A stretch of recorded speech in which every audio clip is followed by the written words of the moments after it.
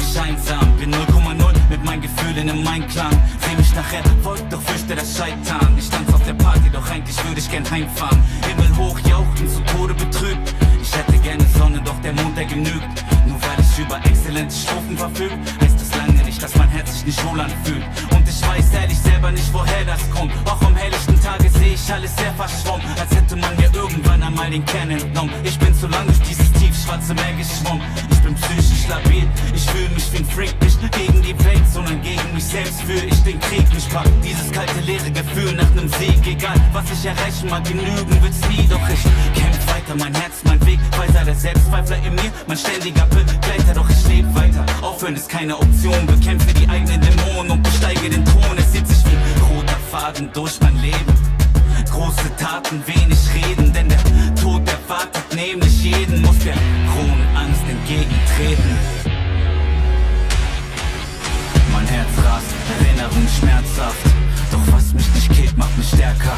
Spür die Kraft in meinem Innern, nenn es Kernkraft. Und die Kraft, die mich runterzieht, Schwerkraft. Atme ein, atme aus. Kein Zurück, nur geradeaus. Die Gaffer stehen am Gartenzaun. Wann zerbricht sein Kartenhaus? Der Druck steigt, Junge, fragt, wo die Luft bleibt. Blut, Schweiß und Tränen schimmern leise im Moonlight. Braucht nicht mal eine Sekunde, nur einen Bruchteil. Glaub nicht an gut oder böse, wer ist schon schuldfrei? So fokussier alles in Slow Motion. Jeder sehen wie Ameisen aus hier von hoch oben. Zerleg sie in Protonen, dreht sie im hohen Bogen durch die Galaxie weg auf den Betonboden der Tatsachen.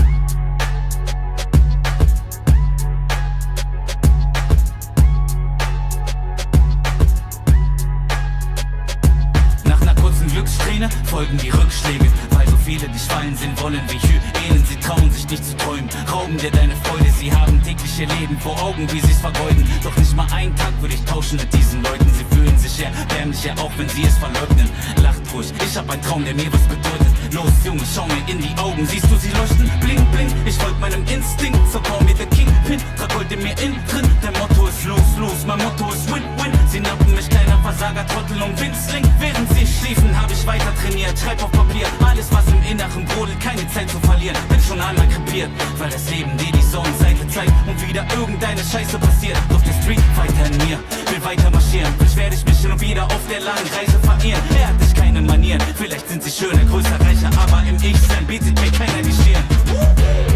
Und ich steh noch nicht am Ende, scheiß aus Menschen mit der Sense. Sag ihm, cancel deine Pläne, warte nicht länger auf Geschenke. Ich steh kurz vor der Wende und sie heben erst die Hände für die lebende Legende. War der wortkarge Chorknabe, man hat mich nach Ratte, habe nirgends dazugehört, Passagier ohne Bordkarte.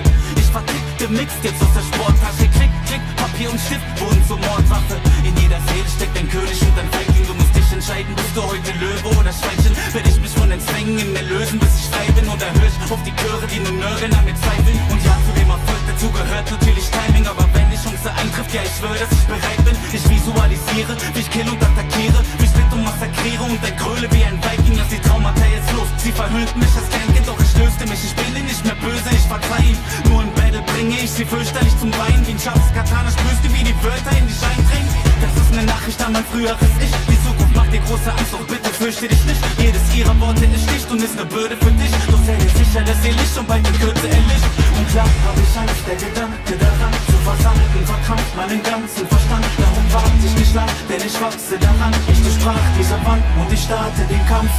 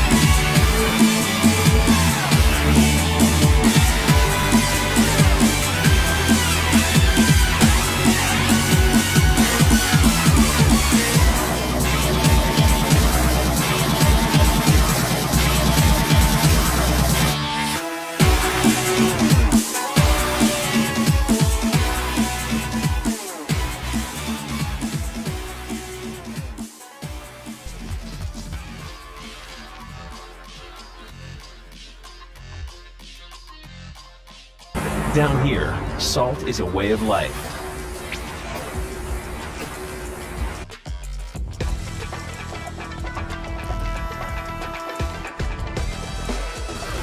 That is pretty much don't get hit moment. Oh my god, you got hit!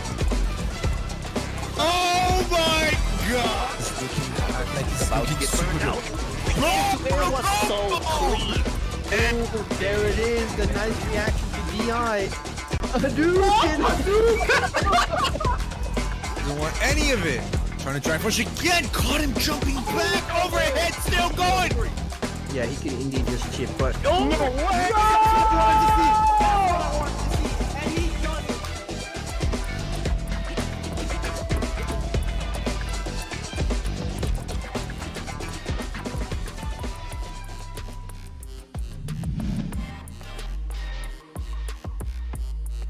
Ladies and gentlemen, we are live with our second largest Saltmine event of all time. You know? Oh, big stuff. Dr. Buttons, how you doing? I'm really good, sir. Thank you. This is an amazing, amazing day. Thinking about all these people that have signed up, over 160, and only one can go to EVO. This is a massive tournament that we've got going today.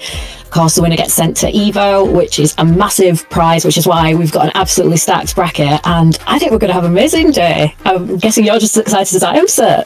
I definitely am, for two primary reasons. Number one, the amount of people that we usually don't get to see taking part in these tournaments showing up, which means we're going to have some, you know, results and matches that we don't get to see often. And number two, just the sheer prize on offer is, like, immense, of course. And Redis is doing a wonderful job and a big service to everyone by offering this in the first place. But kind of tragic that we're going to have it be the case that only one of these players out of 164 who signed up in total is going to get to go.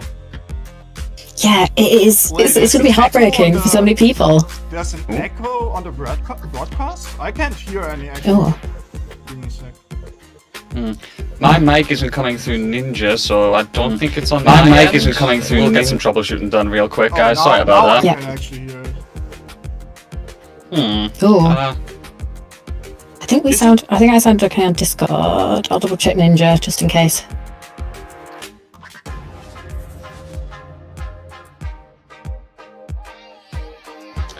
I just checked it. My mic isn't on Ninja, so it's not that.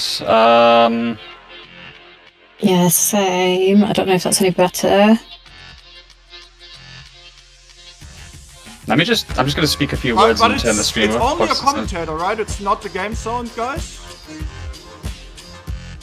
Oh yeah, I hear that actually through the broadcast. Have you got like a looping audio source somehow, Redis? I don't know. That's the only suggestion. I sound okay. It's only the commentators. Oh, is it me? Am I sounding okay? Or am I sounding dodgy? No, you're sounding fine. Like in Discord, you're completely fine. Yeah. Yeah, on Discord, both of you sound fine to me as well, so I'm not really sure what this is. Oh, what's happening? Yeah. What's it doing?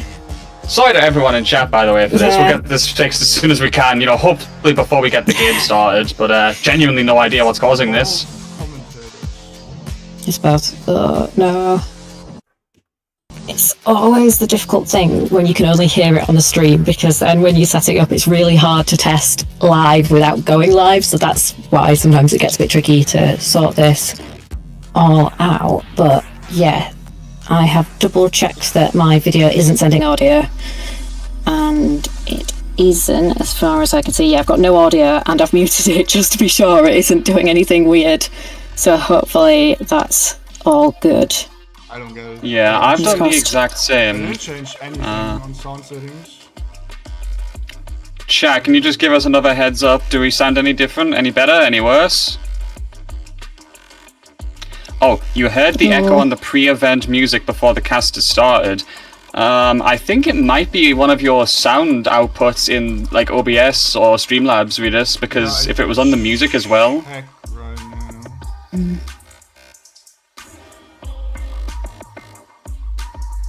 We'll try and get that sorted before we start talking about the event. Sorry again, guys. Let us know how you're doing, though. You know, it's obviously a pleasure to see you all in the chat. A lot of faces. I mean, we will start now because we have a bracket to run through, but I will work on it and you'll tell me at some point. Yeah, I of course. don't know, I have no idea.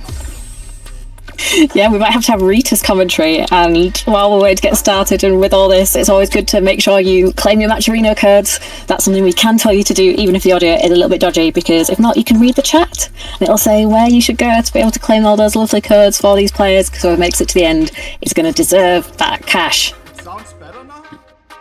Yeah, Tonko's saying it sounds better. Can we just get some input from other people? Do we sound any better? Any worse for you guys?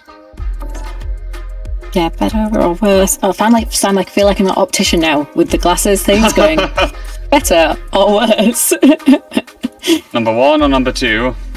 Oh, God, number 3. It's even worse when I go up to 4, isn't it? You've got number 1, number 2, number 3. I'm just like, I can't hold all these slight differences in my head at the same time.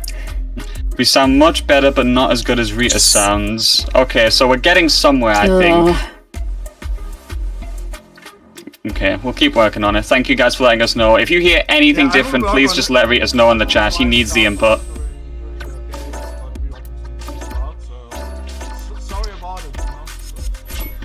Yeah, it happens. We'll still figure it out. Radis is still gonna do his best in the background like he always does, but in the meantime, we can talk about this bracket. Like we said, guys, 164 people are signed up today, the second largest Saltmine event. Some names and faces that you don't see too often being in this bracket as well, and it's gonna be a pleasure to see everyone. Honestly, it's going to be very difficult to predict who's going to make it the top 8 today. If I had to pick some early favorites, I probably would say maybe Zerna, for example, and maybe Chico. I feel like the both of them have been grinding very hard. Zerna's obviously picked up a World Warrior win already, and honestly, ever since he visited Japan, his training arc has gone crazy. So I just like to see the fruits of someone's efforts paying off. Yeah, certainly do. And there's definitely so many other people in this bracket who could cause some issues and maybe cause some upsets, of course. We've got Wonderboy representing the Nordic regions. We're going to have some really early banger sets like Andre versus Pushu, which is actually happening off stream. But that's one where both of those guys could, of course, make it to top 8 in a bracket. So that's one where you kind of go, oh, sometimes you get these clashes really early on and both of them could make it. So it'll be interesting to see who comes out on top there. And of course, I think sitting pretty in this bracket at the number 1 seed is of course Lex, so it's going to be interesting to see how he does on the march through. Do we make it all the way to top 8? Could Froschmeister or Noka kind of stop that march, or Wonderboy? Because there's all of that to come and you never can tell with any bracket. It's never foregone conclusion, is it? No, it's definitely not. We're going to see a lot of potential upsets here with how many people are in the bracket. I really hope we do get to keep track of losers. Restart Discord real quick. I don't know, maybe it's Discord. Yeah, we're all going to rejoin the call. Be right back, guys. Be right. Could be Discord. We try everything, okay? Echo is much stronger. I have no idea. Is it me as well? Is it the game as well, actually, or is it only commentators?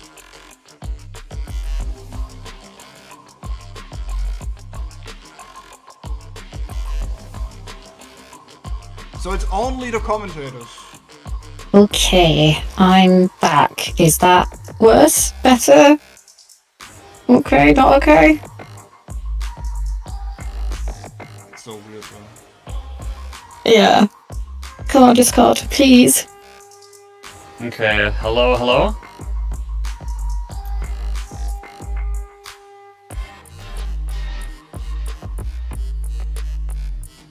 Yeah, so seeing that you're saying in the chat, like, just to clarify, we sound perfect to each other in the Discord, so we don't hear it the same way you guys do. Please just keep letting us know if anything changes in the quality, because Ritas is going to have to work on this. Starting now, I'm working on it, sorry chat, okay? Yes. Yeah. We'll get started. We'll make some fun happen. You know, maybe we'll play around a bit with this silly audio, but just keep letting us know. We'll work on it. But we got some games to play today. We got to be excited for those games.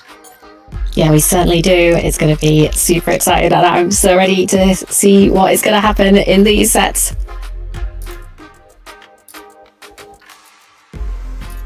I think the first one that we've got up is going to be Tonko versus Blizzard, which might be, if CFN is not lying to me and I found the right Blizzard, Kimberly versus Guile, which is always an interesting matchup, I think.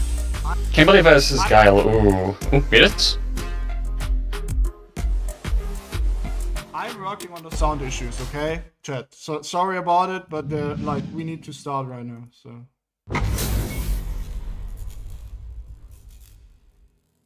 And I found Blizzard. I found the right Blizzard. It's Guile Kimberly. I think we're going to be seeing lots of slides here to try and get under those fireballs. So it'll be interesting to see if Blizzard can vary that timing to be able to deal with that approach. And we've just seen it, but the nice drive reversal there from Tonko to be able to get the combo. And we are going into that corner with a nice throw, Cert. Yep, immediately getting that corner is going to be very important for getting Blizzard locked down. Tonko needs to get in there aggressively. A lot of guesses involved with Kimberly getting the approach in this matchup, of course, with how easily Guile can send you away. But Tonko looking to take some space, walking forward, goes for the slide on in. Ooh, nice interruption, however. Good confirm from Blizzard as well. Kept that charge stored for the ender. Gets that punished by using the boom right there.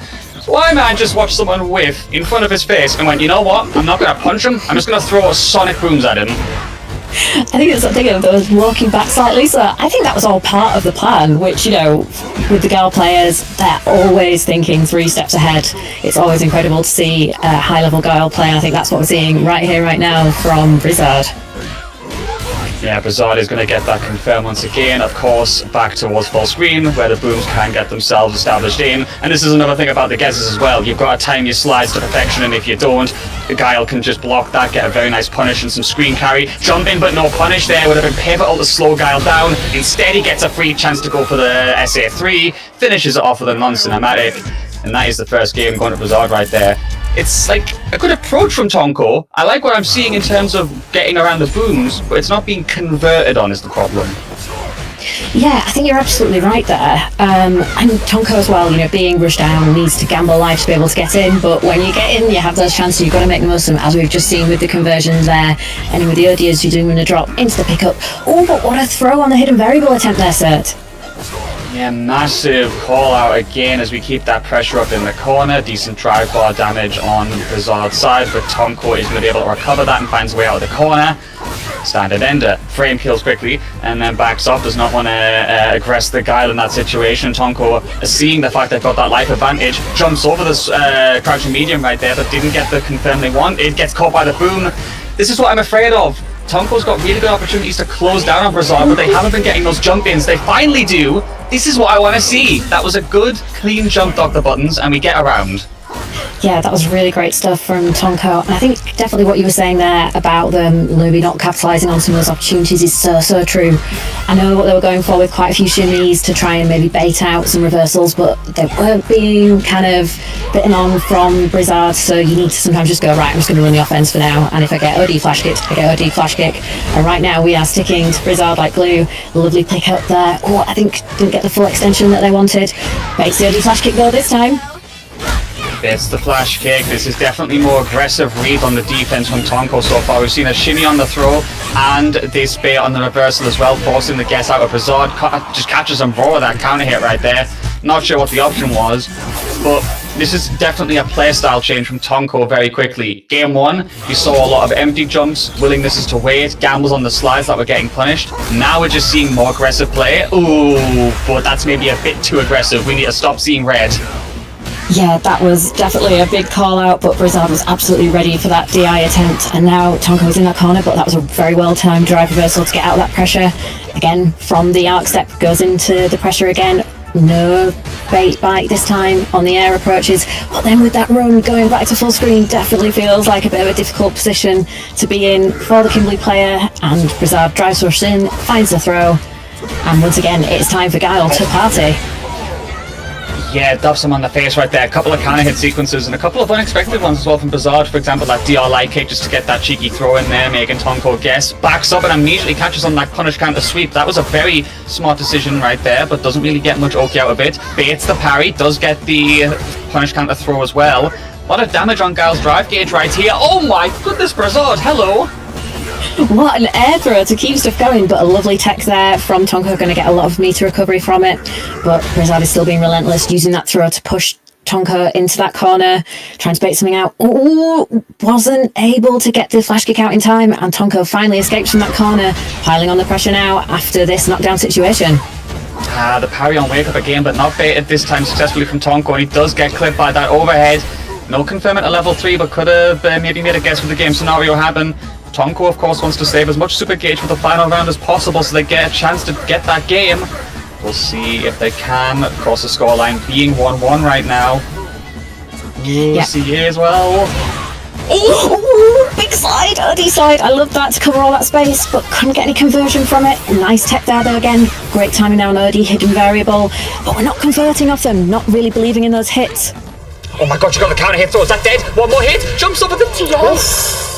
Tonko, you made him have 3 opportunities to guess to kill you just because you wanted to save those 3 bars. That was so risky, but the payoff is madness as we go to the final round.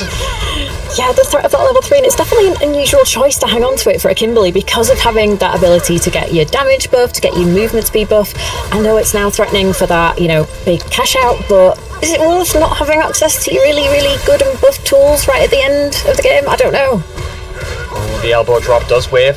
Gonna have to get another guess on the defense to get back into this one as Tonko has been backed up to the corner. Sick interruption right there. Hidden variable gets jabbed out. Good check by Brizard. Yeah, that was an excellent check. Really good stuff. Jump back jab there. Maybe feeling didn't have the charge for the flash kick. If so, great awareness from Brizard. Still trying to really hold this corner. Nice drive rush. That drive gauge is so low. Tonko's in burnout. This is where it gets pivotal. Oh my god, no way! No! Oh no, that hurts so much. But with that, we are of course going to go straight into that level 3, and that is going to be 2-1 to Brizard. Oh, I definitely feel like having that buff for longer might have been helpful there for Tonko, and would have had more meter build over time.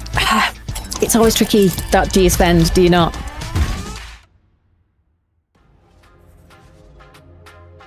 Yes! Mic check. Hello everyone, mic check. Hello, can you hear us okay? Do we sound alright? Did I fix it?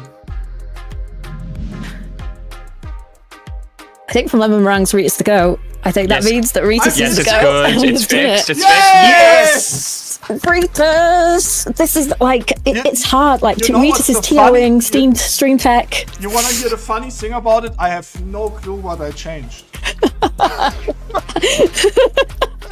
Welcome to the world of using OBS, guys, where you can just press one button and everything magically either fixes or blows up. We love streaming. You have to be the cat gif where you just go on the buttons on your Stream Deck until it works. Oh my goodness, So but the yeah, you score know was what? 2-0, right? I didn't pay no attention at all to the game. 2-1, 2-1. 2-1, I believe, yeah.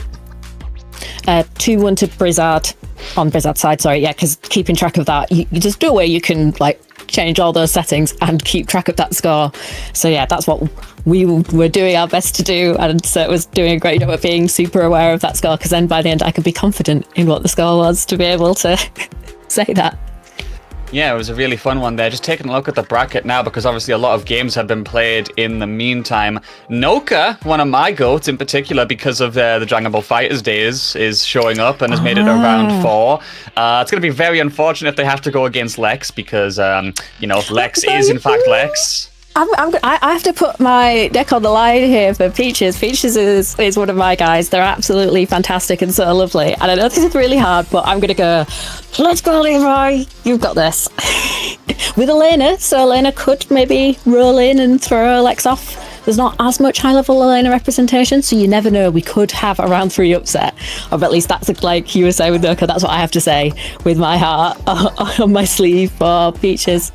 Yeah, we'll see who is going to make it, of course, further. Yeah, I mean, he gets paid entry fee, hotel, and flight. Yeah. Otherwise, Oh wow, massive it's the prize. full package? That is an insane package as well, considering it's a flight to Nice. That's a really, really good price. otherwise it would make. Yeah, I mean, I think any components of that would have been an amazing prize on their own. So I think it's perfectly okay for you to go, I am being speaking amazing. of What's actually the prize get? Okay, the winner of today's tournament gets a trip to EVO France. Speaking of, you can still register until September the 7th. Okay. There is still time, so get your registrations in. So Everyone wants to be there. What you get by winning today is like you will... That's also why only unsponsored players could enter. You get a sponsorship by Saltmine League for one event, which is EVO France. Which, I mean, it's a wonderful prize no matter what, and to be able to go to such a wonderful event, EVO France is going to be incredible. And pivotally as well, it is going to be the first of its kind here in the EU region. Like, getting a chance to be there for the first event of its kind, as we hopefully get more and more across the years, is, I think, very important. You get to see just how this event is going to develop in the future. You could go and make history. You could be off to the Capcom Pro Tour, you know, in the Capcom Cup. This is a very big opportunity for whoever wins it. And honestly, I think it's still too hard to call who I want to win. So instead of being evil to us commentators, I'm going to turn the question back to the chat. Who do you guys have as your favorites to win today's bracket out of who we've named so far? I named people like Lex and Zerna and Chico. We got any other favorites in here that we want to learn about? I think I'm up for taking on this question. I think there's some sleeper picks within this bracket. So I'm gonna put my neck out here, and of course I'm gonna call out the one and only Wonder Boy. Amazing Jamie player, has all the skills and has some really cool ways of playing that I think varies really nicely from some of the other EU Jamies, which might cause some people some problems. And of course we've got ISDD as well in the bracket, who's been on fire at the moment. Playing today, he's sponsored by SYG. Yeah, in case people aren't aware, the one rule for entry today is that you cannot enter if you have a sponsor/team, because obviously people can, have their team cover their expenses and go that way. So why would we take that opportunity for this free trip away from someone who might not be able to afford it, for example? This is like, a giving back to the community as much as possible, so it makes sense. But yeah, Nabil was in chat as well, mentioning some other people that definitely are in very good contention. Andre, my go, Railgun as well. Two people who I've seen develop so well this year in particular. We've got, who else as well? I believe I saw someone in chat mention it. Obviously, yeah, Zerna is there. I can't wait. There's just so many good options. Yeah, there's Jumbo as well, and who else have we got? Yeah, Andre is going to be on one of the stream matches. So Andre, like you mentioned, is having a fantastic bracket run, and it's just looking super exciting right now. Every time I look down this bracket, I see another killer. Like, we've got Pax in here, we've got Jerker Jerks, like there's the great and good, of course, MDZ Jimmy as well, and Semi, both real contenders, particularly with Ryu looking good and these guys on top of their game at the moment. It's going to be so sick as we go through the tournament and see even more of these amazing matches. Yeah, can't wait to see who's next on stream. We will get that next match started for you guys as soon as possible, of course. Make sure you are, liking and retweeting any of the Saltmine tweets from the day that we are live, of course. I want as many people as possible in this chat watching as we try and get someone off to EVO France today. And we are going to get our next game on the stream, and it's got two familiar faces. Man like Jimmy. Jimmy is, of course, a go, and Daweed as well. The Ryu versus the Akuma. Let's see how this one goes, Buttons. Oh, and it's going to be good. Daweed already there calling out with the ODDP. Big sweep there from Jimmy, but Daweed is ready for it. Definitely expect these guys to play a lot, both being super high level and, of course, in the Germany World Warrior region. Nice Denjin charge there from Jimmy, trying to bait something out from Daweed, but no bites so far. Looking really nice and clean. Okay, Gaz the Denjin stock, wanting to play it safe, of course, trying to just go for that walking conditioning, making Daweed go back to the corner. However, that's a big punish counter to confirm off of. Goes for the dashes in, eats the throw. Jimmy is now in dire danger as he actually goes for the back off there with the raid. Ooh, good whiff punish there from Jimmy. No, he dropped. Oh no! Oh, that was so heartbreaking. We did get the overhead, but the ODDP's baited out, and we're getting the air combos with the punish counter in the air to air, going into the fireball. Ooh, that was a bit of a spicy way to close it out for Daweed. Still makes it work as we try and go for the pressure extensions going towards that corner. Has to block for now. Whiff punish by using the Denjin right there. My god, that Denjin is like a railgun. No pun intended there, railgun. Gets that throw. We're going for another. No, we're conditioning. Gets the counter hit. Another one. Daweed's panicking in the corner, and the pressure is working out. And Jimmy gets us to a final round while keeping all 3 bars of super available. Yeah, lovely stuff. It definitely really felt like Jimmy was using a lot of really great stagger light pressure there, kind of using the chains, but then slightly delaying to kind of go, I'm going to try and trap you here in all sorts of different ways. But in the end, we did bite. But right now, we've got the drive rushes into the throws, and Jimmy's already been pushed into that left-hand corner. Oh, light kick right there as Juri try to walk forward after that. Smart call from Jimmy to get that pressure. Solar plexus, but he does get interrupted. Big confirm from Juri right there. Gonna do a lot of drive gauge damage on Jimmy's side. Get himself to that 3-bar threshold again. Really can enforce some guessing here from Jimmy, as he is going to block it out for now. Can't get the whiff punish that he's looking for. Hold on a second, actually. That was some crouch and medium kick as well. This is going to do a bigger damage. It certainly is, and that drive gauge is going to be absolutely obliterated. Daweed going to be in burnout here, still has a bit of a life advantage, but Jimmy's got a lot of gauge to be able to play with in this situation. Jimmy, he's still got like half a burnout gauge. Just chip him, just chip him! I think you might have heard you there, sir. That was absolutely an amazing chip sequence going there for the Hashigekis to be able to try and generate some plus frames, to then go into the DP to get the last little bit of chip needed to be able to seal the deal. Great awareness from Jimmy. Yeah, smart decision making right there. It's just the amount of times that I see people kind of like try to re-aggress needlessly when they've got an opponent in burnout. I'm happy Jimmy just converted that smartly. But speaking of smart conversions, yeah, that was a really good bait to start things off. Jimmy on like 30% of his life bar. Can I just say, by the way, he got all that damage from getting a baited DP. He did another one on Wake Up. I mean, that is bravery right there if you've ever seen it. Just going, I don't care, I've got to keep doing this. I can't not do the option just because you might get me sometimes. You'll love to see it when there is no fear from a player.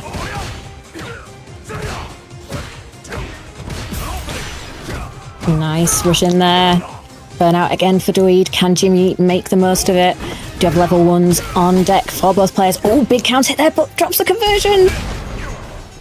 From downtown, Jimmy, my goodness, fishing for it right now. Good, and yeah, at the very least with that raw button. He's still in the corner. Perfect parry on that. Already fireball right there as well. Jimmy's fishing for it. The both, like, the Swifts, the both trying to catch each other moving forward and extending a button just too far, but Jimmy drops to the front. That's twice that Jimmy's dropped a clutch combo. Oh, he's upsetting me because he's doing so well. But Daweed gets that round. Daweed is also locked in. He's got some really good baits so far. Stuffs that drive rush though and will take us to the corner. This is a Ryu round right here, Buttons. This feels like it's going to be a very good one for the Shoto. Oh, it certainly was, but what a brave tech there from Daweed, going for the read that it was going to be the throw loop attempt. Nice anti-air there versus the Demon Raid, but the overhead is going to do it. And like you said, that was absolutely a Ryu round. Stacks of damage done, over in a flash, and we are all tied up in this game number 2.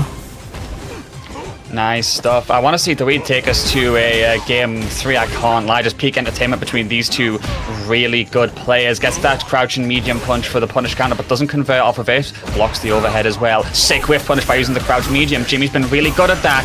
But Daweed, ooh, maybe. Dive rush. And we do the level 3. It's going to be close. Yep, it's pixel.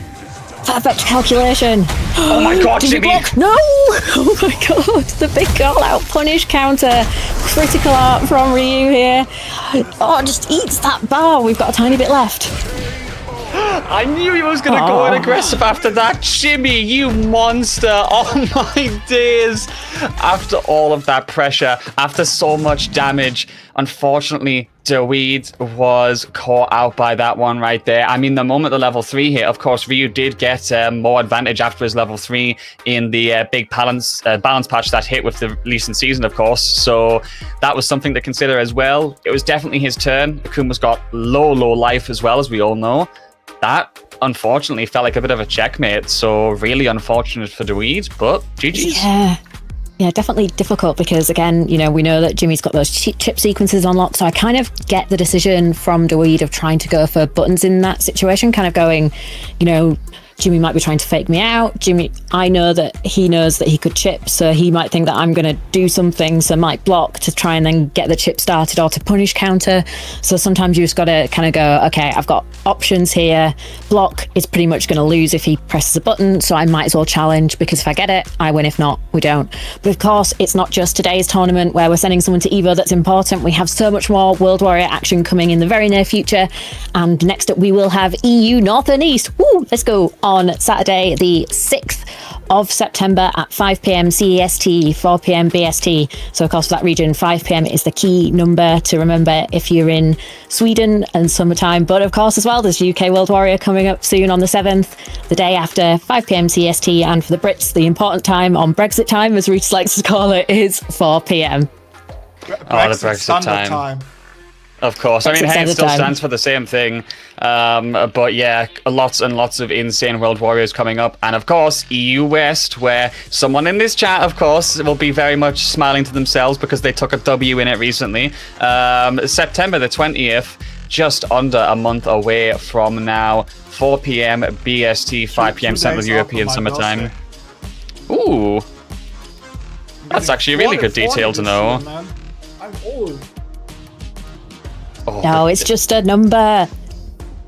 Germany after that as well, saving the best for last, like you have always said, Rita. September the 21st are going to be such a fun bracket, of course. 5 p.m. Central European Summertime, and as well, another stop on the CPT that is coming up, aside from EVO France, where we are sending someone today. UFA. The closing day for registration is 7 days away, guys. Of course, it is about 3 weeks away at this point. UFA, I have been going to ever since COVID started being relaxed. It's been my favorite event of the calendar so far. You will be there, sir? I hope so. Yeah, I just gotta get some things with flights finalized, Ritus, and then I'll try to be. I will be there as well. Yeah. Yay! Awesome. I'm gonna actually be able to see you there. I can't do it because I've not got enough time off work, but I will be at EVO France, which still has registration open now till the 7th of September. So even if you don't conquer the bracket today, there is still time to get registered and go, because like UFA, there are Pro Tour spots up for grabs, and of course points, because that global leaderboard is still going to be important. Because when you think we've got 2 European tournaments, if you get 2 good results, you could be challenging for those leaderboard spots. So don't give up. Get both of those dates in your calendars and go to them if you can, for not just a great tournament and potential to go to Capcom Cup, but also to celebrate with the community, because both of them, particularly UFA, of course, has got a great community legacy. I think it was just going to be a massive party. I think we're all just going to be there woo, having a little FGC rave. I mean, hey, it's already got advertised, after parties each day where there's going to be the venue still being technically open elsewhere. The location for those hasn't been disclosed for EVO France. I know UFA always has a Thursday pre-event party, and I think it's the Vitality Hub they keep doing it as. There's one in Paris, and so they've used that for a couple of years to invite a bunch of people over, come play some early games on the Thursday. So there's lots and lots of entertainment available if you guys turn up. Oh, it's Abu Dojo. You're right, Nabil. They changed from the Vitality. I need to say, I hate Paris, but UFA is one of the best events I've ever been to. Venus, let me just say this. Everyone agrees with you. Even the French hate Paris, right? Everybody hates Paris. Yeah, they do. It's awful. UFA is one of the best events, period. But, oh my, navigating around Paris is scary. And navigating around Bison pressure is going to be even scarier for Zuzalin, because Andre is on our screens. Yeah, and we're getting a really good start here, though. Although that OD Tensho kicks is getting Chun-Li from Zuzalin out of the corner. I hope Zuzalin wins Saltmine. He saves me a lot of money. Here's a train ticket. Easy peasy, lemon squeezy. Love it. I'm cheering for all the French guys today. Okay? Speaking of, that is a lovely conversion from Zuzalin. Oh, the back heavy punch whiffs there, but we're still okay. No whiff punishes just yet. Although these whiffed heavy buttons are scaring me a little bit, as if Andre catches one, it's going to be lights out. Very much so, as we try to go for that DI, gets the crush to secure that single button, finishes it off, and that is the first round going to Andre right there. Ooh, gets that low forward confirm as well. Bomb has been planted, going towards that corner. Up kicks to at the very least say, get off me. Zuzalin trying to fight back right now. Yeah, I love that choice because when you've got the bomb on you, you need to really hit Bison to do some damage. And oh, yep, Andre looking out for those whiffs there, was able to punish stand heavy punch with the sweep. Scissors in the corner. Can Zuzulin get out? Oh, what a great time on the jump there, dealing with the fireball nicely. But we've got a drop. Yes, very much so, but Andre still has that screen positioning that's going to be very advantageous. Zuzulin's going to struggle so hard to push him towards a corner right now. So realistically, Andre can be very safe, does eat those up kicks, but still... Ooh, hang on a second, level 2 confirm. This is, of course, going to allow for a lot more screen carry from the follow-up. Very nice from Zuzulin. Oh my god! What an attack on the drive gauge. That is something I've definitely not seen before from any of the Chun players. We've got something filthy happening here from Zuzulin. What a great call-out to get that round on the board. That was grimy. Someone get me a sponge and a bucket to clean it up after that. That was filthy from Zuzulin. And now they have the corner pressure. Difficult for Andre to get out of this one, but they do find the well-timed crouch medium. Bomb's been planted as well. Oh, do not get caught with him with the bomb on you. Oh, there's the confirm. Andre is going to get the level 3. Big damage to the drive gauge coming. This is exactly where Bison wants to get you. Yep, and back to the corner with a slither of drive gauge. It's not a good spot because any special's going to burn out, but we go for the wake up level 2. Smart, not wanting to do the self burnout. Gets the side switch off it as well. Very nice. Now it's yellow health for Andre. Andre fighting back, going aggressive, sees the burnout in the air, smells blood in the water, and will be able to confirm that into a victory, but a very hard-fought one nonetheless. Zuzulin is very much taking us the distance so far, and I love to see it. What I'm noticing in particular from Andre is quite a lot of uses of crouch medium kick for a Bison in certain matchups. We see it there again. Zuzulin with an excellent whiff punish, of course, but I think Andre is genuinely looking to just out-poke Chun a bit more than taking some of those typical Bison risks. Yeah, I think you're absolutely right, but right now Zuzulin is mixing Andre up something fierce to get that perfect KO. Great use of the options of overheads from the stance, really mixing up high and low to be able to get that kill with the perfect. Trying to fight back immediately, keeps the pressure up. Oh, okay, so there's a kick counter hit. That's not going to be converted on, of course. But even so, has the OD extension towards the corner. We go, or tries to go for the wake-up kicks right there. DI whips. This is exactly how things begin as we get that bomb planted, Dr. Buttons. Andre is in the driver's seat. Certainly is, and we've got that catch from the counter hit. We're just keeping up with that relentless pressure to go into the DI. No reaction on the super there, and it is going to be a perfect KO right back at Zuzulin from Andre. Oh, he's perfect right here. Have been monstrous from both players. Very momentum-heavy matchup so far, feels like. Curious what Nabil feels about it in the chat as well. You know, one of the Chun masters, of course, but we do get that punish counter right there. Massive damage, level 3 as well to boot. Oh, just look at the life bar melt away like it's nothing.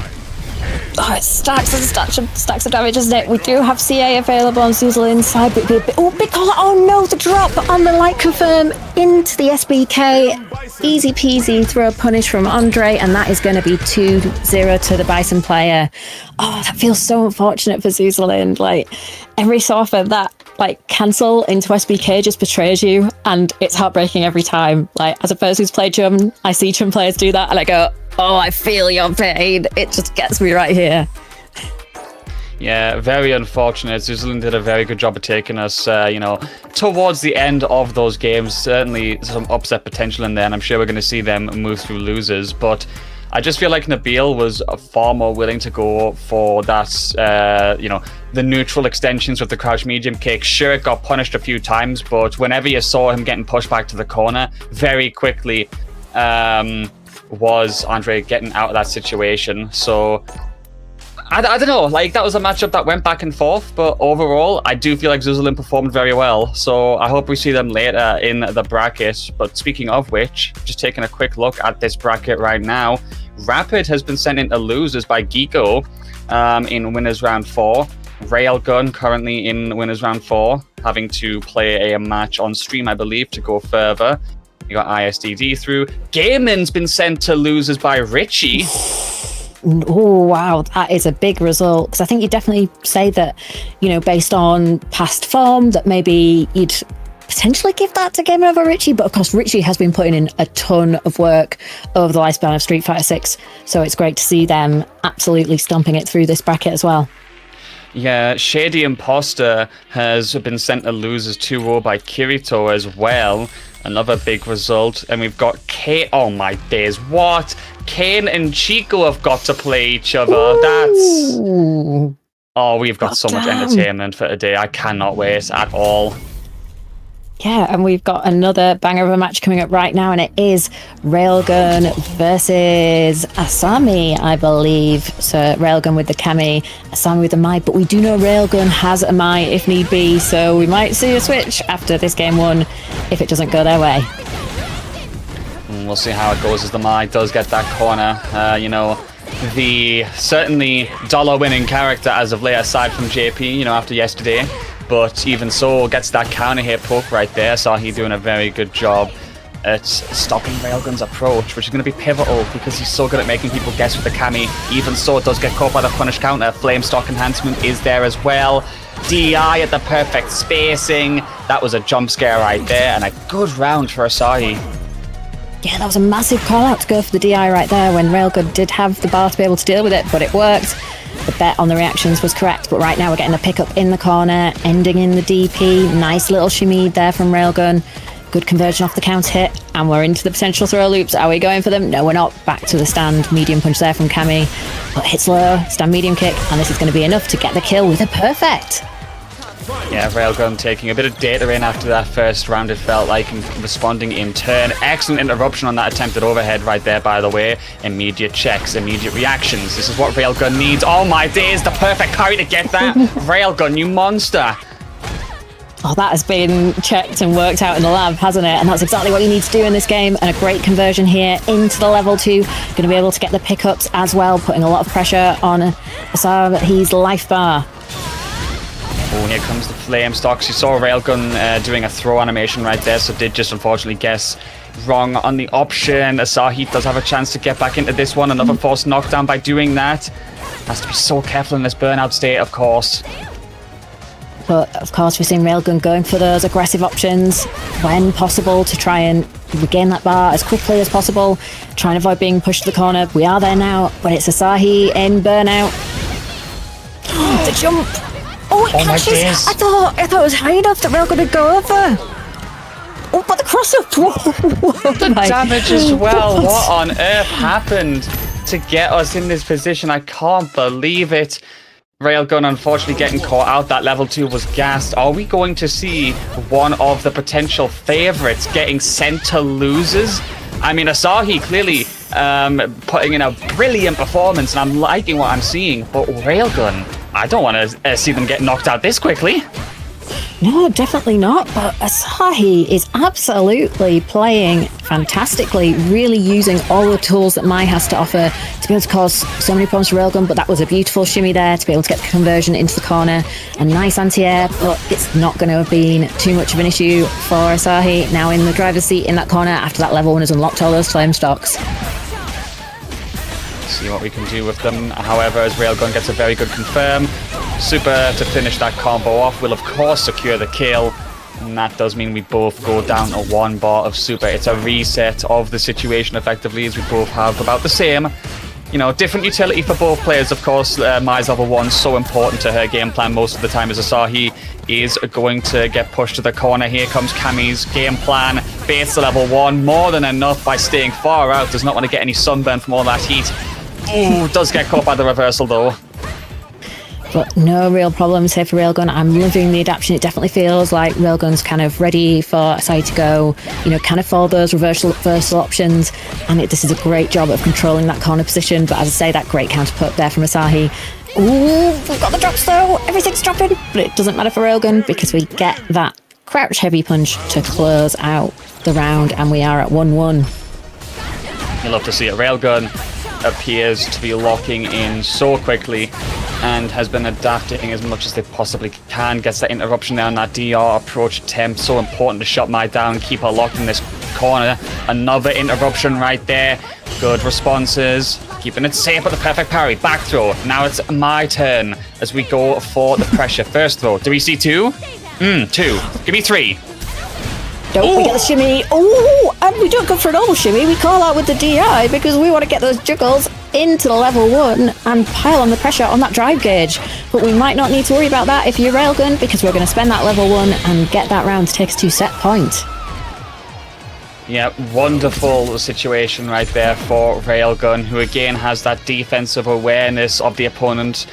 So far, Sahi is still trying to fight back though, getting those long-range pokes. Decent counter hits, but has to get conversion out of it somehow because they are still being sent back on the sequencing with the block string so much. Perfect parry to do a back throw, though, was very smart. How do you keep Cammy locked down though, Asahi? That's going to be the #1 question you got to ask yourself here. Yeah, it definitely feels like Asahi was going to try and bait something out from Railgun, but Railgun did not take that bait and instead escaped from the corner. But with this big counter hit sequence, we're spending that level 1 again. Just a teeny slither of drive gauge left there for Asahi. Still in the green, well, in the orange just about. Oh, we pressed. No blocks there on that dive kick, but we get another counter poke from Railgun. They've been working out so well.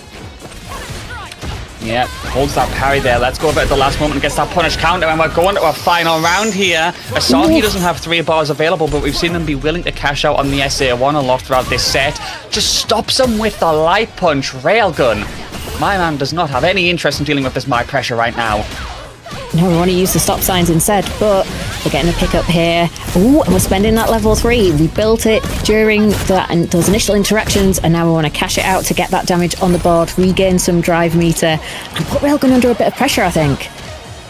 Yeah, has to eat that DR pressure though, and a nice air there as well. Did whiff on that approach with the DR again, but still Railgun is not finding those whiff punishes that they really need to close this one out. Backdashes away from that throw, but both players in burnout here. This is going to get scrambly real quick. Ooh. I think we're going to see it. Yeah, there's that level 3. Railgun wanting that drive gauge to recover on their side and the freeze to happen on Asahi's. This could really change the momentum of the match because it's not going to be long before Railgun is back in the green. Good head where Railgun is back out of that one. Should be able to spend all that drive gauge to confirm, and he does. And Railgun is moving on for this tournament in winner's side. Asahi put up a wonderful fight. It was a back and forth set between these two in the end. But you know what? I think that it took Railgun a bit of time to adapt. And when they did, they finally got the Cammy game plan underway. Asahi, very good at mixing things up, just could not get it over the finish line, Dr. Buttons. Yeah, I think you're absolutely right. Definitely felt like after that initial game, Railgun was almost like, oh yeah, I see what you want to do, where you're wanting to press, how you're wanting to play wake-up situations, and really adapted to that. But to Asahi's credit, we did see some counter-adaptions there as well, and also just real confidence in the game plan. I'd definitely be worried if I saw them up against me in the losers bracket. I want people to press the match arena button. Yes! Yay! I don't know why I jazz hands that. It just felt right. But yeah, all you have to do, guys, do it. Just log in. Free money for the players. Gotta get those match arena codes claimed, guys. Come on, there's so many people that still could potentially get some free money in this pot. You know, emphasis. I will remove this payout thing in a second because today, actually, the winner gets everything. Okay, like you either win, you get some cash, and you get the EVO trip because Nice is super expensive. So we want to give the winner some pocket money. So if you wanna put some money in, that's your chance. Okay. They gotta pay for that, you know, daily meal, of course, with how expensive it's gonna be there, of course. Look, Nice is a beautiful city, but gotta keep yourself up to date with how much money you're gonna need. So we'll love to give the winner of today's tournament that pocket money. For any newcomers in the chat, by the way, you know, I saw a couple of first-time chatters. Matcherino is a wonderful service that partners with fighting games a lot. Essentially, you just click on the link in the chat, you sign in using a Google account, for example, and you claim the code that is available to you. You don't have to do any surveys. You don't have to do any, you know, like remember me or filtering or any like online data things. It's literally just one button click, boom, 25 cents have been generated for the players. It's that Daddy simple. versus Jumbo not be on stream, guys. Why? Because it already happened. This match is over. I'm still the Daddy 1-2-1. Yeah, there's Also, so many matches. We just can't stream everything, okay? That's impossible. But with how many players are in the bracket today, like, as much as I would love that, we just kind of can't, you know? But look at that bracket. We are at top 32 already. Yeah, we're starting top 32 with Lex versus Infinite. Gonna be a very good one, of course. We don't see Lex that often in the Saltmine brackets, but it's always an That's a absolute lie. pleasure. You're fired. Well, He enters almost every single time when he has time. Well, when he has time, of course, but that's what I mean. It's like, whenever you see him, it's a privilege, because Lex is just that good. I mean, you seeded him number 1 today, didn't you? Huh? Was Lex number 1 seed today? I think Dr. Button said that earlier. I think so. I could be. Yeah. No, that makes sense. Some great results, but there's so many amazing players of this. And even looking at some of the matches that we've got flagged for stream, that we're probably going to be seeing Zerna versus Crown and Chica versus Kane. Like, all of these are going to be killer sets. And for the ISDD fans in chat, ISDD will be on stream. Just need to wait a little bit longer. Yeah, we will hopefully see ISDD on stream, of course. It's always a pleasure seeing the General, especially after how hard he's been working as of late. You know, second place at Versus Fighting really is nothing to sniff at, of course. Managed to get a very, very good result, I would say, there. Of course, going up against a fine, highly in form Shax, of course. Couldn't get it over the finish line, but you know what? Maybe it just wasn't his day. We'll see, because he's in this bracket. He's still in winners. We will see if he can make it work. But, you know, Cosmico, to be fair, you're saying that he's not using Guile. It was quite interesting at Versus Fighting, you know. For the majority of the tournament, what he was doing was he was picking the Mai in game 1, and if he lost, immediate switch off to Guile for the set. Like, immediate. Yeah, so I'm sure we're going to see some interesting strategies we get in, but right now we're seeing another Guile, and it is, of course, Lex versus the Greek EU Infinite. This is going to be another great set. Infinite's been putting in so much great work recently, and having some good World Warrior results, I believe. Yeah, both players have, to be fair. Lex, I think, getting third and first in the World Warrior season so far, which, I mean, very, very safe in points, I would say, unless anything drastic happens. Infinite as well has been doing their best to fight back in this set as well with the Ryu. Gonna have to be able to talk about their results as well, but that's gonna be after we get a bit of a breather between this fireball war. Yeah, this is super classic, isn't it, for a Guile Ryu matchup? We've got the booms versus the Hadokens. Lex doing a great job here of setting the pace and really mixing up the timings on the boom speeds and the ODs, but we've got that drive rush in, set up the throw, then it's back to throwing those booms and seeing if we can bait some mistakes from Infinite, like that drive rush where we get the counter hit, and we are going to be able to cash out with that level 1 to close out round number 1 for Lex. Of course, very good stuff right there for Lex. Infinite is going to have to try and fight back. Oh, spectacular button anti-air right there. Such a good button for it. Tries to use the Densions to get through, but Lex is still able to guard himself against that. Gets in with a throw. Another one for your troubles, baby. We'll keep that pressure up. Backs off, actually. Gives Infinite a bit of space. Super nice conversion there to go for the corner carry with the Tatsu. Now into the Hashigekis, but we get the pickup of the OD Fireball. But Lex is counter-poking back here really effectively. Infinite, though, still keeping Lex locked in that corner as much as possible. But here comes level 2. The Solid Puncher and the Baby Booms are attacking that drive gauge. Very much so. We'll see if Infinite can fight back maybe in the next game, because unfortunately in this one it is a done and dusted result. That does cleanly go 1-0 up to Lex. I think the issue being, you know, we're spending the Densions, we're trying to use the Fireballs to get through on Lex, but he's very good at incorporating the Blaze and the Cross just to stop that, holding parry at full screen and then getting in with the DRs. It genuinely feels like Infinite has struggled to get anywhere close to Guile so far in this set. Yeah, Lex has been doing a fantastic job, and I think that use of the Sonic Cross, like you say, has been critical, because Lex isn't using it all the time. You'll see some Guile players who kind of go to it the majority of the time, and so it kind of just being this like pick and choose capability. Oh, it's amazing, but that ODDP from Infinite was also amazing to go through that very Sonic Cross. But we're back to full screen zoning here from Lex. Sonic Cross in, nice defense there with the parry. Yep.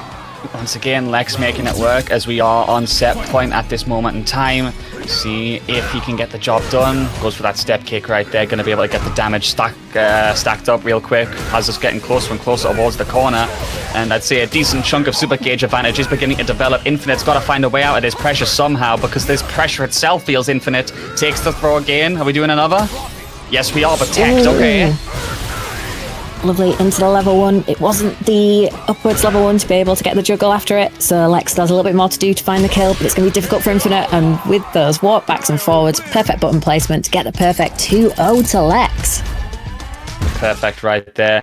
Looking extremely composed, one of the finest Guiles to do it, of course, definitely up there in any discussion about the character. And as I said, always a pleasure to see Lex, who is going to move on to top 16 winners side, where he will be fighting Andre. Oh, that is going to be a monstrous match to qualify for top 8. Oh, I cannot wait. Okay, pretty much. Yeah, pretty much. It is. Get some data So before it the is. actual bracket, you know. See, though, as we take a look at this bracket in the meantime, yeah, GG's to Infinite in chat.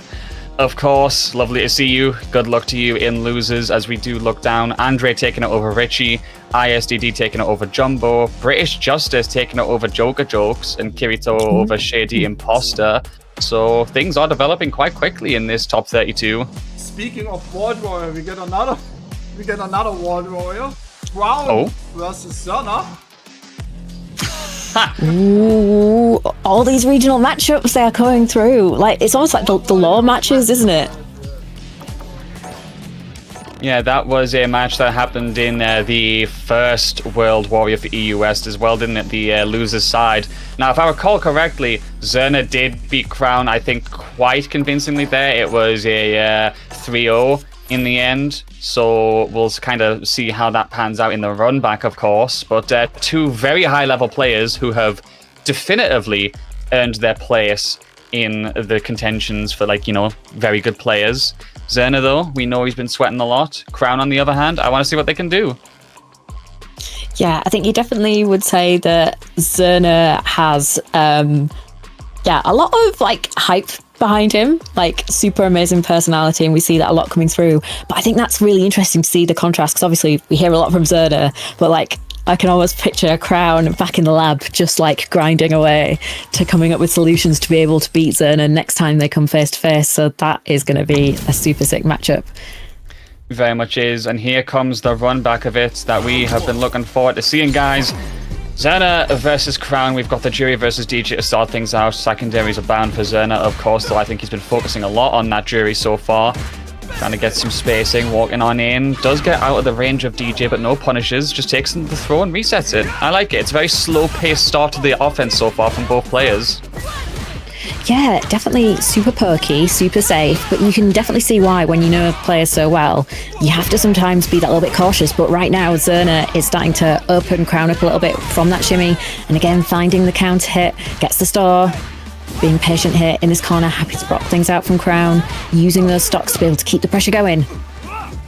Yep, back throw though, DJ towards that corner. We get another throw off. Zerna is going to have to look for an escape here. 3 throws. Do we make it 4? We do. Do we make it 5? No, that's where we go for the bait, but Zerna just blocks it out, still being as patient as humanly possible, but the confirm is there. One more of those. Gets the crossover though. Oh my days, after about 10 solid seconds of complete dismantling of the life bar, it still isn't enough. Zerna clutches at the last moment. Yeah, that was such great stuff from Zerna, but also Crown, the composure there to be able to keep chipping away, get all that damage done was really, really impressive, but still great stuff from Zerna to be able to hold on and get that win in the first round. But now here comes Crown, a perfect parry there from Zerna, able to get the punish counter combo, goes in overhead from the driver Shonoki, and we're going to be able to get the corner carry here using the stocks, and we're spending the level 3 from the light DP to not kill just yet. There's going to be some scaling in this combo, but oh my goodness, it's going to be close.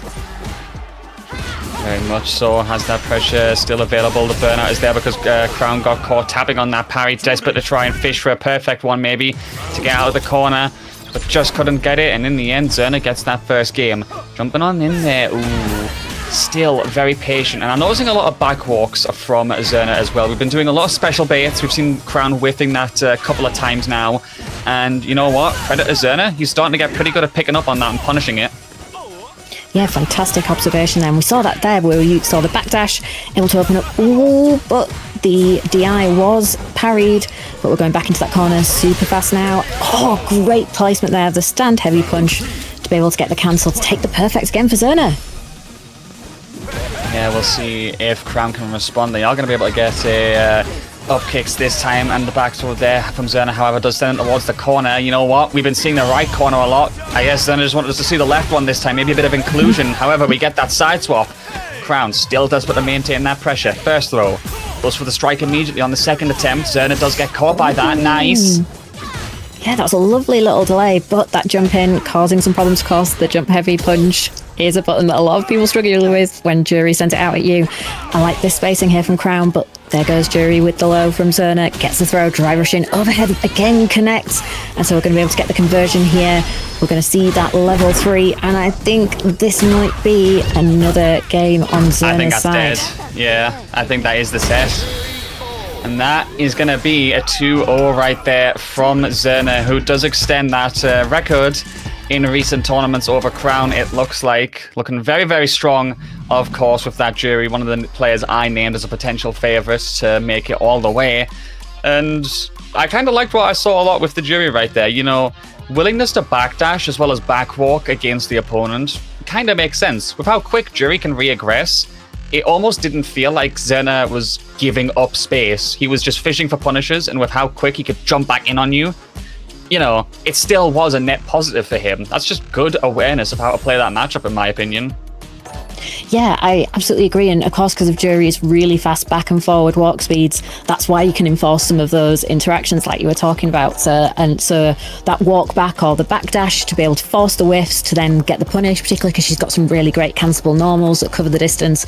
There's so many options once you choose that backdash or backwalk as not really a defensive option so much, but more as an offensive tool to be able to open up the decisions of your opponent. So excellent stuff. Excellent stuff indeed. We'll see how Zerna fares, and we'll see if Crown can clutch up in the losers side as well. Of course, they do have top 8s to their name in major tournaments like the World Warriors, so very possible for them to still make it all the way, of course. Good luck to them. But looking at the rest of this winner's side bracket, most of it has developed. We've got, from top to bottom, Lex over Infinite, Andre over Richie, ISDD over Jumbo, Geeko over Railgun, Crown losing to Zerna, of course, British Justice taking it over Joker Jokes, Shady Imposter, Akirito, and one more game before we move on to top 16, and this is a big one. This is a very, very big one, guys. Chico versus Kane. Oh my. This is one I'm going to be really interested to see who Chico picks, because Chico's been working on a Sagat, kind of ran Sagat pretty much all the way through some tournaments this week in the EU scene, but of course has that whole grab bag of characters. We could see a Juri, we could see an Akuma, we could probably see like 10 different other characters from Chico if Chico wants to bring them out. But yeah, there's a little bit of me going, ooh, Sagat? That'd be interesting and cool to see in this tournament. I wouldn't mind seeing that personally, because gonna be fully honest with you, despite how it's been a few weeks now, well, not a few, but more like a couple, I still haven't had a chance to get commentary over a Sagat yet. It's been like almost elusive catching people using this character, which, I mean, you know, fair enough. It does feel like people are kind of saying he plays a bit of anti-SF6 at the moment in terms of his play style, but Chico looks like he's going to lock in on that Juri to start things off. Okay. Yeah, the tried and true Chico may stray, but there is always the Juri there somewhere in that grab bag of characters. But that was a great challenge there from Kane, getting the knockdown, of course, and still trying to contest in this sort of mid-range while we're pushing Chico into that corner. Okay, very aggressive from Kane, who has been developing that Terry for a very long time, of course. Some wonderful results. I think one of the most recent ones I can name was how far he got in the Red Bull Primitive play-in qualifier. I think that was a brilliant top 8 from him, and still rocking the character. And, you know, gotta admit, Terry did really get some good buffs when that season patch dropped, at least in my opinion. Yeah, absolutely. Some really good quality of life stuff that just really amp up that kit to add in, you know, a lot more difficulty for contesting Terry. And Chico is feeling that right now as we get the carry to the corner, trying to fight out here with the stand medium punches, going for the forward heavy punch into the activation of Feng Shui engine, but we're not able to make the most of it because there's that overhead there from Kane, and we're going for the ground wave and spending the meter to be able to get the kill. 1-0 to Kane. Yeah, a couple of unfortunate non-conversions from Chico right there, or potential whiffs, and we are going right back to the lobby. There may be a character switch incoming, we'll have to see. But that was a very aggressive round from Kane, of course, and also some very good spacing traps from him. He's very good at incorporating Knuckle and Power Wave to do that, and I do think that he is excellent at kind of getting you to guess, which, you know, First- he came from Dragon Ball. First Sagat on Saltmine stream. Hey! It's time! Let's go! Love to see it. Great to see Chico bringing this option out, and it's a great start there, getting the DP, going for the drive rush into the medium kick. Tiger Nexus. Oh, it whiffs, but no punish from Kane. That unfamiliarity could be super useful here for Chico. It's all data to use. Yeah, of course, there's still lots of opportunities to learn here, as Chico is going to keep that aggression, doffs him up, cracks the dome piece, gets the excellent confirm right there. Happy to spend on the SA just to finish it off. Those supers are doing wonderful work, and we get a round on the board. Chico maybe trying to proc a little bit of that unfamiliarity with Kane right now, because I really don't think a lot of people have full familiarity with Sagat yet. At least that's how it feels like. Yeah, you're right, but learning on the job there. After that overhead was blocked, we found that punish counter, but doesn't matter so much now because we just got the big punish counter cover throw from Chico. Nice tech there though. Oh, great use of the Tiger Nade to get over the ground wave. That could be a super powerful tool in this matchup for Chico. Yeah, pivotal for Chico, of course, being able to get off of the ground easily while also being able to maybe fish for punishes against Kane, going to be a wonderful option. I think that actually the Sagat may very well be a strong pick into the Terry so far. Tapping the parry, unfortunately, has to let go of a bit of space because Kane caught that bait. Oh my days, duff him up, bruv. Great use of level 2! And it is brutal. 1-1 Chico, the Sagat pick, doing the work. Oh my, Chico right there. The reactions, the awareness. Willing to just give up that space after getting caught tapping on that parry and still able to find the way out. However, the perfect parry. Kane is going to start taking some space and control, and we go right back to where he loves to get people into the corner with the Terry. Let's see what he can do from this. Good anti-air. Yeah, that was beautiful. Now we're resetting that pressure. Finds a throw. Are we going to start the loops? Yes, we are. Yet another throw. Nice OD DP there from Chico to bust out. Goes for the low with the light kick. Finds the Tiger uppercut. Still quite close to the corner. Moves forward. But we're going right back into that corner. Parry. I noticed that from Kane. He did get the imperfect parry on the knee, I think that was. Still managed to convert off of it in the end. But lots of defensive options that are working out for him. And I feel like the issue is Chico is just getting pushed back to that corner very quickly by Terry. And establishing a bit of forward movement with Sagat in this matchup does feel like it's a bit difficult. Needs to get a lot of challenges in there, a lot of jabs and pokes. Which, to be fair, Chico's done good with so far. But it's set point. He's running out of time. Yeah, I think it's difficult because, like, Kane has kind of dropped a load of the more fireball throwing from a distance, so that Tiger need to get over it isn't as useful. And of course, here we found the overhead into the big cancel, super on super, and it is 2-1 to Kane. Oh my days, he got the full geyser. My man's making volcanoes erupt out of nowhere, and he is able to get the confirm, and Kane is going to winner's side.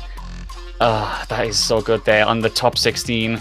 Lovely stuff. Really good set. Chico making the Sagat try and work out. In my opinion, still a really good option against Terry in some regards. I did love what we were seeing. You pointed it out first, of course, with the knee to try and get over the wave, which can be pivotal, I think. May need to see a lot more labbing on that interaction specifically. But good luck to Chico, and let's talk about some upcoming tournaments like these banger World Warriors.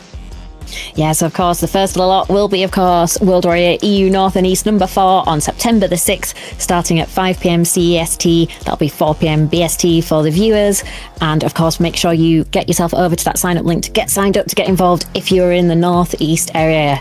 And then after that, it'll be UK and Ireland coming up on the 7th of September, so the day after. So for some more sick action, 5 p.m. CEST, 4 p.m. BST for the Brits. Get yourself signed up.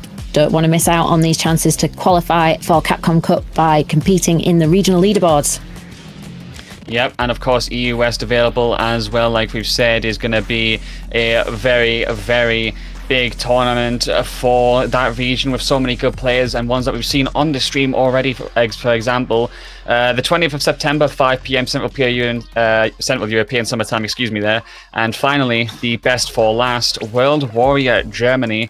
September the 21st, 5 p.m. in local time, guys. The German region, of course, is a very, very condensed concentration of great players. Gotta make sure you're there. But hey, another big event that's coming up and running out of time for its registration date, Dr. Buttons, is UFA.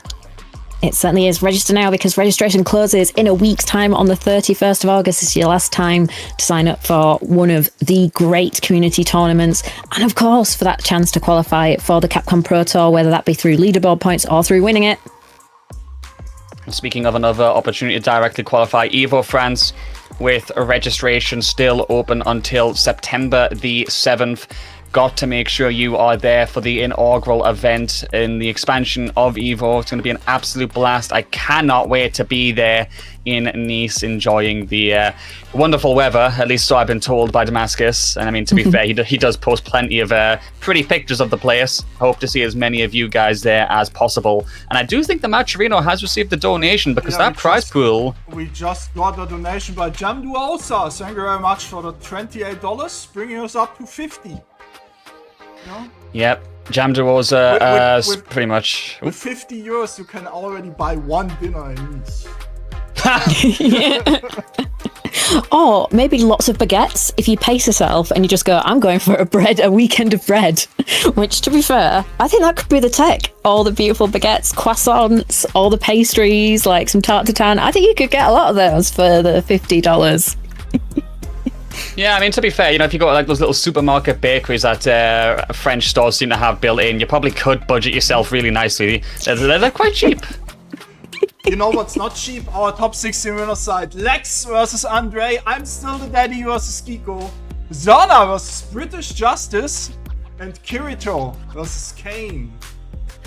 Oh man, this is going to be a ridiculous bracket right here between these players in the winner's side. Thank you all so much for taking part in this tournament. 164, the second biggest Saltmine event, as has rightfully pointed out. And I can also see in losers a crazy matchup incoming as well. Jumbo and Railgun are going to have to play each other to see who continues on in the bracket. This is... I don't know, man. This is rough. And I see Zerna in chat saying they like playing Street Fighter 6. Yo, can we get some fact checkers on that one real quick? I think we need to. I think I had the other response. I was like, let's screen cap that because I think we need to collect the evidence. Let's bag it and tag it because I have a feeling that this could be useful to have in the archives way out back for the future. Not the screen grabs in future. Can't catch Zerna lacking of all people. Reminder once again that the winner of today gets a sponsored trip by Saltmine League to EVO France. Yep, it's a really big prize, probably one of the biggest we've ever been able to offer here directly through Saltmine, where we're going to be able to send someone to EVO France just for winning. It's such a big prize, and these players are fighting to be the only one who will earn it. Lex versus Andre, the first match of top 16 winners, guys. Let's do this. And it's a good start for Lex coming in and getting that forward throw, trying to push Andre back towards that corner. I wonder when we're going to see the Psycho Crusher OD version coming out to go through those booms, but that's probably why Lex is at close quarters here. But nice anti-air there from Andre, trying to close the gap. Gets the punish counter, medium kick there to deal with the scissors. Whiffing, but we're closing down again. Doffs him up right there. Andre going very, very aggressive as we get that bomb planted. Lex is going to have to fight back out of this corner, but that jump over was very successful. Catches the scissors whiffing as well. Look, this is a lesson learned. You don't run with scissors. Tries to get that pressure in the corner. Andre, though, still clips him in burnout, but has the bomb planted. Now, how do you measure up to Lex and get in close? Try to get the crusher. Oh! Such a good try. Even had it ready to go on the burnout, but of course couldn't get through the boom. And that is Lex taking that round. Yeah, and that was a fantastic counter again to hit Andre out of the scissors. They are causing some problems here for Andre. What a punish counter air to air from Lex to deal with the head stomp. Coming in now, attempt at shimmy, but Lex is just like poking back there with the light punch. Full confirm into level 3. That just looked so smooth for Lex. It was composed is what it was, and what I loved the most was that air-to-air button option, because what it did was it immediately kept Lex landing right in front of Bison. So you air-to-air him, you stop his pressure, and you keep that momentum up immediately. You don't give him a chance to get any charge or to breathe. Like, that is smart from Lex right there, and Andre is going to have to try and fight back. However, gives up his turn, perfect parries to take it back. My man's robbing the money he just put in someone's pocket. That's crazy. So they are, and these booms are keeping Andre well at bay. The boom pattern is fantastic to be able to throw Andre off from throwing those OD Psycho Crushers, and now we're right back in the corner to loop that boom loop pressure. Oh, but Andre finds a fantastic whiff punish there. We're out of the corner, we've got the bomb planted. Gonna have to keep that going as we have that bomb. Does end up shrugging it off though. Guile's got no interest in dealing with that one whatsoever. Perfect parry on the boom. Jumps in but gets anti-aired again as Lex gets those brilliant call-outs. Yeah, the scissors. Oh, that's a problem. Oh, that's going to be a big punish. That's so unfortunate right there. And Lex is going to be able to take himself into a set point that sees him one round away from top 8 in winner's side. Oh, excellent shimmy there after that singular crouch jab. Going to be able to keep the pressure up towards that corner. Almost has the third bar built. A single confirm in a drive rush here will do the job. Andre is going to guess so much right now, and it's done. And the perfect as well. Dr. Buttons, my man, didn't even break a sweat. That just seemed like super smooth and super chill for Lex. Run. It was. That was crazy. And it's definitely a match where you look at it and you go, that just looked really miserable for Andre there. That just looked like he just there going, I'm just trying to do some scissors into the, I've got stumps, I've got scissors, I've got Psycho Crusher. Why is this not working? Yeah, really unfortunate for Andre right there, because we saw some very good reactions, don't get me wrong. That crouch medium punch with punish, for example, to get himself out the corner. Some of the conditioning he was doing with Bison was effective. However, Lex was very good at picking his turn back to shrug off the corner. I mean, it's also about confidence as well. You know, when you see a player like finishing a string, ending the turn, and then just immediately perfect parrying the moment the opponent presses, that's when you kind of have to acknowledge they've gotten into the opponent's head a little bit. And overall, just a very good set. I want to see Andre come back though. I want to see them in top 8 losers no matter what. We'll see how that pans out. But we've still got 3 more players to send the top 8 and winners' size, Dr. Buttons. We certainly do, and it's a stacked set of players that are in here. We've got ISDD coming up versus Geeko, we've got Zerna versus British Justice, and Kirito versus Kane. These are all matchups that I think could go either way, and obviously, like, Geeko's had a really tough run through the bracket, I just want to call out, and all the players have, but Geeko just seems to be really on form today as well, so I'd be a bit worried if I was seeing Geeko in the bracket, and potentially here we've maybe got the run twice against Fireball matchups going into maybe facing Lex. It's going to be close. We'll probably get the my mirror. Ooh, that's what interesting. what I suspect as well. I feel like we're going to kind of see a mirror of what ISD's been doing in VSF as well. It's clear that he wants both characters to stay fully like ready to go, where he's usually opting for the Mai round 1. That doesn't work out. Okay, maybe the Guile instead. I mean, Guile into Mai though, I don't know. I feel like the pivotal factor for ISDD is just not getting in his own head here, because there's decisions to be made about how he could play into this set, but you know, maybe panicking about which character to select could kind of rattle him before we get started. I hope not. I really hope we're in for a banger here. Yeah, I don't know. I don't know whether it's just because of the results I've seen coming up in the bracket. I don't feel that we're going to see a rattled ISDD at this stage. I think in top 16, we're going to be going smooth, but ooh, we are getting the Guile as the starter pick versus the Mai. Interesting decision. We'll see immediate Guile lock from him, and he's immediately opting to keep Geeko away at complete leisurable pace with the booms. Does not want to let him get in close at all. Tries to go for that perfect parry there. Doesn't make it work. Actually stuffs the OD fan at close range. Smart decision making right there, because of course Mai can very easily take a turn back by doing that. ISD using OD of his own to do that. Actually very good drive for drive management, I'd say. Yeah, excellent drive management. And finding the flash kick there to deal with the air approach from Geeko. Really nice boom timing as well, just to keep Geeko on his toes. Drive rushing goes for alert. This is an opportunity for Geeko to get that offense started, but it's low on the drive gauge. Baits out the OD flash kick, gets the pickup, and we're spending that level 1 to get all the flame stocks, and then ISDD out in the corner. Oh, jumps the hurricane. Oh no. That is very, very unfortunate right there, and Geeko is going to be able to get that first round. ISDD is going to be able to, lament that one for sure, as we do get the flame stocks as well. This looks like Mai suddenly has the driver's seat locked down. Counter hit confirm as well. Right in the corner we go, Dr. Buttons. And this is not the place you want to be versus Mai, because she has such good Okizemi options. Strike throw, what is she going to do? But that is a great way to get Mai off you. They're being burnt out, not going to be in the best place, but both players now in the same situation, so we can't get any massive extensions right now on either side. No anti-airs though from Geeko. Definitely something interesting there that ISDD might want to look for later in the set. But that was a beautiful flash kick. That was incredible, and we're back in the green for both players. Oh my days, the perfect parry though, Geeko! What a clutch factor right there, especially considering that since ISD was able to pounce first using that drive rush, he did have a chance to get back into that game, unfortunately gets shut down, and that was clutched up by that perfect parry. Good stuff, and we go to game 2.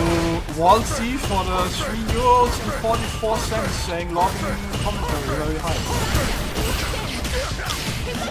Yeah, thank you very much for that donation right there. Big ups to everyone giving donations today in the chat as we keep this match going. Oh, almost has that perfect spacing on that drive impact to try and get that wall stick.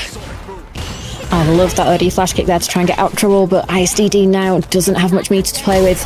Jumps out, but here's that punish counter throw, and now you're going to be stuck with all these fans coming at you in the corner and the pressure. Gonna just loop it again. Chip would have been an issue, but we're not going to need it because ISDD gets caught, and it's another round to Geeko. I'm actually surprised that we saw ISDD stay on the Guile. Yeah, I mean, like someone in chat did point out, it was actually a very good point from Hold Up to Win, because he has been loving that character as well. Sagat has been developing a bit for ISDD. I feel like he doesn't want to engage the Mai mirror here. Lots of guessing that could potentially not go his way, especially when we've seen Geeko be really solid on defense. Gets that cross up as well. Oh, does at least get that punish counter confirmed, but the perfect parry again! Geeko finishes it off with a clutch defense moment once again. An absolutely defining game plan done by hitting those perfect parries, and Geeko is going to top 8 winners side as a result. Wonderful stuff, and ISDD is going to have to recuperate in losers. That was a set and a half from Geeko, and obviously that was against Guile. And who is next in Geeko's path? It's Lex. Now, obviously, ISDD and Lex are different play styles, but it looks like Geeko has this matchup on lock. So if you're Lex, this is maybe a moment to be like, oh, what am I going to do now? Okay, maybe would have been expecting some Mai anyway because of ISDD or Geeko being the next opponent, but now that is definitely looking like it's going to be a really, really interesting set in top 8. You know what you should do? What should we do? Claiming up this last codes on Match Arena. You definitely should, guys, because it's free money. If you haven't heard of Match Arena before, it is an extremely simple process. There's a link in the chat. You click it. You sign in using any of the accounts available, any ones that you're comfortable with, and then you hit the claim code button. There's no surveys, there's no login storing, there's nothing like that. It's just boom, you click a button. The tournament gets free money, we give that to the players, or in this case, the player who wins. And it's such a quick process. I've done it in 30 seconds or less before, so why don't you guys get it done? Short question, can chat actually hear me? Because my OBS is bugging out and not showing me any outputs anymore. Wow, OBS really hates your audio in particular today for some reason, Vetus. Can just gonna chat ask. even hear me? I'm not sure. Yeah, chat, just a quick mic check. Are you guys hearing Vetus? Oh, thank goodness. Okay, good. Thank you very much, Shinyaiba. Oh, but yes, let's get those codes used up as we take a look at the bracket once again. Pivotal as we start narrowing down this player pool to our last few, and we will see who comes out on top, of course, where we have the next match, which should be Zerna versus British Justice. Now, Zerna, of course, is one of my, I'd say, favorites to win this one ever since he's been on that level up grind with the aftermath of his holiday to Japan. He got to play so many players that just gave him insight into how he should be playing the game differently. And British Justice, on the other hand, really been grinding the game a lot in the UK scene a lot, for example. They've had matches, I think, at offlines like Ambi Arena. They've took on Ruzu, for example. They've got a lot of results to their name, but to be fair, that bracket path that they got to get here was nothing to slouch at. What was it? It was a 2-0 over Joker Jokes. And Joker, as we should definitely know, wonderful player. Certainly is. It's definitely one of those things where I wonder if, like, British Justice arguably doesn't have that much pressure on them in this match, because, you know, you'd probably go, oh, Zerna's a favourite in it, has like the pedigree, so the pressure's on Zerna. British Justice can go, whatever I do is a win. Obviously, they're clearly here because they want to get that trip to EVO. Everyone who entered that bracket wanted it. But I wonder if that maybe underdog status is something that's going to be working for British Justice here, and we are going to be starting off with that Juri versus Ryu, an Ultimate Master showdown is coming up for us now. Yeah, to be fair, British Justice has been playing that Ryu for a long time, it looks like. I'm seeing data going all the way back to 2024 on that character. So Zerna is going to have an experienced player on this character for sure. Donkey Kick isn't going to get punished though. Misses that first opportunity. Going to have to try and fight back. Perfect parry though. Excellent defense from Zerna immediately in the first round. Yeah, great stuff. And then we've gone for that very, very tight shimmy, setting up the corner pressure. And of course, Juri can just loop this Oki once again. Super strong situation. Oh, the micro walk back into the crouch medium punch. Zerna putting on a clinic of Juri Oki right here. The perfect parry on the donkey kick as well. The defense is on point. We dash into the corner. British Justice immediately trying to regress that one to get out of that situation. Does get caught clipping with a counter hit once again. And has to spend aggressively on that drive reversal just to say, get off me. Nice punish on the jump. Yeah, and of course, all important to be still locked in that corner. I definitely think on that spend, British Justice maybe should have walked forward a bit more to take some more space, because right now we're going to spend that level 3 and Zerna is going to go 1-0 up, looking so confident. Very much so. What I'm seeing that makes me think this is really oriented for Zerna right now, unless British Justice changes it up in one game, is play style difference. What we talked about before with Zerna against Crown was Zerna's willingness to back off, backdash, backwalk, for example, against certain characters, like he did against GJ. British Justice is doing a lot of forward advancing specials, for example, the donkey kick, the solar plexus. Zerna is baiting them. That's what we're seeing here. A lot of baits in the corner. We're seeing throw shimmies as well. And because of that, British Justice isn't getting a foothold. He gets caught by the punish counter again. It's set point to Zerna. I just think Zerna's got this sort of playstyle with forward movement down on lock. Yeah, I think you're absolutely right to call that out. It definitely feels like those forward-moving characters are something that Zerna's just so ready to deal with. And we've got this lovely confirm already into level 1. Going to go straight into that corner, start applying that pressure. Can British Justice get out this time? And again! That was such a good punish using the heavy kick right there as well. Gets the perfect parry. Only a bar and a half available on British Justice for the drive gauge as well. Solar plexus does connect this time. We finally get something, but we have to spend the super gauge immediately. Not sure I like that. Leaving yourself with no super gauge to defend yourself in burnout. Yeah, I was just saying with burnout, not super where I'd want to be. And here we go into the feng shui engine to be able to really chip if possible. This is going to be a scary one because we're going coast to coast, and it is just going to be the hits that do it. Zerna 2-0 over British Justice, looking calm, collected, and in control. Extremely composed is the ethos here, it feels like, and we do manage to get the 2-0 right there. Really unfortunate for British Justice, but yeah, embodying the sort of playstyle differential that I was talking about there when we saw that backdash heavy kick and heavy punch opportunity, I think, for Juri there against the Ryu. Like, I definitely think you have to fish for buttons with Ryu sometimes. He's got a playstyle that very much is suited for, you know, taking space, getting in there, conditioning people and maybe get clipped and then get a big punish. But Zerna, more than happy to just say, you know what? I'm not interested in playing at that pace. I'm going to back off. You're going to overextend and I'm going to take you to the corner. It was just very well done. But good luck to British Justice and losers for sure. Yeah, you're very right. It's still not over till it's over, although British Justice is finding themselves in a tricky matchup here. Going to be facing Railgun next to see who makes it into top 8 losers side. It looks like we've just got an anonymous gifter dropping 5 tier 1 subs into the chat. So congrats to everyone who's got that, and thank you to our anonymous gifter. Yep. Thank you very much. We've had a lot of subs being dropped for Saltmine recently, of course. You know, getting that sub goal is what started us doing this EVO France tournament in the first place. So thank you guys so much for all the support. I know it matters a lot to Ritus showing that love. So please make sure you keep doing that. For now, though, of course, we do have to look into that bracket because we've got one more top 16 winners match, and that is Kirito versus Kane. This could be a good one. Kirito's been doing really well, again, on the World Warrior side of things. I think we'll be expecting to see an Elena. Now, that's another one where I think the interactions between Elena and Terry's ground wave projectile could get interesting. Because I think, you know, it might shut down her Link song to go underneath them a bit more, as she would do over, like, a traditional Hadouken. But it could be about whether, I think it'll be Rhino Horn, where the jumping, leaping tick, could that go over? Does Kirito know if it could go over? And we're about to find out. Are we about to see some learning on the job, potentially? Kirito's been having some very good results lately, I know for a fact, and they are definitely another high-level representative of Elena, as Kane is going to try and go aggressive. He's always very good at getting that screen carry to move people into the corner for Terry's game plan. Oh, but the interruptions, jumps in time and actually baits out that reversal there.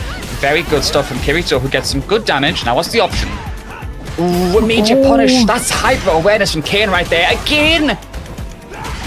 Yeah, these target combos getting Kirito into trouble a little bit, and now in burnout, Kane here, ready to put on the pressure. Goes under, and once again we're stuck in that loop. Kirito tries to challenge, and of course gets caught right back by Kane, and that's the first round on the board for our Terry player. We'll see. Oh, drive impact right there. Kirito fights back immediately, showing they've got those reactions on deck. As we do, of course, get towards the corner. Elena very good with those screen carry routes as well, just like Terry. Big counter here to start things off there. You got a lot of drive gauge here. You're not going to spend anything just yet because you want to try and keep it as optimal as possible. Oh, we're going for a cheeky little reset in there. Ugh. Ooh, big perfect parry from Kane. Gonna rebuild a bit of drive gauge here, trying to see if we can get out of the corner. But that wall splat is going to be enough. Kane would have needed to parry or go for the super to deal with it. But we're all tied up now at 1 round apiece.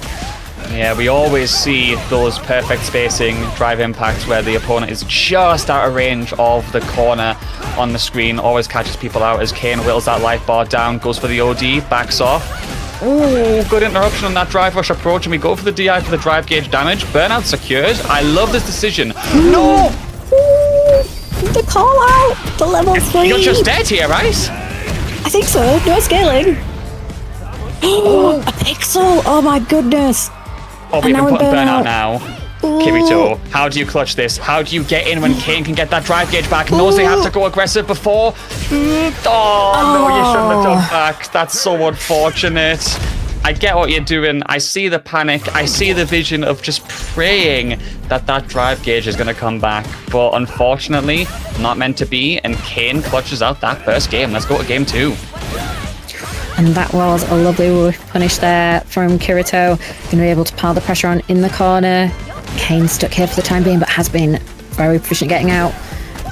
One throw. Are we going to see the drive rush? Yes, we are. Nice tech though from Kane. Ready and prepared for the Oki. But we're finding another stray hit here. Spending all that drive gauge to be able to try and cash out as much as possible into the level 1. And we're going to need one follow-up DP there to get the perfect. Nice stuff. Very nice indeed, as we see Kirito still desperate to stay in this one. Getting that winner side qualification at this top 8 is so important. The perfect parry is a very good way to start off the momentum swing. Takes us towards that corner. Kane is just forced to hold down back for now. Doesn't want to aggress too much against an Elena who can cancel very well. Good confirm right there. Lots of guessing. Does get clipped by that throw this time, no Dr. Buttons. Yep, and so we're back on that offensive pattern here from Kirito. Really just locking Kane down and really cycling through those offensive options so well. And here we're going to be going into the level 2, and we probably choosing the damage version there. We don't need any healing because that is a dead Terry. And we're at 1-1, 1 game apiece. Yes, we are. You know what? Peak action. Final game between these two here. A little bit too early. Andre eliminated Shady Imposter 2-0 and is now top 8 losers. Damn. Shady is gonna get caught by that one. That's so unfortunate. I mean, personally, I love to see Andre making moves, but that's still such a rough set to have to play. As Kane is going to get that confirmed. Nice one. Baits the parry right there by going for that and gets the punish counter throw. However, they do get clipped. Kirito fighting back. Yeah, Elena's buttons can carry so much distance, so sometimes these like normals put up to maybe you know, contest some space don't quite work, and Kirito finds the hit to get to set point first. We'll see if Kirito can clutch up here. They've got that first round advantage. However, they are going to have to defend in the corner so far. Does get clipped on the trade. Not the worst scenario for them. Jump in, but from the spacing it was done. Kane didn't aggress that one. However, he's got us back to the corner once more.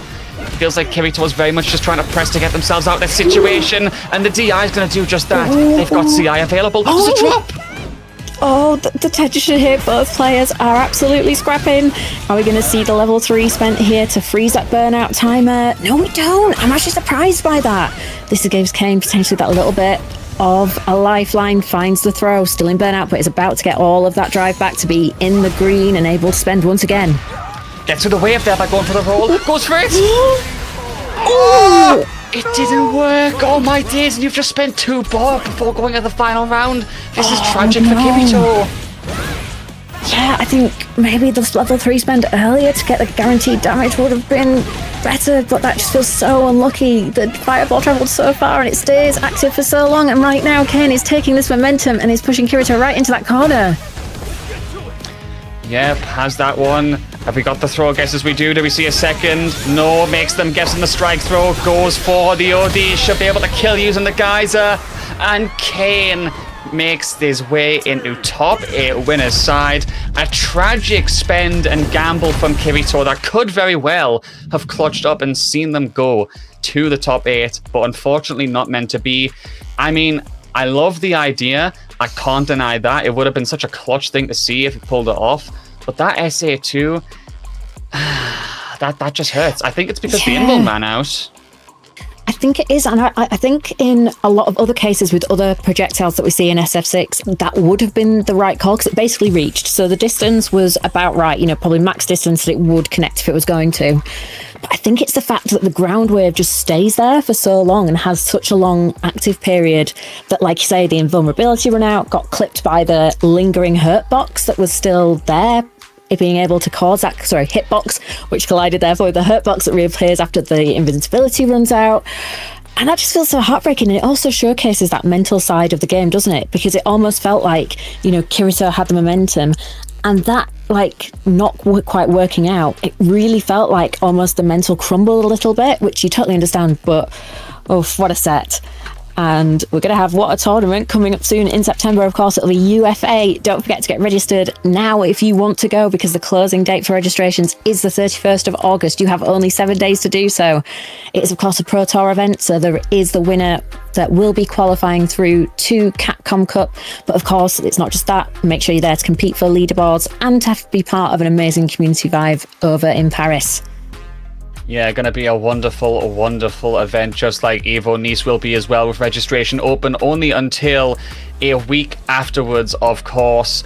Registration open until September the 7th, because the event is drawing ever closer. We are, I believe, a month and 2 weeks out at this point. People make sure that they're getting their flights done as well. You know, getting to Nice, if you're not in the French region, could be a little bit difficult. For example, I think if you're going from the UK, I think you kind of have to do a Paris to Nice connection, for example. So make sure you are looking at those travel details, guys.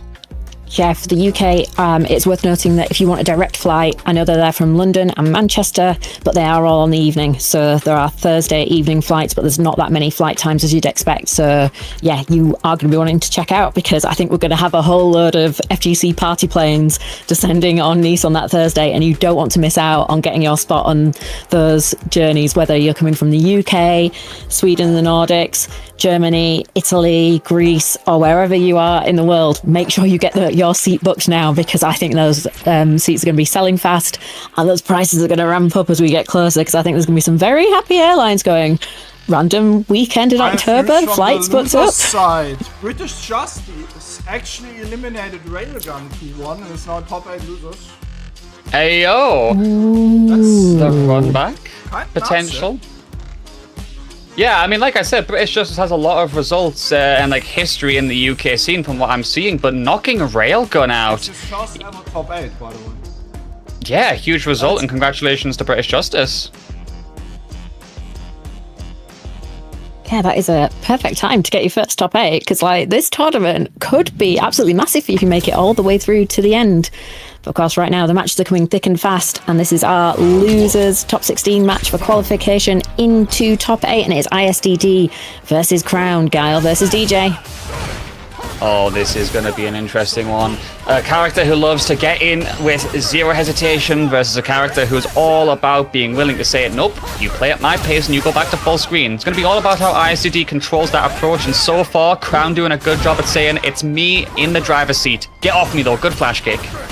Yeah, excellent flash kick and some great approaches here from Crown. We've not even seen the slide yet, which I know ISDD is going to be looking out for.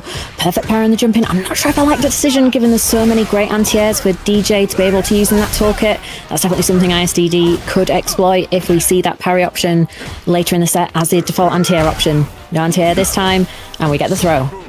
Yeah, it's a very early tone to be setting by going for that parry right there. Maybe ISD could do some fake outs with the jump. We see the slight hold right there, and Crown actually puts himself into burnout as a result. This is where Guile would love to be. Jumps in though and does get caught by the up kicks. Even so, forced to play at a sort of long-range game plan is DJ right now and just trying to keep him away with the slashes. Any mistake, and he can convert that. He still had the D already. Ooh, ISDD. That was goated. That was lovely, converting off the boom, and yet we went into burnout, but it doesn't matter because with that jump in, we are going to do enough damage to get round number 1 on the board. Some beautiful, beautiful awareness and conversions here from ISDD. Yeah, we'll keep that momentum up, of course, as we do try to back off. Crown has got some very low drive gauge already, which could be exploited. The little walk back to get that single hit was good from ISDD, and he gets a punish counter as well. Text that throw on his side. He was a little bit late in doing that. I like that, so he keeps a bit of resources going. Another good flash kick as well. He's so consistent, it feels like, here in this matchup. Yeah, definitely feels really, really comfortable in this matchup, though. As we said, that we're about to enter the DJ throw loop zone, and we're getting thrown over and over again. There was the bait, but ICD doesn't take it, just trying to jump out to avoid a throw attempt. Nice and safe. We're out of drive gauge now. Offensive drive reversal there for Crown. Only has a sliver of drive gauge left, so we're not going to see the DI, but we're not going to see much else either, because that was a perfectly timed jump in from ISDD, and we have the full conversion into the level 3. And that is a dead DJ. 1-0 ISDD. Very much is. I feel like what I'm seeing here is Crown using those slashes more as a get away from me tool. Like, he's very close to low drive gauge, for example, and very happy to just back him off and say, I'd like you to, you know, block, maybe parry this, stay away. ISDD kind of seeing that, looking for those jump in moments, as you pointed out. I think he's got 2 punish counters from a jump in that have resulted in a kill. So it's very clear to me that he's going to keep fishing for those throughout the set. Or rather, he can't anymore because I saw a character swap. Crown looks like they are on the Bison now. Yeah, I believe we're about to have that confirmed to us. It is the Bison, so maybe wanted to go for the OD Psycho Crushers to be able to get through the booms, but ISDD knows that, so we're starting out with the drive rushes to get Ryan Bison's face with the throw, and now into the close range boom pressure. What a jump back there to be able to bait the scissors, but he's going to get caught out there by the head stomp, and a big bridge counter opportunity here for Crown. Bomb is applied, we're drive rushing in, trying to bait out the OD flash kick, but ISDD does not bite just yet. Great composure. Yes. News Sick from the fallen loser button. side. Kirito eliminated Richie. 2 hours and is now in top 8 losers. Ooh, what a result. Good to see Kirito making it after that very close set against Kane, to be fair. ISDD going for those walk-back booms, which he's very good at capitalizing on. We've seen those before, as the same with Lex as well. Crown is trying to go aggressive here, but very low drive gauge against a Guile has to be something you're going to watch out for. Perfect parries there. Gets caught by the air again. However, the Guiles are so good at that today. We saw that, I believe, with Lex against Andre Dr. Buttons and ISDD against Crown as well. Ooh, we absolutely have. But what a call out there with the OD flash kick for ISDD to close out that round and put himself on set point. Do have also the super meter advantage here. Drive rushing in again, finding the connection, and we're going straight into the level 1, setting up the boom in the meaty situation. Jumps back, happy to control things. Oh, I don't even want that flash kick though. And it's amazing that Crown managed to make it all the way across with the psycho skedaddle of the drive rush. But again, we're saying, get off me, Bison, with the OD flash kick. Things are coming thick and fast here, sir. Very much so. Again, trying to go for that jump, but still kind of a favourable situation for ISDD, as he can just stay in that corner. You know Crown is waiting for that moment that he maybe gets a misinput, a buffer isn't available. Oh, but he just walks up to him and finishes it off. All of that time, Bison was staring you down, had drive gauge as well, and it unfortunately comes down to a bit of a panic parry. You said this in game 1, Dr. Buttons. The parry option being displayed on jump ins. And what do you know? That's the very thing that comes undone for the set and gives ISDD the win. An unfortunate habit, but you know what? The general was ready to punish that one. Good stuff, and he moves on to top 8. Yeah, it feels really sad that that's the thing that closed everything out. We almost had that bookend of seeing it and it being the end of the set. That's just like, oh man. But of course, every defeat is something that you can use to get better. And, you know, I'm sure Crown is going to be back stronger than ever in the next World Warrior tournament. And still, in a bracket that's this stacked, going down from over 160 players to making it into, it'll be top 12, getting through to losers round 9. That's amazing. That is a fantastic achievement in itself. So great job to everyone in the tournament, no matter where you've placed. But we've got some more tournaments coming through. Speaking of those World Warriors, EU North and East number 4 will be coming up on the 6th of September at 5 p.m. CEST, 4 p.m. BST. So of course that will be 6 p.m. EEST for those of you across in that time zone as well. So don't forget to get signed up as soon as possible so you don't miss your chance to compete for that coveted Capcom Cup spot. Lose my words here. We're having like an amazing tournament, and of course, speaking of amazing tournaments, UK Island World Warrior number 4 will then be happening on the 7th of September at 5 p.m. CEST, 4 p.m. British Summer Time. Don't miss out. Yeah, don't miss out, of course. EU West as well, where we do have an already existing winner of one of the tournaments this year in winner's side top 8, Zerna. Of course, we'll see if he can keep going with those points racking on up. But the 20th of September, then, of course, the best for last, the home region for Vitas, Germany, September the 21st at 5 p.m. local time. Make sure you guys are available. And that one is going to be 3 days after your birthday, isn't it, Ritas? Yeah. It's a good birthday treat, you know? Do is telling everybody that our top 8 starts now. And you know, as I said a couple of times earlier, the winner of today actually will go to EVO France. No? He gets a sponsorship by Saltmine League. Getting sponsor tag and everything, you know? Yep. Gonna be a very, very big tournament that will conclude today, guys. Make sure that you are going to Twitter and liking and retweeting all of those posts that Ritas puts up about the bracket, taking a look at that top 8. Let's go over it real quick before the games get started. We've got Lex and Geeko going against each other, Zerna and Kane, Kirito and British Justice, and ISDD and Andre. I will say a massive turnout for any of the UK representatives, that much is for sure. You know, hopefully we're going to be able to get that one over the finish line. But let me know in the chat. You know, we haven't been talking to you guys Bison, too much recently. Stream? You're fired, my man. Hey, I was turning it back around to the chat. I'm going to let them say who they want to win, so I can't get fired. It's genius. Nah, you're fired. It's over. Goodbye.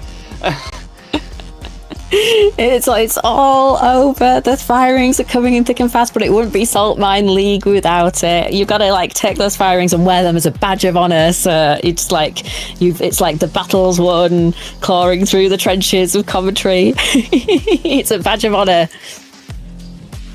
Very true. I mean, can't wait to see if any of us will ever break that firing record, because it's like almost an illustrious title at this point. But yeah, let us know in the chat who you guys want to win out of those remaining 8 players of Lex, Geeko, Zerna, Kane, Kirito, British Justice, ISDD, and Andre. It's a very stacked top 8. I think you could argue anyone in it could take the tournament. Dr. Buttons, any input from you, if you could maybe call it now? Oof, I think it's really hard to call it now. I think it's going to be critical who stays in winner's side, because with Geeko has been on a tear, so I think Geeko could be the dark horse of this top 8 bracket. You know, obviously a really fantastic player, storied history with Cammy throughout Street Fighter 5, and it's great to see them in action and looking so strong with the Smite, although every time I see the challenge picture of the Cammy, it mixes me. So Geeko, you might need to update that, mate, to stop mixing us. And we're about to see that match now. It is, of course, Lex versus Geeko, and I think this could be a pivotal one in deciding who might be the one of the players to snatch that crown. We'll see how this one goes as we start off this top 8. That drive impact is not going to work out because of the recovery. And we get a couple of straight punish counters, but not able to take them into full confirms. Either way, Lex so far appears to be in the driver's seat. Gets shut down by the fans, though. However, the tech will break that one up. Gets the anti-airs as well. Really eager to keep Mai away from him so far, feels like. Yeah, with that back throw, really wanted to go for the distance rather than potential for offense. You know, really managing the screen position well right now is Lex, but Geeko has noticed that and was absolutely walking Lex down. But those booms are coming thick and fast, making advantage of the fact that Geeko wants to move forward.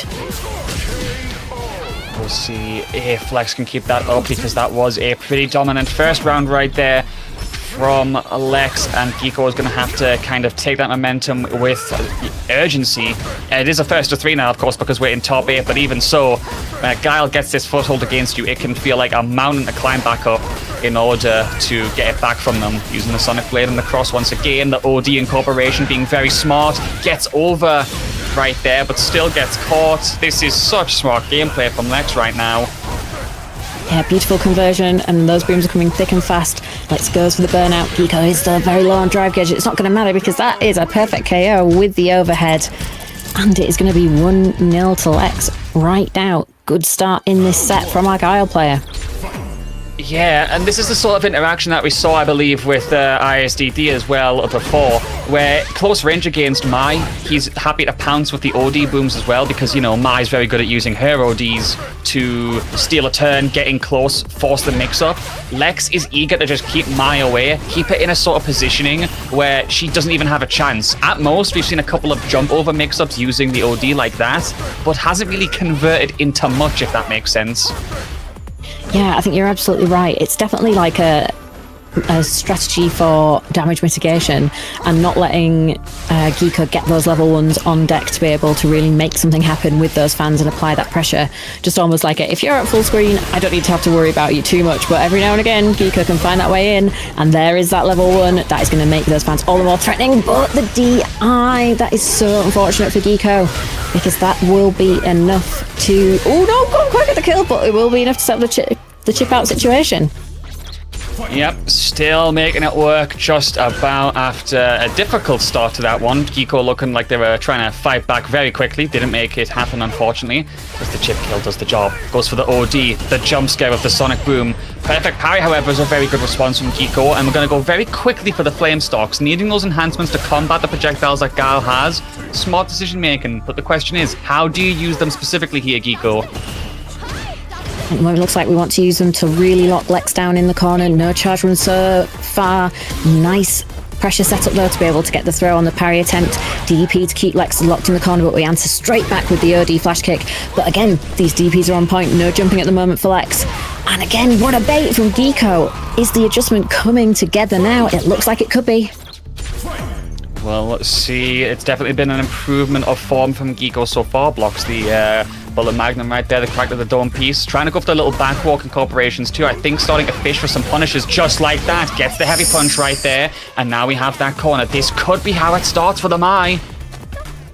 Yeah, it's such a strong position, and there we're seeing Lex being a lot more calm, happy to kind of take the offense and take the throw. But what a nice counterput we've just seen, and gets a back thrown of his own, gets a bit of distance as well. But here comes Mai using the OD back up just too far on the throw, so we're cashing out into that level 3 for Lex. Very good damage right down the drive gauge, only a bar and a bit available to Geeko. Perfect parry available there, though, and they do get it. Trying to keep up with the drive gauge as much as possible. Still fishing for those heavy punch whiff punishes. Still can't get it, however, and I think a single good confirm of all that. Drive gauge would do the job. Good flash kick. Yeah, really good flash kick. Booms are coming in. Oh, the big bait, but it's not going to work out. And Lex is ready to get the drive rush into the bazooka to punish that level 2. And it is going to be 2-0 for Lex. The preparedness of Lex, god damn. The main thing that I'm seeing is just how confident Lex is at dealing with the fan pressure. Obviously, there's a lot of options, like maybe the proximity parries that we've seen Tech posted for before. Perfect parry in it, of course. A lot of those sequences in the last game, Lex genuinely just crouch blocked the fan, and then as Geeko got in close, did crouch jab checks and still got out of the corner. I almost feel like Lex is calling out that Geeko hasn't got that fan offense fully locked yet, and we're probably going to see that again. However, they do have the corner momentum. They go for the button style instead, gets the aggression, level 1 is there. Oh, he just walks up and throws. Yeah, big back throw there for Lex, saving themselves from the corner for the time being. But now Mai is at a real distance here. And again, Lex has that control and ability to go, nope, I'm going to use that OD to see, get out of here. Mai, I do not want you in my face. And there's a lot of distance here to work with. Lovely, perfect parry attempt there on the fans. That neutral jump kick call out there, and here comes a solid puncher. We want to damage that drive gauge, of course. You can't DI that. That's going to get stuffed by all those booms. And now this did look unwinnable for Lex, and you know what? It does remain unwinnable because Geeko gets that round. However, I did have to spend 2 bars and didn't make anything of it. Geeko could roll with that momentum here, gets the shimmy on the throw as well. I wonder if this is some of that conditioning maybe set up, because I think we saw a lot in previous games that Geeko was going for the overheads after the fans, and this time we saw the low being represented. Is this just all part of the master plan to condition Lex? Is Lex conditionable? We're about to find out, but that was a beautiful level 2 to go through the fireball, and Geeko continues on the offensive. Yeah, we'll see how this pans out for Geeko here as we had that corner, but the flash kick for the get off me. And here comes the boom once again, blocks that out. Big punish counter right there. All of a sudden, Lex has got a big opportunity gifted to him. Oh, that was so unfortunate with Geeko. I think that was where he all wanted a DP. Finds the overhead this time and gets the confirm into the kill. I kind of almost go, how did Geeko manage to turn that around? The confidence, the composure. 2-1 now.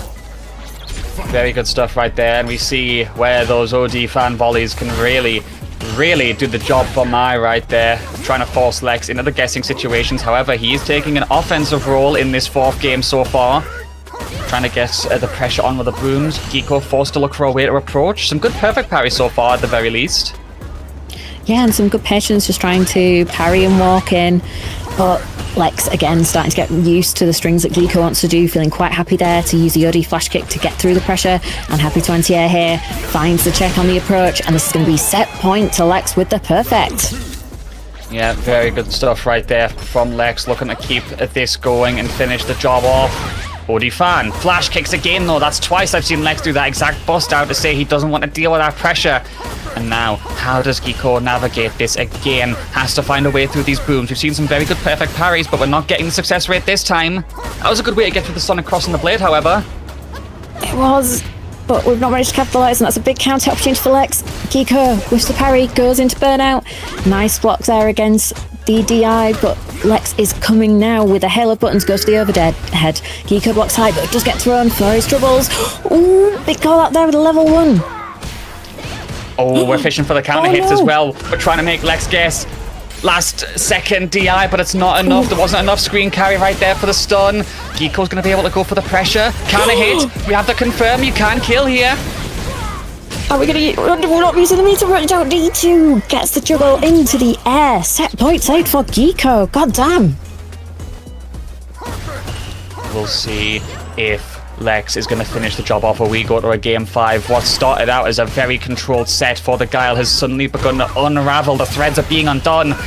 The OD boom's being used to say keep away, but Geeko wins that one out again, has the corner secured. Here come the flame enhancements once again. Big tech there though for Lex, starting to be able to try and move Geeko out of the corner, but Geeko's looking for the attempt on the back throw. Lex still locked in this corner. Oh, we don't get the conversion off the counter hit, but still 4 flame stocks available. Geeko really holding on to those fans, not wanting to let Lex know when they're coming, because this is where they are, and we're going to convert here into the dive kick and extend into level 2, and we are going 2-2. Geeko conditioning, like adaptation, everything is coming together, and this set is on fire just like those fans. Very much so. Here we'll see if Geeko can do the job and make that comeback. Lex was in the driver's seat for so long in this set, but has that hand slipped off the gear stick. Gets that flash kick from downtown though to at least say get off me to Geeko, but those fans and the drive gauge usage from Geeko have leveled up a lot. We're beating out the booms quite a lot more compared to the first 2 games. That's one of the important points here, Dr. Buttons.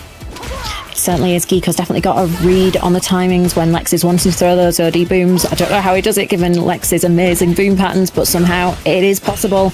But right now Lex is definitely in the driving seat, chipping away at that life bar and the drive bar of Geeko right now, really attacking it quite aggressively. Oh, comes in there with the DI. The block means that we're out of drive, but what a beautiful crosscut there from Geeko. Still alive, holding down this corner, not being pushed into it. Finds a punish counter. Oh, that's going to clip because of the hitbox. Yep, he can't even jump over that one. Geeko gets that call out. Does get a single jab on that, but still able to confirm. Geeko's on set point. One more round to complete the comeback. Man, what a trade. I would call this versus the fan. I would call this an upset if Geeko actually makes it. I think we would, yeah, but oh my goodness, we might just see it. Like Geeko retired and came back. Yeah. This is so tense right now, so I'm kind of on the edge of my seat here with what's going to happen because we've got Pokes trading with Pokes. Both players here, you can see that they're feeling this pressure. Oh, big punish counter for Lex. Right into that corner for Geeko. Can he get out or survive the whole booms? Geeko really wants to get out of this one, but low drive gauge. Lex has got to pounce on that and go aggressive right now while he can't use the ODs willingly to trade unless he's willing to burn himself out. DI gets stuffed. We're going to a final round, Lex. Don't drop this. Here we go. It's all to play for. Yes, of course, Lex holding on to all of that meter. There was definitely some opportunities where we could have potentially got the kill a little bit earlier, but wanting to hold on to that level 3 as long as possible. Oh, another ODD versus defense and the suplex pushing Mai back into the corner. Can Geeko get out of this one? Another anti-air as well, using the buttons. Lex hyper aware right now and also managing the risk really well. Does get duffed up by trying to crouch check though. Another flash kick. He's getting close to kill range here. One DR extension of level 3 could do it. Yeah, I do kind of wish that Geeko had spent some meter there. He's got it! Like, we got it! As long as we don't drop, and I don't think we will do. No, there we go. Oh, Geeko, you should have spent the meter sooner. The flame stocks, they're so powerful. Or the damage. Oh my god. I kind of just like, we could have gone further in this set. I can't believe how close that ended up being. Geeko dug so deep there to bring this down to the wire. A wonderful set that started out as a seeming domination from Lex. So shout outs to Geeko first and foremost. But I am kind of inclined to agree with you. We've seen the flame stocks be used a lot for momentum pushing from the Mai so far. Didn't see that here. Really wanted the cash out, I think, to damage Lex's drive gauge, of course, because, you know, the brooms and the OD incorporations have been so important. I think that was the message, but it's a trade-off. Do you pick level 1 aggression with the flame stocks, or do you pick drive gauge? Hard to evaluate that in the heat of the moment. Yeah, no, absolutely great call out there, sir. I think you're exactly right with what Geeko was trying to balance, but oh, it almost feels like Geeko had that. And obviously as the underdog, I could definitely feel like chat being like, oh, because of it. Because that would have been, like Rita's mentioned, a really big upset. But so well played from Lex, being able to keep the composure under that much pressure. You know, especially pressure from, like, you know, the situation kind of being nearly there. And of course, something that is still under pressure is that match arena. We're hoping to get some funds to help the winner of the tournament pay their way while they're in Nice. But we do have all of those codes fully contributed, so thank you very much to everyone who's claimed a code, and of course to Jam Dozer for putting some money in the pot to be able to get us past that $50 mark. Yep, you know, Jam Dozer with the really big donation there helping out as well. Always appreciated, always a pleasure to see people volunteering to contribute. You know, if you've got any spare change in those couch cushions, guys, we won't say no to you popping it in there. Shout outs, of course, to, you know, Ritas as well with their own donation. I believe we had a Wolsey with that, a PayPal donation before as well. Thank you to everyone taking part in those codes. But remember, we are approaching that deadline. We are getting closer and closer to being down to our final players for this Speaking road of deadlines, to EVO. Very true, because we got UFA coming up, don't we, Dr. Buttons? Yep, that deadline for registration for UFA, one of Europe's premier fighting game tournament, and of course a key stop on that Capcom Pro Tour is closing its registration on the 31st of August, just 1 week away. So if you want to get in on the action in Paris in September, you need to register now. Don't delay, get it all sorted, get signed up and get all your travel booked, because it won't be possible to do that for very much longer at all, and you don't want to miss out on the opportunity to maybe get the win, get the ticket to Japan through the Capcom Cup, or even get some points on the leaderboard. We'll definitely see who can get those points, who can get those direct qualifications. There are plenty of roads to the culmination, of course, of this season of the Capcom Pro Tour. Cannot wait for the Capcom Cup as well, of course. It's been nothing but intense action, new storylines and players making it to the top, of course, as well. which we always love to see. But for now, we just have to find out who we are giving a chance to take part in that history-making soon enough. For now, though, we do have to look at this other winners semi-final match, which I believe should be, of course, Zerna versus Kane. Two very decorated players, in my opinion, in terms of results in Street Fighter 6. We had Kane winning the first Brussels Challenge for Street Fighter 6, of course. He's had some wonderful qualifications to the France-Monaco World Warrior Finals. Zerna doing the same, of course. This is going to be a very, very intense match.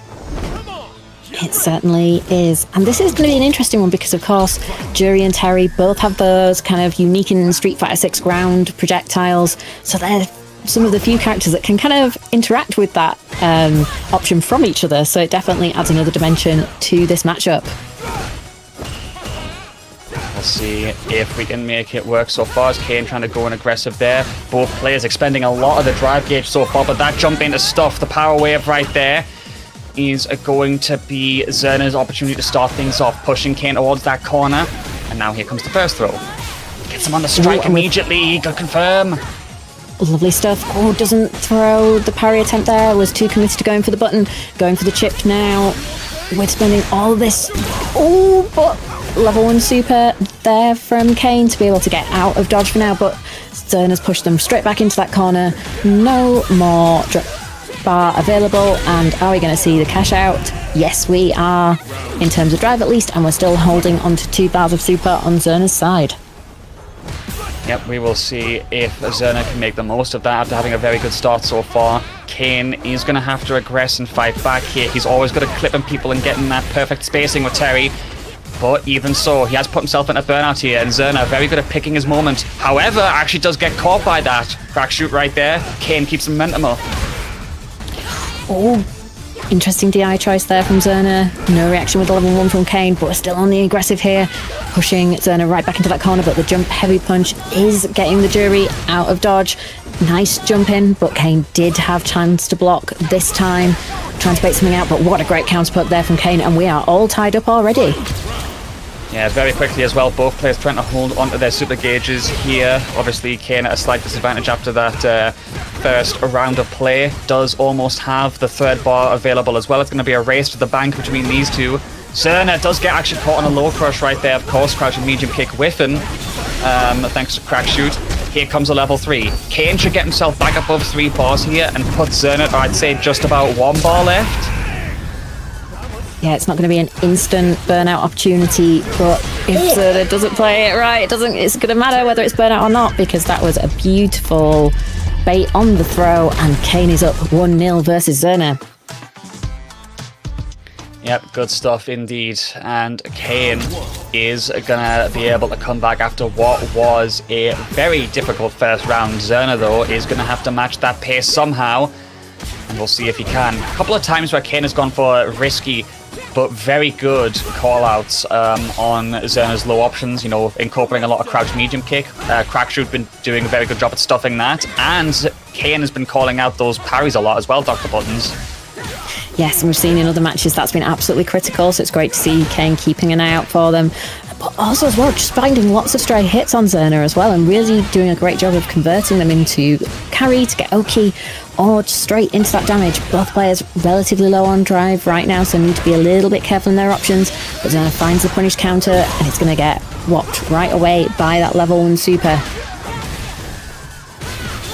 Yeah, okay, goes for the Pong Spray engine here. Here comes the attempt with the drive reversal for the get off me. However, Kane gets caught by that, put into the burnout state right here. Pivotal for Zerna, who winds down on that defense and pounces as needed. Revs that engine up, spends the 2 bars, and gets a good trade-off for it. Gets the punish counter as well. Good call-out after that little shimmy walk in. And Kane forced to the corner in less than 6 seconds, Dr. Buttons. Fights back, though. Yep, that was a beautiful backdash to be able to get out of that throw pressure. Now, Kane could be about to be on 2 bars of super, having a bit of a meter advantage here, but needs to start to get that offense going because Zerna is setting the pace at the moment. Once again, finding the punish counter from the crouch medium kick. Both players whiffing here, both tried to snipe out those whiffs from each other. Good counter hit confirmed from Zerna, but here comes Kane once again with the crack shoot. Stuffs him in the face, goes for the knuckle for the safety, blocks that attempted overhead though. Good defense from Zerna, who now takes his turn, trying to get in there. Ooh, big whiffs to be making against the Terry with so much resources. And the CA. Oh my days, Terry. No, of course not, when he was still in the blue life to start off with. But the damage and the chip potential now. Zerna has to guess. The dive kick was space, so he couldn't get punished there. Ooh. He backdashes the Oh my goodness, we're all tied up again in terms of rounds. Kane somehow manages to make it through. Of all the things to do, Zerna, your backdashes and your backwards movement are goated, but doing it on the drive reversal like that, still couldn't convert it. But even so, we do go to a final round in this second game right here. Zerna gets the confirm, goes for the pressure, gets another stock up. Okay, nice. Yep, we are looping that pressure with Juri drive rush in. Nice parry versus the other head, but we find the counter hit and get a great conversion here. Level 3, yes. Should be able to finish that one off. And that was just a dismantling with constant guesses right there. A couple of incorporated overheads and throws later. Zerna had that corner on lock. A very clean sequence of offense that Kane did not aggress too much. Against some opponents that we've seen at Kane play earlier in the bracket, he was very happy to use his reversals. Haven't seen that too much against Zerna, I feel like. And that respect, giving Zerna a lot of opportunities to go forward in this set. Yeah, and I'm sure that's something that Kane's going to have their eye on and kind of be looking at maybe going, you know, okay, Zerna's going for a lot of pressure here. Maybe I should be turning to those invincible wake-up options. But it's when do you start doing it in the set? That, I think, is the question that Kane is currently asking themselves.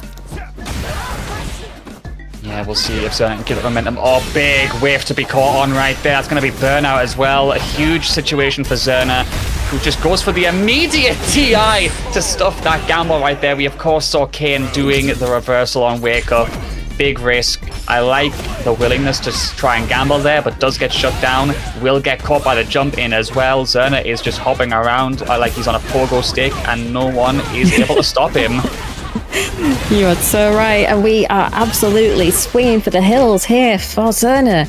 But Kane counter-poking themselves as well, but Zerna definitely feels to be nicely in control. Baits the throw with the double shimmy, and of course we're going to convert into that level 2 for the fun tray engine.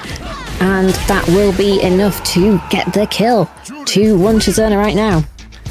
Yep, we did see a way to go to Game 5 just before in the other winners semi-final with that brilliant match between Lex and Geeko. We'll see if Zerna and Kane go the distance as well. But Zerna, once again, catching those whiffs with the crouch mediums. And then the block on the reversal, we finally see Kane incorporate it, and unfortunately it gets baited. This may be why he knew that Zerna was so hyper-aware, and he just keeps seemingly getting pushed towards that corner so much. Oh, hold on. Oh no! That was such an important drop there for Kane. That's so unfortunate. Life lead now is very much in favour of Zerna, and positioning now with that corner. But this time the OD rising tackle isn't blocked. But perfect parry from Zerna means that it is now set point for the Juri player. We'll see if Zerna can get this over the finish line. Big advantage in the super department right now. About half a bar, I'd say, but Kane is going to fight back. Burn Knuckle to take us towards the corner. And does get pressure started off of the throw. Do we see 2? No, goes immediately for strike and does get caught on the perfect parry. Good defense as well from Zerna. Throw's broken. Good jump. Kane has a huge chance right here. Tries to go for the safety, but you've given up the turn. Catches him on the landing. How do you keep this optimal? You want to keep some of that bar? Kane! Oh, the stare down. That was terrifying. Don't play with my heart like that. No. Please don't play with my heart like that. We're all being greedy with the meter. I can hear the ghost of Crossmoon behind me telling me don't be greedy. We'll see what Kane does here. Gets that throw. Corner secured. Oh, catches him on that light kick there. Able to confirm that one. Not going to spend just yet, of course, but does go for the gamble after the pressure. Crack shoot is there. Zerna, how do you get your turn back in this one? Big backdash from Kane. Huge opportunity, actually. Oh no! I think we dropped there. Oh, the timing was wrong, but it's not going to matter because here comes that level 3 off the confirm after Zerna jumped out of that corner. And this will take us to yet another game number 5. Oh no! Does it go? Oh my god! Dog the buttons. You cannot be doing a what are you standing up for moment on us. He's got the feng shui engine. He can stun. Oh yeah! This checkmate is hit, but it's not going to be because because we get the TV from Kane, game number 5. Buttons, you almost pulled a punk right there. You can't be doing that. I know, but it's fine because we do it in the coach seat. It makes it more exciting for everyone, right? So this is the place to do that.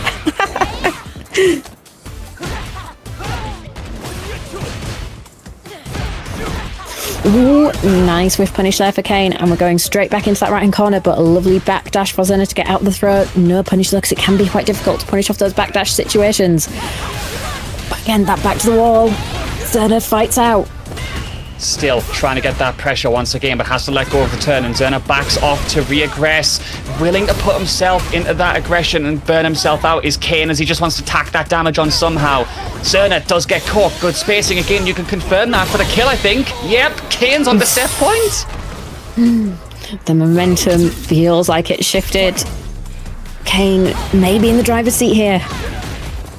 Okay, there's the throw. Jumps in. No anti-air there either. Zerna's gotten away with a few of those forward jumps in on Kane throughout this set, and he gets a wonderful shimmy on that throw tech right there. And Zerna is in the driver's seat. Gets another counter hit. One more, though, should be a clean sequence for the final round. I think he... Ooh, no, not yet. No, we just spent. Oh, the jump heavy punch gets the perfect. We are going to final game, final round of this amazing set. OD right there to stop. The approach was smart, and then the immediate reversal. Kane's got to be careful. It's a hyper-aggressive spend, and the level 3. Zerna can burn him out because he spent 2 ODs at round start. This is a horrid position for Kane. Yeah, that could be a critical decision, but we're making another big decision with spending 1 bar of super on the Buster Wolf. Oh, but that bird out is very scary. Ooh. Nice backdash. Oh, no punish. Another! Zerna, the jumps are finally being called out when Kane needed them most. He just has to call him out one more time and he's got it. Oh, what a backdash! Drag takes the course back. Tries to get in there. There's a crouch medium and still can't get it. Ooh. Interrupts the drive rush once again, and Kane's in burnout one more time. Zerna finishes off. Oh my god, he got it over the finish line in the wildest of ways. 2 burnouts in the span of 10 seconds. Kane determined to put that pedal to the metal the whole time, and unfortunately, he is told he cannot stay in that driver's seat any longer. What a set, man. Brilliant set. What a set. And that means our winners final is going to be Lex versus Zerna. A brilliant set, though, between those two, with some insane micro interactions. Like Magma pointed out in the chat, of course, that clutch DP when Zerna did the jump over in the previous game to get the kill and take us to the final round. Zerna getting some insane backdashes to get some callouts on the Juri, which was really good for the spacing traps. That was back and forth. That was wonderful from both players, and I hope Kane runs it in losers, which we are finally going to turn our attention to. Yeah, that was an incredible set. Some really beautiful street fighting action, and exactly the type of action you can expect week in, week out here on Saltmine League. And I think we're gonna see that like continue into the losers side. Like, you know, we've got Kirito versus British Justice, so probably some Elena versus Ryu coming up there. ISDD versus Andre, probably Bison versus Guile. So we've got so many more matchups coming our way, and hopefully some more super close, super exciting sets to be able to put us all on the edge of our seats once again. Yep, we will see if we can get even more hype, as we do also have the hype building for the World Warriors. Of course, Dr. Button's EU North and East coming up on September the 6th. A very wonderful region, in my opinion, because of the privilege I had being with them so much last season. A lot more World Warrior action coming your way, of course, courtesy of Ritus and the Saltmine crew. The next tournament coming up, UK and Ireland, the home turf region. Of course, September the 7th, the day after, 4 p.m, as Ritus would say, Brexit Standard Time. Please make sure you are signed up in time, guys. It's that is 2 weeks away today. It certainly is, but we don't stop there. On the 20th of September, it will be World Warrior EU West number 4, and that one will be starting at 5 p.m. CEST, 4 p.m. Brexit Standard Time for the British viewers, of course. And again, don't forget to sign up. You do have some more time, but make sure you do it now, so then you know you are signed up. And we are saving the best till last. Just after Rita's birthday, we will be returning to Germany, a super hype, super stacked region. It's 21st of September, 5 p.m. CEST, 4 p.m. BST. You will not want to miss this one because whether you are in the region or not, Germany always puts on an amazing show and it is so much fun to watch and be a part of. Probably not for the players, probably quite nail-biting, but from a spectator point of view, it is an absolutely glorious region that you do not want to miss. We'll see if we can get some intense action from those games, just like we're going to have intense action from UFA coming up in just 3 weeks' time, with a deadline for registration expiring 7 days from now. If you guys still want to pull up to a wonderful event in Paris, you've got 7 days to make that decision. I'd highly recommend it. Please make sure you guys are supporting all of your events as we get the next match underway. The big one, of course, in losers. We'll see who can go further between British Justice and Kirito. It's for you versus Elena. British Justice, of course, might have some good Elena experience because we do have Pax and Levi in the region with some great Elena representation, but Kirito has been doing so much work with this character in that EU North and East side of things. Yeah, lots of Elenas to work with. Of course, you've got Levi, Mystic, and Pax all kind of just operating in such a good way with the character, but Kirito is going to keep that pressure up. British Justice is getting duffed up by these confirms right now. The pressure does not stop with Elena ever. Ooh, what a confirm! Oh, and the bait with the ODDP means we can just get the throw, build some meter, and close out round number 1 for Kirito. Looking sharp at the moment with that Elena and super comfortable ins for you matchup. Perfect card starts off. Yeah, good perfect parry right there, and Kirito will get massive corner carry, as they do almost have 3 bars of super already built as well. British Justice has got to be so careful on any press because they could just get completely annihilated by it. Oh, is it good? Oh no, it whiffs! The jump too soon, crosses over, and a big punish here from British Justice. Great opportunity here to turn around and but we're not going to get there because of the Link song coming in, finding the hit, back to mid-screen, mistime slide though, and this is going to be a nice punish for British Justice. Trying to make it work here. Kirito is going to get that reversal and tries to fight back. Has 3 bars available here, trying to extend this as much as possible. I think they can confirm this. They definitely can. And British Justice is unfortunately going to lose this first game. But exemplary patience from Kirito. Also really good dismantling of that corner and make him guess. And that is the first game done. And meanwhile as well, big shouts to Incross pulling up in the chat, by the way. You know, one of the statistician goats of Street Fighter. And you could argue a lot of fighting games in general, so hope they're doing well as we go to game 2. Yeah, fingers crossed they are, but if you're watching these amazing matches, it'll be hard for you not to be doing alright at this moment in time, and British Justice is having a great start to this game. Baits out the DP from Elena and gets a great punish counter combo in response, really locking things down, baits out the parry, and it's going to be a perfect for British Justice. What a response. Very good response right there. And British Justice trying to stay in this one. I like that backdash attempt that they did work with, but they did still get called out by Kirito. Has to space that a little differently, I think, especially against Elena's forward-moving options. And here we see the relentless corner pressure that dismantled him last time. Is there a response? There's not. Gets caught in the air-to-air. Gets the reversal baited again. We're 2 for 2 on that in the corner from Kirito. And the punish counter throw gets the kill. That was an absolutely beautiful sequence from Kirito. And what a way to answer back after the perfect with a perfect of your own. Oh, and a great single hit confirmed there from British Justice. Kirito making her way across and a great air-to-air there. Nice block and into the OD from British Justice, recognising that Kirito wants to keep that pressure going. And we're going to get the pick up here into level 2. Going to be, of course, in burnout, but only 1 hit away. Can Kirito keep the pressure on? Oh, the throw was super scary. Ooh, we'll see if Precious can confirm this one. Hard call out on the donkey kick right there. Manages to survive the damage absorbed in drive impact by a sliver. Looking for a way to confirm it, and that's CA. Beats the throw tech. Oh my days, this is critical art. So we're going to see a lot of damage here.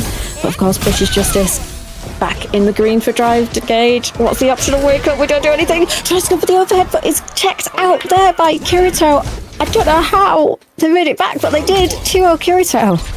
What a clutch right there from Kirito after British Justice had done such a good job of getting that early lead in that round. Sadly, it all becomes dismantled. It just seems like when Kirito has situations where they put the Ryu in the corner, there's non-stop momentum. We're seeing the roll, we're seeing the incorporation of the attempted overheads and the presses. British Justice has got to time those reversals just like that, because he's been, I think, 33% on a success rate so far. Gotta be more aggressive with it. Interrupts, actually. Okay. Ooh, nice stuff. Good confidence of British Justice. But the parry is going to do it for Kirito, and this is a set point. That was a mad perfect parry to hit with the way Ryu was falling on them. Kirito still manages to get that round. He's going to get caught by that super this time, though. Good stuff from British Justice to say, get off me. Okay. Extension here. Pivotal for some corner carry. Perfect parry in response, though. Kirito is so good with those, and we do have the corner secured. British Justice set himself up for failure by putting himself towards that corner. Good anti-air as well. Ooh, and we've got the pickup once again. Great counter hit confirm, and we are going to be spending to be able to get that kill, and we are one round apiece. Sorry, that is set point saved for British Justice. We'll see if that can be made something of. Has to be discussed, though, that Kirito already has over 2 bars of advantage on Super Gauge right now. We'll see if that can be used as a factor for the Elena right here. Jumps in, baits the throw tech again with that backdash, and we are going to get a full confirmed cash out here. Should be able to finish this one off, and Kirito is going to knock out British Justice from this bracket by finishing it off. Very good performance from the Elena. And that is GG's. A very, very good run from British Justice. The first top 8 in Saltmine as well, my understanding, but they just couldn't finish it off after that. Unfortunate.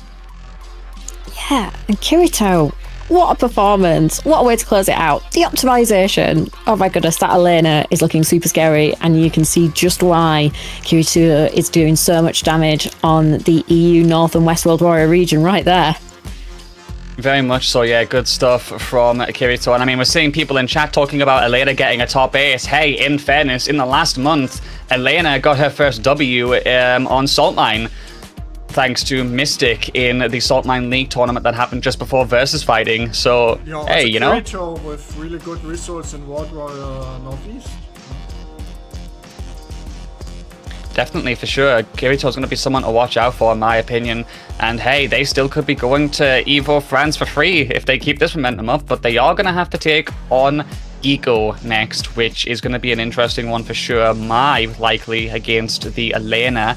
Meanwhile, though, we do have to get a bit of an a UK team kill here, because ISDD and Andre have to go against each other. They certainly do. And obviously British Justice in the chat with their GG's all. GG's British Justice. That was a fantastic run. You should be super proud of that, making it through to top 8 in that Super Stack tournament. But yeah, like you said, so we're going to be losing another player from the UK today, whether it's ISDD or Andre. We'll have to wait and see. We're expecting Guile versus Bison here. Yep, that is the likely outcome here. Andre, I know, does have alternatives, and I mean, for the longest time, the guy was an exemplary Akuma, and we've definitely seen him run sets against a lot of players in high-level exhibitions and tournaments with that character. So there are secondary picks here, but certainly are. Question is, what does he feel most comfortable piloting into Guile? Because there's a lot of ways that you can get shut down, and I'm curious how Andrea has experience against ISDD, because I feel like due to the region, the two of them will have surely played each other a few times by now. Yeah, I'd certainly expect so. It's definitely an interesting one, because there's so many different ways that they could approach the matchup. Do they want to try and get through the fireballs? Oh, and of course we've seen the Mai. We've seen so much like Guile from ISDD. We weren't talking about the my pick as a secondary for ISDD, so it is Mai versus Bison to start us off. Yep, we'll see what can be done with that Mai here, as Andre is going to try and get in close, but does get caught and sent away again. Going to be a lot of walking forward from the Bison here. Really going to have to be careful about committing too much on the crushers. We've seen a lot of crouch medium kick from Andre, for example, in some matchups. Wonderful to see it here. Ooh. Punishable. Yeah, a great conversion here from ISDD, but is burnt out, and Andre has a lot of drive meter ready to use, but that might not help you when you are stuck in the blender. Nice air throw from ISDD, going to hold on to that corner position really nicely. Getting a little bit of space here, maybe trying to bait Andre into an approach, but Andre's going to take that space and start pushing ISDD into that opposite corner. Nope, yep, gets caught on the scissors again. That's really unfortunate, and ISDD is going to capitalize on that one immediately. Perfect parry immediately. However, that is a risky option to be going for. Punishable, of course, and Andre is looking to space out and get us towards that corner. Perfect parry on the fan. Not able to do anything afterwards, but even so, the Mai momentum is not being maximized just yet. Andre maybe has a chance to rob this. Never mind. Good spacing to sweep those ankles. Excellent spacing from ISDD. Absolutely taking Andre out, wanting to take some space. But right away, we're back into that corner. The fans are causing us some problems, but lovely perfect parries there from Andre. And suddenly the tables have turned. Mai is now locked in the corner and is going to have a bomb on her. What's the mix? Oh, just hold it back for now.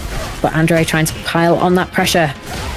I like the timing on that hold of the pie from ISDD there. He built like, I think, 2.5 bars of drive gauge back. So he ate a DI and he still had a drive gauge left to avoid burnout. Very clutch situation for him right there. And he makes Andre eat the throw. This definitely isn't done for the Mai just yet, but being very conservative. Never mind, gets caught by the punish counter, and Andre managed to take us to a final round without even spending the super. Good clutch. Yeah, great clutch and fantastic optimization to be confident in that conversion in that minute. It's so hard when you're in these really tight matches. Oh, double throw with. It's ISDD who's able to get the punish counter into the level 1. Is now in burnout though. Does need to be careful, but would have a super on deck just in case of that drive impact coming in from Andre. Nice use of the fan there. Oh, there comes that DI, but it doesn't hit. Sweep whiffs. There's buttons going all over the place right now. Very much so, scrambling between these two to try to make those eggs. Here comes the aggression from Andre, still trying to fish for a way to get that CA. Gamble on the crusher. ISDD didn't kill. Wait a second. Good interruption as well. Oh, this is so tense. Drag meter advantage here for Andre, but it's not going to matter because we get the throw. Oof. That's unfortunate right there, as we do see the attempt to get in, but that big whiff on the heavy punch and the simple throw from ISDD, keeping it nice and safe. And he does get that first game, but we go to game 2 where Andre is fighting back immediately, calls that backdash out as well. Almost has the corner secured, has to evade these charge fans somehow though. Well, back in the corner with that OD to get the pickup into the bomb setup. Nice tech though there from ISDD. Fans coming in, and it's going to be a forward throw to push us back towards that mid screen. Nice dry hush in to make sure we take that space, and we find yet another throw to send Andre into the opposite corner. Nice pressure once again, using those fans to keep Bison locked down, but Andre's fighting back here. Oh no, but gets hit low by ISDD, and we're going straight into that level 2, not going to kill just yet. Is in burnout and takes a big punish counter throw. Yeah, that fan whiffing right there is a big for ISDD because he's been put into the burnout, has to still find a way through, and he does. And that does allow for the round in the end. There's the charge fan, gonna have to be able to jump in on that one. Trade confirmed, good stuff from the general to be aware of that, but here comes the super. No, you can't be doing it though. That doesn't work because of the invulns. Yeah, the fans make it so difficult, doesn't it? Because sometimes the projectiles, sometimes they're not. When is the projectile not a projectile? But when is the fan? When it sometimes is. And we've got the juggle into the level 1. ISDD still in control. Good stuff, and he does maintain that momentum, of course. 2-0 is that scoreline right now. One more before Andre is going to be painfully knocked out of the bracket. The reverse sweep could be possible, but the Mai is still in control. Can we find another throw to put us in the throw situation? But it's the OD fan causing yet more trouble for Andre. Fighting out of the corner, manages to plant the bomb. SDD holding down back, comfortable to walk back, because now that bomb's exploded without causing any problems. Are in burnout now though, but the DI whiffs, and we're going into that corner.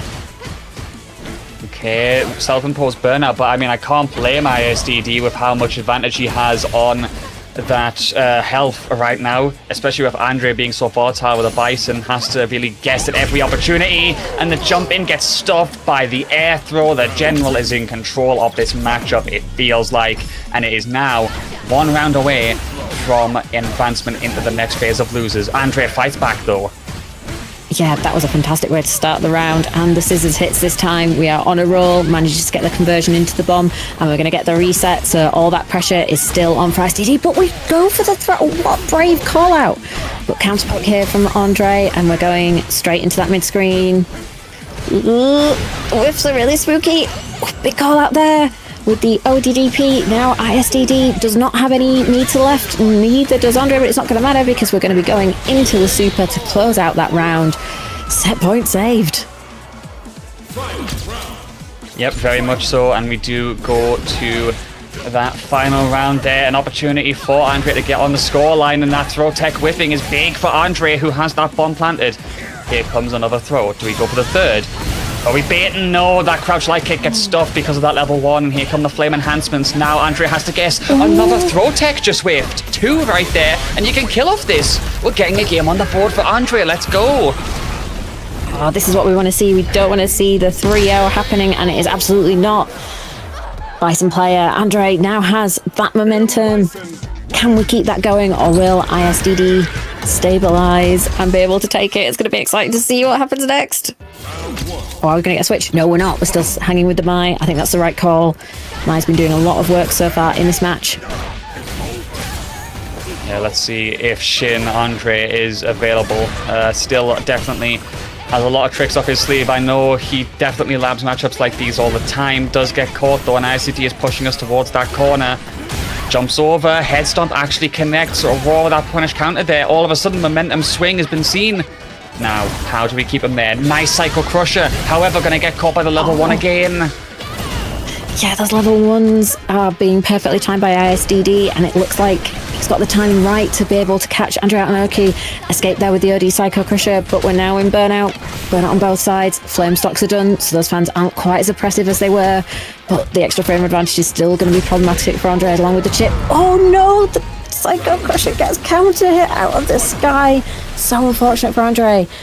Set point ISDD. Oof. Yeah, I think we've seen a couple of times where Psycho Crusher's hurtbox has interacted like that. I think Lex actually got a backwards jump kick to connect against Andre and winners.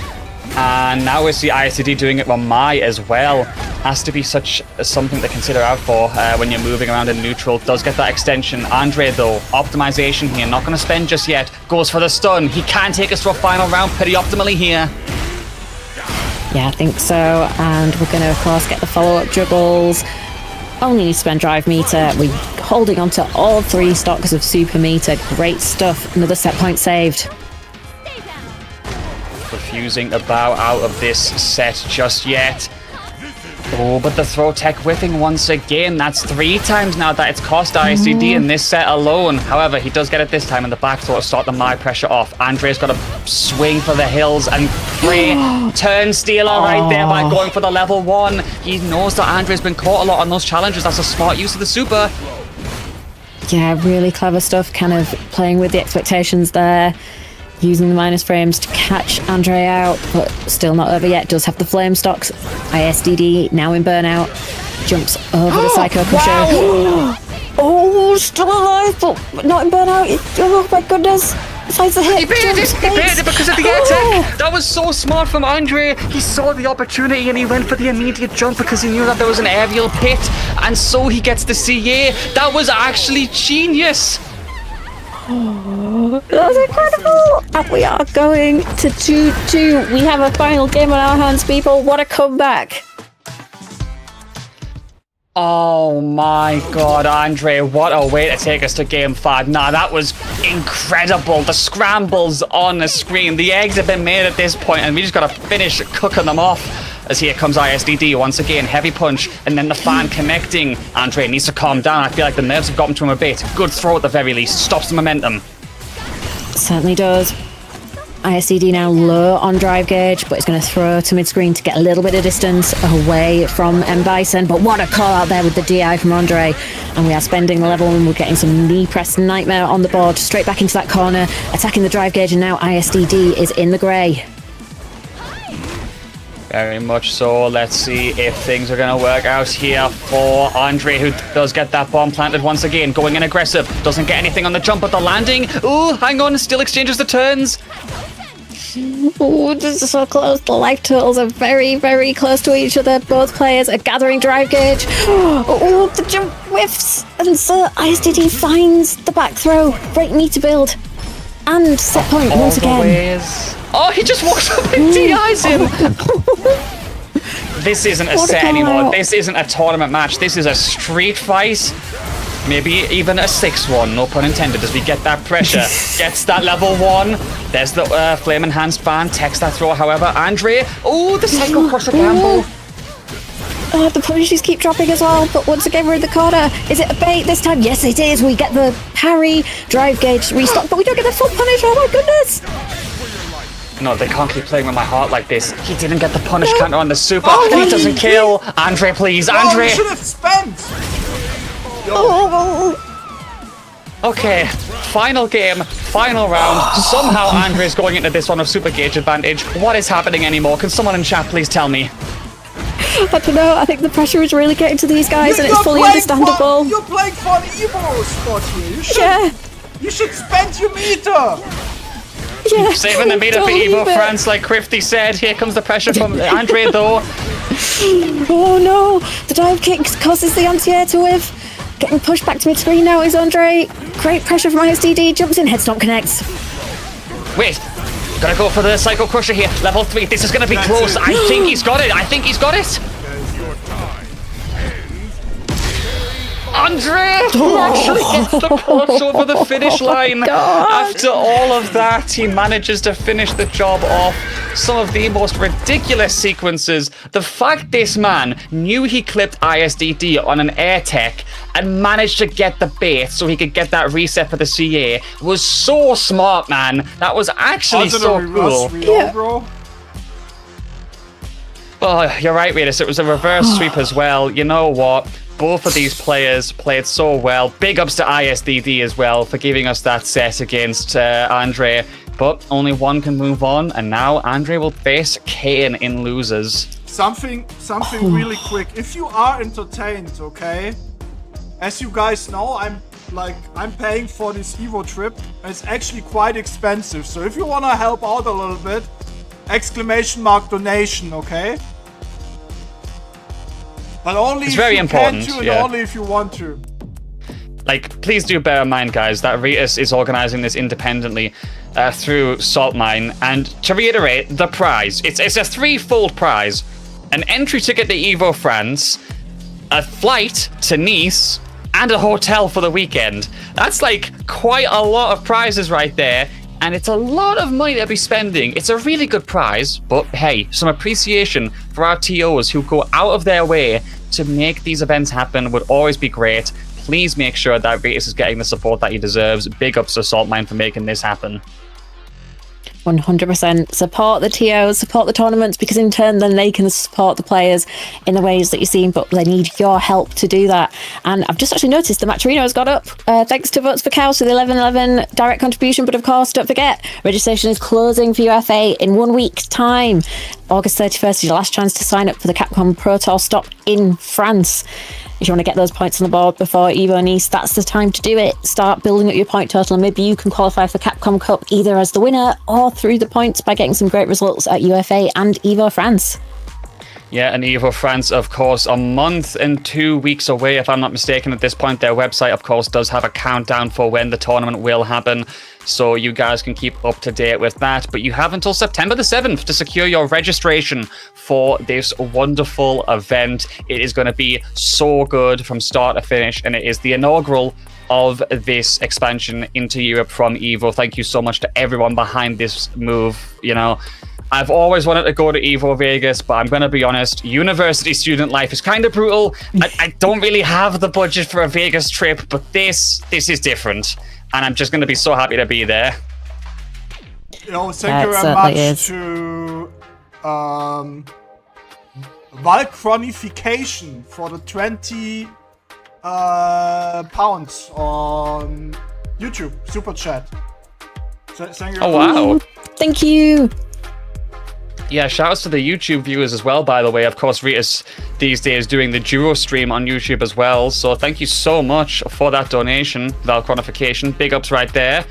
And we are going to keep the momentum going in this bracket. We've had a good day so far, and we are currently down to 6 players trying to earn their spot in EVO France. Lex and Zerna are in winners, Giko and Kirito in losers, alongside Kane and Andre. This is a stacked lineup with all 6, and I don't know who's going to take it. I really don't. No, we've seen comebacks, we've seen reverse 3-0s. Like, any of these players could take this tournament, and that's what makes it so exciting. I think it's going to go down to the wire. I think we could see a reset. This is just going to be an incredible way. Sorry, go ahead. No, it's an incredible way to finish Sunday. Thank you very much to Xenox for the $25 via PayPal, 25 euros via PayPal. Here's a little help. Great work as always. You are a blessing to the European FGC. Keep being awesome as always. Man, thank you very much. That really means a lot to me. Thanks a lot. Really big from all of you guys to show that support. Thank you so much. And, Jero's in chat showing some love as well. Xenox, always a pleasure to see Xenox, by the way. How you doing? And we will just keep the momentum going. The votes for cows with that $11.11 in the match arena, of course, taking us to $64 in there. This is a pretty good prize haul so far, guys. Thank you all so much. Yeah, it's really incredible, and it's great to see the EU scene supporting each other, both from the player side and on the tier side. But like the appreciation that's sort of clearly coming through for Rita, the Saltmine team, for putting this on is really, really fantastic to see, because it can sometimes be a thankless job, TOing. We continue with losers quarters, which is Giko versus Kirito.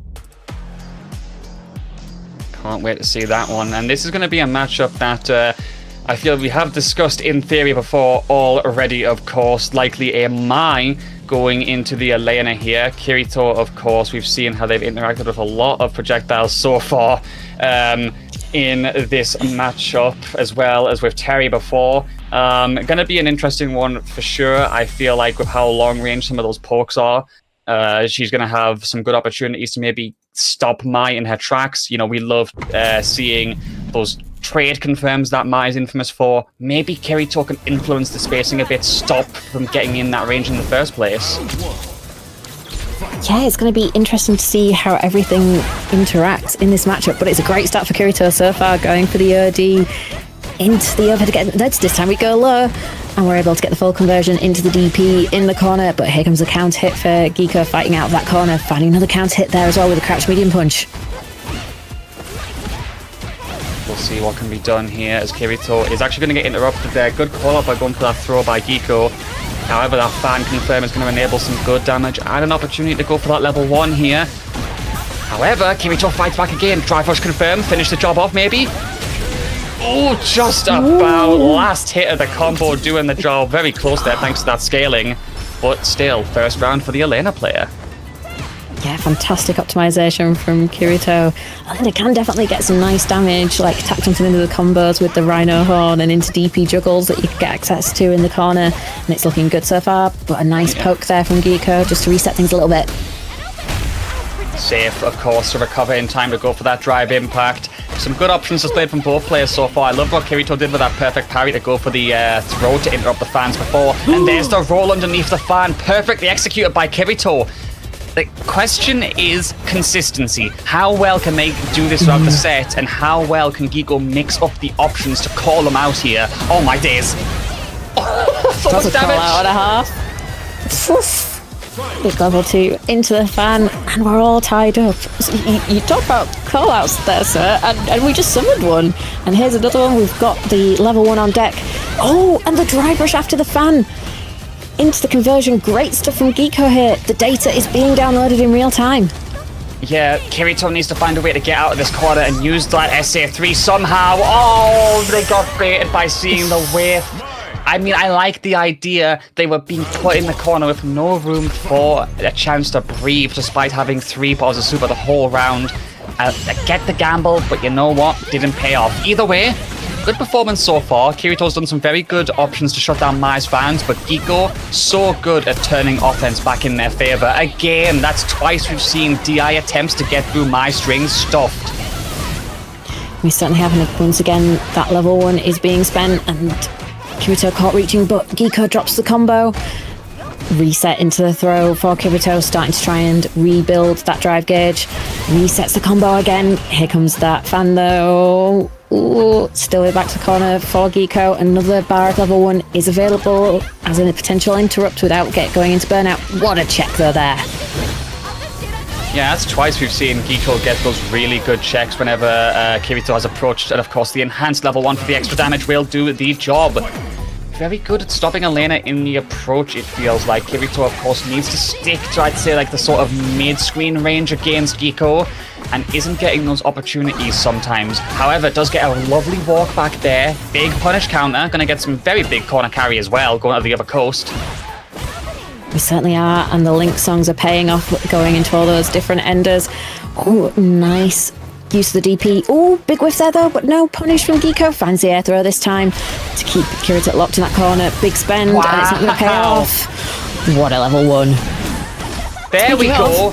We saw Kirito try and do the SA2 against Terry's Power Wave before, didn't get it, but this time gets it through the projectiles. Good adaptation, showing that they as a player are still ready for those reactions, and they get the round. And we go to the final game with both players having just about a bar and a quarter available to them. It's a race to 3 at this point, and who can cash out first? It certainly is, and that was a great counter hit there from Guile, setting up the fan pressure once again with those flame stocks now on deck and unlocked. But it's still locked in that corner. Ooh. Oh no, the anti-air super whiffs for Kirito. Big punish opportunity here for Guile. Are we going to see the flame stocks restocked? Yes, we are. No one can stop those going up and up. We've got another 5 on the deck now. Good drive situation for both players there. Kirito finds the back throw. Yep. Tries to go for a crossover there, can't get anything to connect. However, another jump in. We are swinging very aggressively, trying to catch Guile out with maybe a little bit of conditioning. Doesn't work. And the throw to shut things down. Guile goes 2-0 up right here, and it is reverse sweep or bust for Kirito. It certainly is. It's do or die time. And Guile is already finding that crouching medium kick into the conversion to get so much carry. Guarding this corner like a hawk, but what an option from Kirito. Goes to the sweep. Good tech there from Guile though. Getting a little bit of space here, wanting to try and generate the whiffs that can then be punished, but a great counter poke there. Once again into the corner. We've got throw number 1. Are we going to do it again? No. Ooh, great jump out timing there from Kirito. Able to get the conversion as well, ending in the DP. What do we see on Uki? Keeping it conservative, but counter hits Guile low once again. This time we're spending more drive gauge. Yeah, willing to spend that drive gauge, but does end up managing to just go for the simple pressure to unwind Kirito once again, and has secured that set point. They're happy to, ride out this pressure in the corner, because whilst Guile's reversals are kind of few and far between, I will say they usually are very well timed. Yeah, Kirito definitely has Guile definitely has a read on when to do them, just like then. And we've now got those flame stocks all replenished. Is it going to work this time? Yes, it does. The level 2 comes through, and we're going for the damage ender, of course, quite close to full health, so don't need to restock that life bar. Yellow health there now for Guile, and that super bar is ticking up. Oh, we find the confirm. Out of the corner, nice carry there. It's caught by the flames. Level 2 and level 1 still available for Mai. We'll see if Guile can finish the job off as the slide does work. Catches them raw, counter hit right there. Looks like Guile might have tried to risk it on a way to finish the set off, but couldn't make it happen as we go to the final round. Does Guile get the clean sweep? Do we go to a 4th game? It's all to play for here. It certainly is a nice block on the slide. 3 bars for super on Guile's side, so that's either 15, lots of meter. What a bait there with the whiff. That was a perfect setup from Guile. We're going into the corner, and we are not going for the flame stocks. We are going for damage with the level 3. Yep, putting Kirito at just above 1 drive gauge. Gonna have to guess on any option using the ODs or the drive system. Gets caught by the punish counter, however, and that is gonna be the job done. A good whiff punish to finish the job, proving that Guile may have come out of retirement to come back to Street Fighter 6, but as ever is locked in and razor sharp to still take it to the competition. They'll move on, and they will be waiting in losers semis, where they will be facing the winner of Kane and Andre.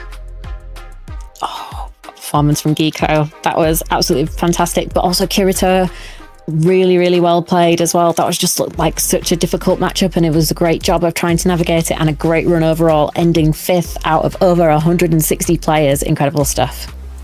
Yeah, I mean, I really do think it was a good result for Kirito, regardless that Elena was making some magic happen and did still get a very good result, in my opinion. Nothing to be, sniffing at for sure, and good luck to Kirito in the World Warrior climb, of course. But only one can move on in these sets, and that was going to be Geeko this time. But now, we must turn our attention, of course, to that losers quarter match still to be played, Kane and Andre.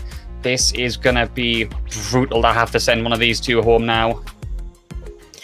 It certainly is. Will it be Kane with Terry or Andre with the Bison? I think this is going to be a really interesting one because, again, OD Psycho Crusher comes into play, although we haven't seen Andre use it that much in a lot of the fights so far.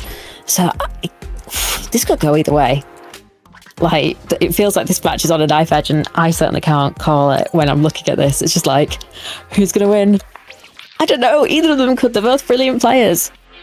I very much agree. I mean, both of them with very good accolades and tournament wins under their belt. Andre, in particular, has been leveling up a significant amount in the last year, essentially. Like, once 2025 started, it felt like there was just this constant uptick and uptick and uptick from them, where they were getting, you know, further top 8, then it became W's. Now they've got like a very cohesive crowd of people grinding the game with them and around them.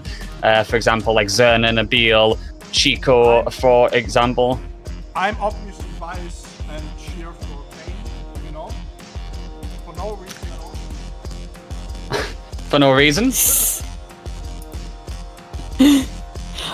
Just as a heads up, we've had another donation. Kane actually just told me he's trying on playing Levelness today.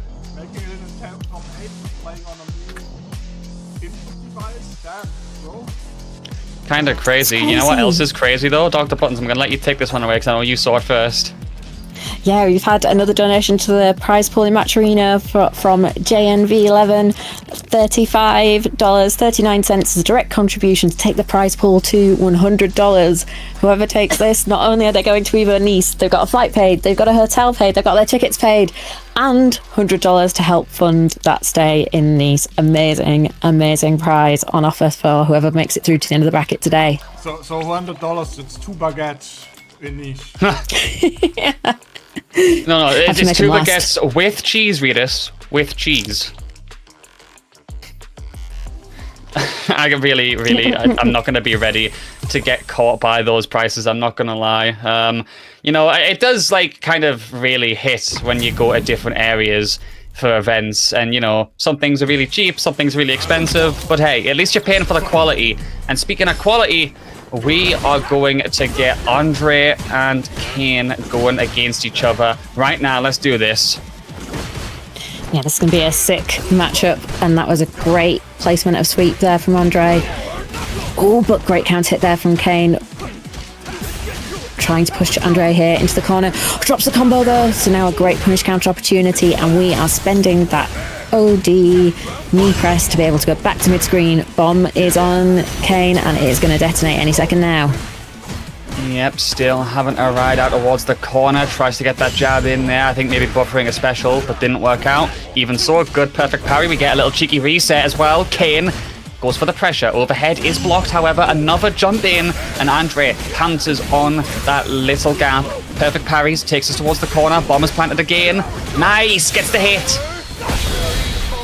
And we are converting into the super. Kane closing out round number 1, but that was such a back and forth first round. Very much so, but Andre manages to close the gap in this one at the very least after Kane got that clutch in the first. However, he is going to keep that corner momentum going. Bombs planted. Here's the first throw. Goes for the We are light kick. snowballing. Nice, yep, and he is going to be able to take us to a final round almost instantly. Good stuff. That was so fast. That was incredible. Great pressure there from Andre. Nice block, but we are going to get thrown here. Oh, lovely reversal super there with the knee press nightmare. Back to full screen though. Ooh, what an answer. Delaying that as long as possible, of course, because it gives you a little air stall, has to be very important because Burn Knuckle has a very good hitbox, I think, going upwards. Has to be very careful for that against Terry. That was smart from Andre right there. However, he has to find another hit somehow. DI doesn't get caught by it, but even so, wall stick. Here comes the SA2 as well. It certainly does. And that is no more drive gauge, at least for now, for Kane. Andre does now have over 3 bars available. Nice anti-air, and we're going into yet another DI, no reaction from Kane. And that is going to be game number 1 to Andre, which just feels like a massive reversal in fortunes from the first round. Very much so, where it was complete control from Kim. I love what I was seeing, and he had some very good interruptions. Speaking of which, good anti-air to stop the attempted get in there. Andre, though, is going to fight back, gets that back throw, actually manages to make that decision Kane made work out for him instead. Good capitalization. There's the crouch medium to get that punish counter. He's so aware of spacing at all times with that button. Certainly is, and then finds the counter hit as well. Is ready for the full conversion. Beautiful stuff here from Andre, really crafting this offense absolutely beautifully. Goes to the shimmy, but Kane is not biting just yet. Oh, but tries to go for the parry and is now in burnout. Good opportunity here, and once again it's the DI in the corner. We did have level 1 available on Kane's side, but we don't see it used. Andre is steamrolling right now. Yeah, it seems like it. The Bison momentum is in full force. However, good rebuttal from Kane right there to get that stuff on the DI with his own. Gonna, of course, get the screen carry. Back dashes, but can't get the call out on the throw tech. Actually whiffing a little bit with that fierce there. Yeah, did. And we are now back into that neutral situation. Nice anti-air, though. Pressure here. Good counter poke, though, for Kane. Bare knuckle coming through, pushing Bison into that corner. But Andre finds the counter hit throw. Back to mid-screen. Oh, great timing there on the scissors. Nice conversion. But we get the D reversal there to say no thank you. Okay, gets that extension once again. Psycho Crusher, you're dead here, I think. Oof. That should be the job done for the second game as well. Kane is just getting momentum swept by Bison right now. And that is, I think, the defining factor here. You know, Kane's getting some really good setups, some pressure with the crack shoot for the screen carry as well. But then Andre, fearlessly engaging with the jump-ins, going for the crouch medium kick presses, and once again has those bombs planted so quick in this third game. Yeah, but this time Kane does find a way out of that pressure by doing some damage to Bison. But Andre checks isn't able to convert off the lights there, unfortunately. Again, Bare Knuckle doing the job of getting the knockdown, and we're back into the corner. Throw time. Are we going to be looping? Oh, we tried, but what a beautiful backdash there from Andre. Oh, perfect timing on the jump over. And we're going to get the conversion here. Don't spend any meter. Baits out the throw to be able to convert off the bomb explosion that's going to be happening in the sky. Nice stuff into level 2. This is going to be close. Yep. And that will be the set point secured for Andre right here. Kane is unfortunately getting caught out a lot by this Bison. Does fight back once again with that round start catch for the reversal. We've seen him do that a lot. I think the issue is it's just not converting into an overall momentum-based game plan, which you need to stuff Bison, because now the bomb's planted. He's stuck in the corner. It's all starting to fall apart for him here. It really is, and this is incredible that Andre's managing to do this, because Kane has been playing so well throughout the tournament. Maybe getting a few nerves here, though. Some whiffed buttons there, some missed counter hit punishes. Nice drive reversal from Kane. Ooh, finds it a little bit stable to convert crack shoot.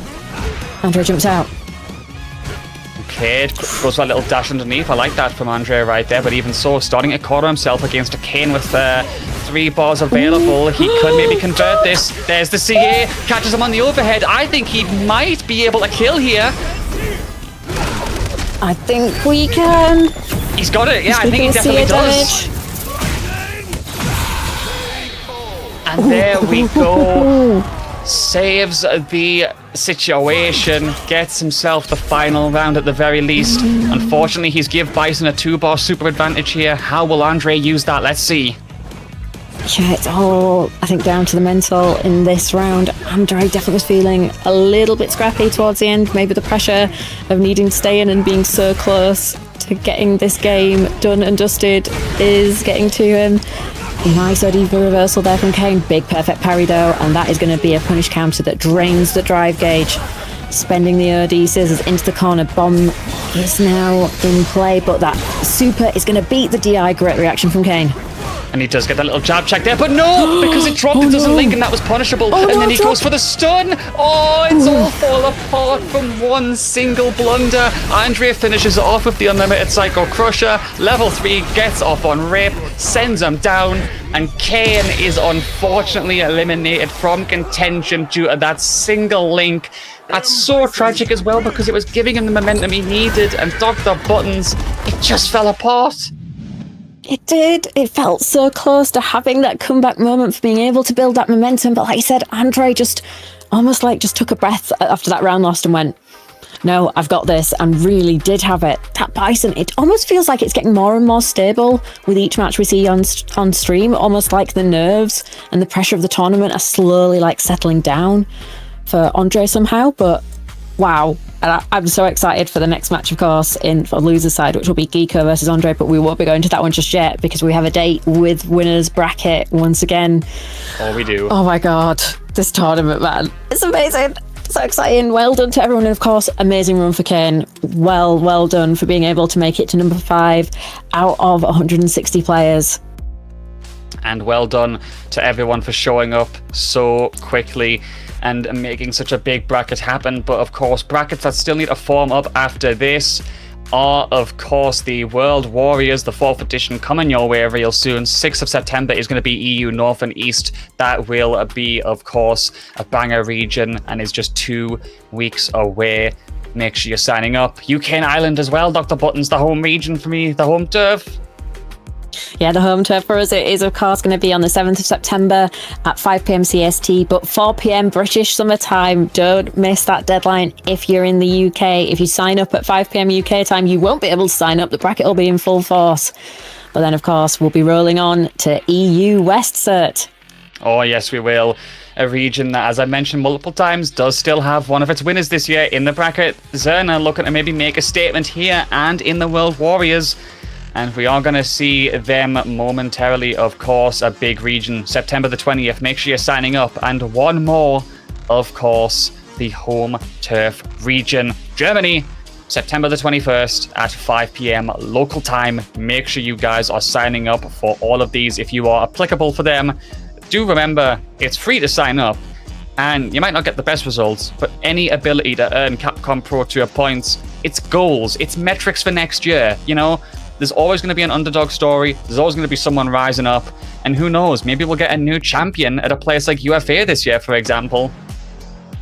Yes, of course, and don't miss out on registering for UFA, a fantastic community tournament, but that is one that is also supported by the Capcom Pro Tour, so you should register now, and don't miss out because the closing date is, of course, next Sunday, the 31st of August. This is your last chance to be part of that bracket at that fantastic arena. UFA always put on a brilliant show, so go and try and bring that qualification in for EU. We want another EU qualifier at UFA and an EU qualifier at EVO France. Let's do it. Show up, show out, and we've got to get those EU spots on lock. No one is taking them from us. We've got to defend the turf. Gotta see if it gets over the finish line as we take a look at this top 4. This brilliant collection of players. We've got Lex and Zerna in winners, Geeko and Andre in losers. This bracket has almost reached its pinnacle, but only 4 remain from 164 in total. 160 of EU moshing it up and fighting together have sadly been eliminated, and these 4 are the last remaining ones trying to get that ticket stamped and that opportunity to go and have a vacation and a competition in Nice. I want to know, guys, there's 4 players left. We're running out of time for, upsets or wildness. Start predicting who you think is going to get that trip. Who do you think is going to win today's tournament? I want to see some fans for all 4 of these players in the chat, please. Yeah, we certainly should see fans for all 4, because we've got Lex with that immaculate Guile, so calm, so collected, so under control. We've got Zerna, the Juri master, the spacing manipulation, the traps, all have been on point. Then we have Geeko with the Mai, who's been absolutely decimating people with the character, downloading how they play and dismantling them in a matter of minutes. And then last but no means least, we do have Andre, the Bison, who just seems to be gaining more and more momentum as the tournament goes on, becoming more confident, being able to get those massive conversions and being able to pile the pressure on the opponents each and every one of them will be an absolutely worthy winner of this spot and sponsorship to take them Thank you very to much for the EU.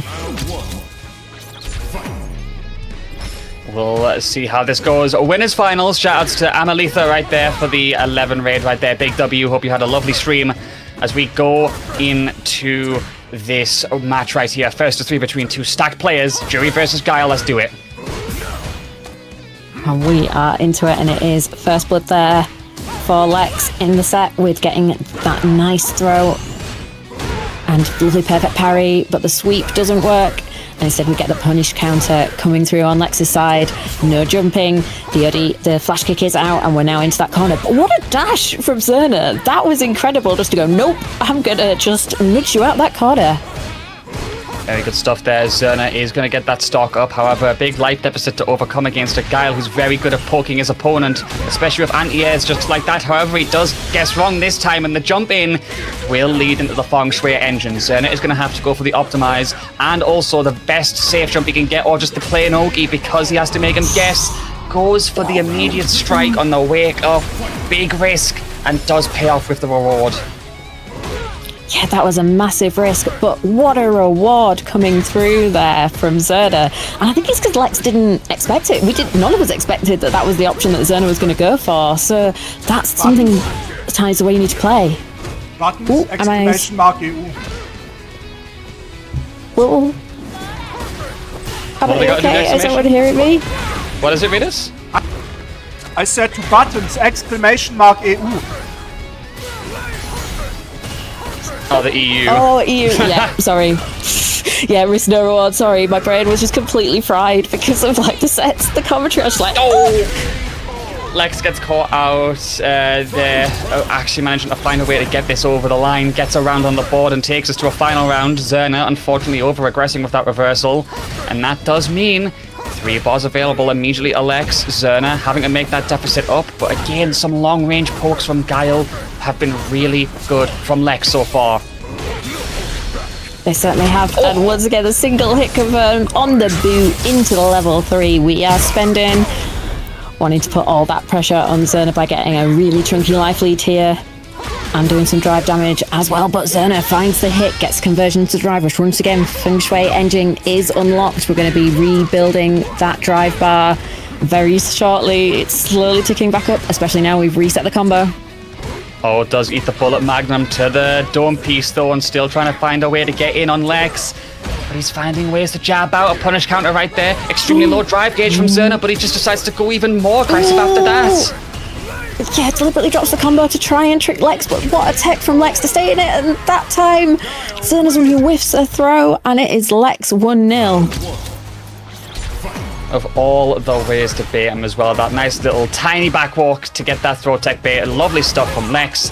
And that will be going into the next game right there. The Guile player in the lead. Zerna gonna have to fight back, but still being sent away back to full screen with the booms here. Guile just decomposing these matchups so well. Certainly is, and we find the anti-air again, pushing Zerna out, although the valiant attempts to try and get in on the Guile are still going on right here. Zerna trying every approach that is possible, but another great single hit confirmed there from Lex into the level 1 super this time, attacking that drive gauge, but what a punish counter from Zerna. Yeah, excellent read, and does actually get the drive rush in as well. Good read by Zerna to catch that one in time. But the flash kick and puts him in the corner. Lex, that's huge. Actually able to get a full confirm out of that thanks to the link, and that flash kick defined that round. Great response, even after Zerna looked like they were finally going to get some momentum on the board. What a way to shut that down. That is so massive. Lex feels once again so in control here. But I'm loving Zerna's belligerence, just not giving up on finding those jumps, on finding those drive rushes in, not being deterred one bit, and that's exactly how you have to be, because you need to get in by hook or by crook if you're Juri. And we saw a perfect parry into that little jab check right there from Lex as well. The approaches are still being shut down, and even those backdashes that we were complimenting Zerna for doing before because of how well they engaged ranges, Lex is still stuffing them. However, the Feng Shui engine in the corner, what do we have as a setup? Nice and safe, gets the hit, we are whittling that life bar down. Oh no! Oh, the DI drops, that's so unfortunate for Zerna. And Lex is going to be able to cash out into the level 3 tons and tons of damage here, and that is going to be 2-0 to Lex. Oof. Had to try and get cheeky right there, did Zerna, but unfortunately trying to go for a setup that would allow one more string didn't work out. Lex gets the game, and it is 2-0 right here. The Guile player is still in control, and it looks like we are taking a breather. It looks like Zerna said, all right, time out. I need to think about this. I think that's good, and it's maybe good for all of us just to have a slight timeout, because goddamn, that was incredible as a way to start winners finals. And I think one of the things you called out there that was really important was that how Lex was dealing with the backdashes, almost like going, I know you're going to go for these backdashes, so the way for me to beat that is to go low while you're in the backdash or the backwalk, so then you can't outspace me because I know you're going backwards. So it's very much that classic watch your toes scenario. So I wonder if that's something that Zerna's taking some time to kind of think about and formulate a response to. Yeah, that is going to have to be something that desperately needs to be accounted for, that spacing. And I mean, as well as that, Lex is just happy to play a game plan that's designed around just simple combos. We saw him, for example, even doing like 1 or 2 hit confirms when Zerna was doing mid-screen into drive rush. Obviously, Juri from that range. It's a bit of a jump scare.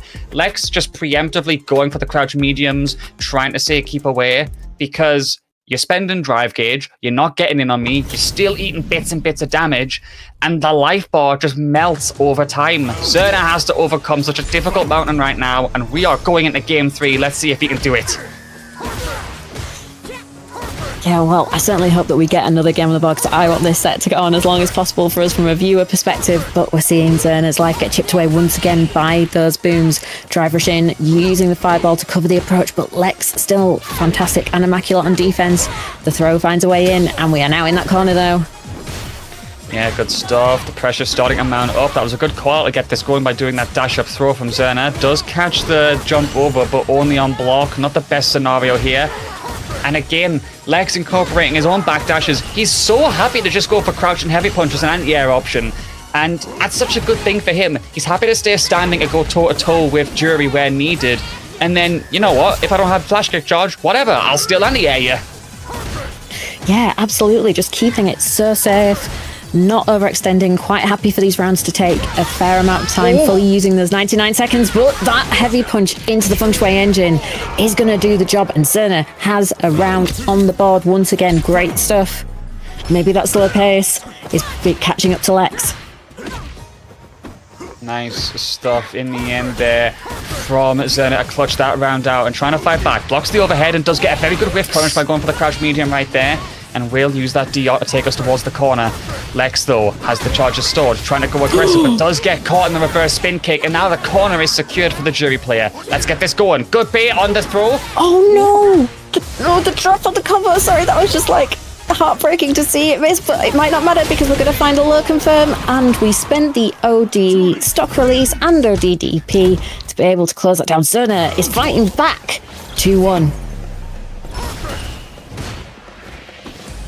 Yep, trying to get on that leaderboard, trying to fight back. So important for Zerna to keep that momentum up and stay in winners and get the grands.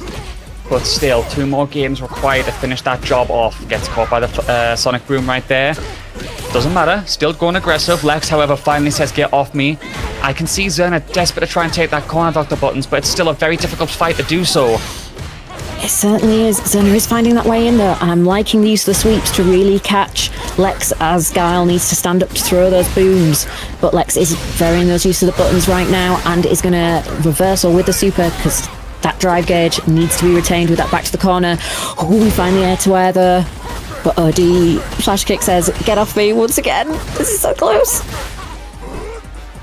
Nice yeah, stuff. Trying to get in there. Drive rush for the extension. Self-imposed burnout here because he wants this. Oh, but gets caught by the flash kick, and it's set point again. Oh my goodness, that's definitely one of those things where the girls in the corner, they're holding down back, you don't want to risk the jump there, but sometimes it seems like an impossible solution. With that burnout chip was an issue. Oh, but this is a great... Oh no, we don't punish the level 1 Sonic Hurricane. That's such an unforced error. Zerna needed to capitalise on that, and once again we're just getting anti-aired out the sky again and again. Yep, tries get the drive rush in there. Perfect parry on the boom. Zerna desperately trying to take some space. Good whiff punish right there. Blocks the flash kick. This is pivotal. Goes for the drive impact to get it started. And what this does is it allows for extra damage immediately to put Lex extremely close to burnout. Secures it. Jumps the flash kick. What a clutch from Zerna here as he keeps it going, but he needs one more hit still. Oh, that gave me a heart attack. I had that moment there going, oh, he's alive. That pixel could be enough with level 1, but it wasn't. Set point saved once again. Can Zerna keep pulling this back? Nice. Lex finds the throw into the corner. Zerna needs to get out of here fast. Very much so, as they all been backed up. Oh, the crouching heavy punch not working out that time. Lex does get caught as we dash on in, using the fireball for safety. Fishing for those punishes again is Lex, but he can't get it this time. Pretty equal in the life department. He goes for a throw there. I can't believe it. Lex didn't either because the shimmy worked. Oh no, we didn't spend any meter. But we don't need to this time we do because finally that level 3 is built and we are going to use all of it to tie this up 2-2. We're going to a final game. This is insane. You love to see it. You love to see both players taking us the distance. And we are going to get maximum entertainment. And then, ooh, hold on. We're going back to character select again before we lock into the final game of this. And it has to be said, I wouldn't be surprised if Lex was a little bit rattled because Zerna's adaptations have been so good. A much more aggressive approach. Successful baits the flash kick, whereas before Lex seemed pretty confident in throwing his options out like it was all his game. And now we launch in. Game 5, still the Guile, no swaps. Let's see if Zerna can finish the job off and get the grands and winners. Good start here though for Zerna, but Lex says get off me with the flash kick. Are we going to be able to hold the position, have 2 stocks on deck, spends the OD, want to be able to get some extra advantage here. But Lex doing a great job of just fending Zerna off with pokes, but we've got the drive rush in. Here comes the pressure. Nice patience here from Zerna once again, trying to use the enhanced fireballs to be able to generate that little bit more advantage, but here comes Lex with the counter pokes. Yeah, starting off with that crouch medium right there was a really good choice from Lex. He's been using that a lot, and he does it again on the counter hit. That button has been Lex's way forward against Juri so many times in this set, and he earns himself set point once again. He absolutely has. I wonder if...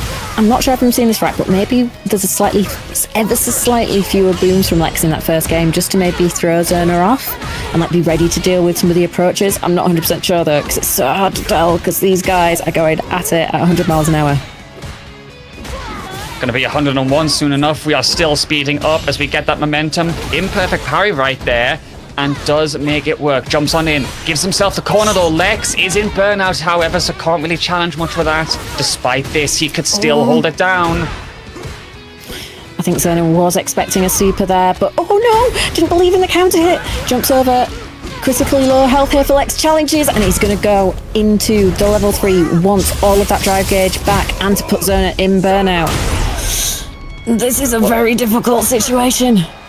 What do we got? Zerna has to be so patient. Gonna have to eat these booms where possible and back away. He doesn't have the air there, but he flash hooks. Oh my days, I thought there was gonna be a chance the moment we didn't go for that, and yeah, that had been so consistent, but he still sneaks it in there, and Lex is going to grand finals. What a way to earn that spot. What a way to do it. You kind of almost go, why did you do that, Lex? All you needed to do was like stay in control, stay locked in, just be patient. But the flash kick was the right call because we weren't expecting it. Zerna wasn't expecting it. And it made it a 3-2. But what an incredible set that was. That was amazing from start to finish. Yeah, good stuff there, and we are going to see Lex move into grands in winner's side. A pivotal decision throughout this bracket here, because now it is all about that run back in losers potentially, and we are going to have to focus on that match arena as well. I know you guys have been getting hyped up alongside us for these brilliant sets. Please remember that you can support the players, or in this case the player who wins this tournament, because all of the prize pot is going directly at them. They'll get a bit more cash to spend in Nice, so any donation you make, greatly appreciated, guys. Thank you so much. Yeah, and of course I've just seen Rita drop the exclamation point donation command in the chat. And of course, that trip to Nice is going to be pretty spenny. So if you want to support the TOs and able to make that financial burden a little bit more manageable, then please go over to the Streamlabs donation page, drop a tip in, and you too can be part of the community effort to send one of our amazing players through to EVO Nice to do some damage in that bracket. Yeah, we'll see if we can get that player who does go all the way to EVO France a chance to make it through the bracket. It's going to be a very tight one with a lot of international competition, of course, and the registration to get in there is going to be open until September the 7th. That is 2 weeks away, guys. You've still got time to decide if you want to go to this inaugural and historical event. It's going to be so entertaining. It's going to be in beautiful Nice. I mean, look, if you've been following Damascus at all, you should have seen at least one of his photos of that place. It looks like something out of a photo card. It does look absolutely incredible. Something else that's going to be absolutely incredible is, of course, Saltmine League. We are here every Sunday with open bracket tournaments for the EU region. Every week, Sunday at 5 p.m. is the place to join us over here to see the best of EU, duke it out, and create more winners, more prizes, and more fantastic players, rivalries, and all the best of EU. Yep, we'll see how that pans out, of course, as these rivalries do culminate. You have to bear in mind, we are starting to reach the latter half of the Circuit of World Warriors this year. Of course, those were tournament number 4 for those regions, and number 5 soon after. And then it's all down to either Super Region qualification for UK and Ireland, or those national regional finals for the players after that.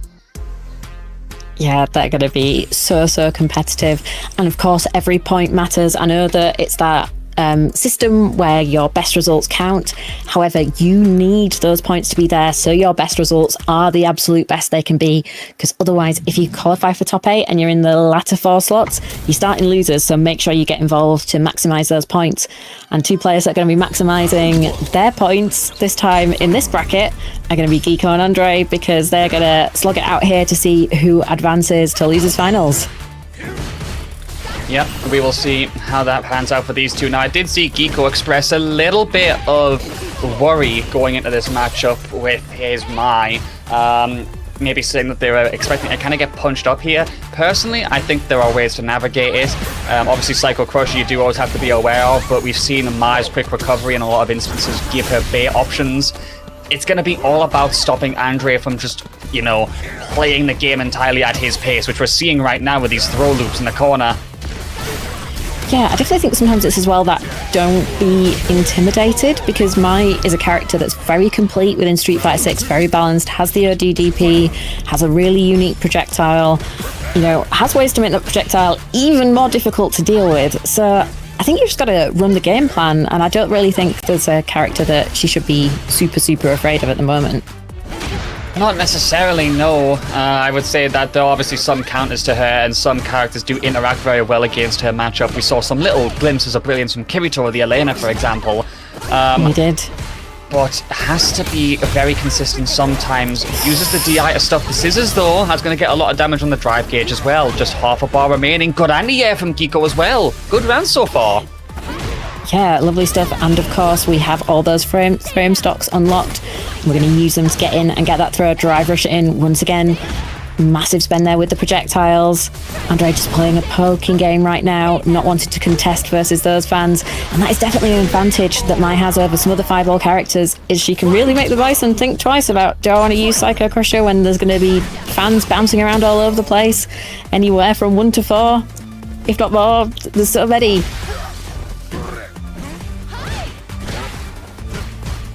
Okay, we'll see what we can do here with the Bison as we go towards that corner. Fishing with those crouch and medium kicks once again. Does use that for a DR extension to secure that corner. DR from Geeko though to get out of that situation. However, does get clipped. Good anti-air. Oh, there's level 1. Here come the flame enhancements. Yeah, great reversal there, and wanting to hang on to the drive gauge. And of course, maximise the damage that those fans can do. Spending some of the stocks here, there on the enders. Ooh, big whiff though. Nice punish counter from Andre, setting up the bomb, trying to push Geeko back into that corner. Geeko needs to be careful, manages to clear the bomb though. Stuff indeed, however, does get jab checked right there, and that's going to be an immediate confirmed finish off this first game right here. Andre is going to fight back, and that will be them swiftly getting that first game on the board that Mai shut down despite the flame stocks, despite the challenges. And that is going to be a good result for the Bison so far. Geeko does not want to let this become self-fulfilling prophecy. They said they were worried about the Bison. Do not let that phase you. No, certainly not. You can't psych yourself out of the match. You know, you've got to bet on yourself and believe that you can do it. And so far this round, things are working out nicely for Geeko. Some good counterpucks here for Andre, but still locked in that corner. Geeko needs to keep control of the pace here. It does get the scissors, safety spacing once again, but the DI is going to get stuffed as well. It was a good gamble to try and see themselves out of the corner, but sometimes that risk just does not pay off. Geeko's still stuck. At least dismisses the bomb, but is going to get clipped here. And Andre sets himself up once again. Level 1 gets baited. We've seen it be used quite a lot, so that's a good adaptation, and it secures this round. The Bison game plan is in full force right here. It certainly is. Andre's looking super comfortable. Throw his tech there, but I love the patience from Andre, kind of waiting to see how Geeko wants to start that round out. But again, great stuff from Geeko there, not really taking the bait of moving forward, just playing it nice and steady, going fireball, DP, really trying to keep it steady and really space out Andre here. C gets that hit in with the fire enhanced fans once again. Geeko looking composed in this round so far. Goes for that DI from downtown, trying to maybe stuff the approach. We've definitely seen Geeko going for a lot of cancels and long range pokes. Could have caught one of those, but not meant to be this time.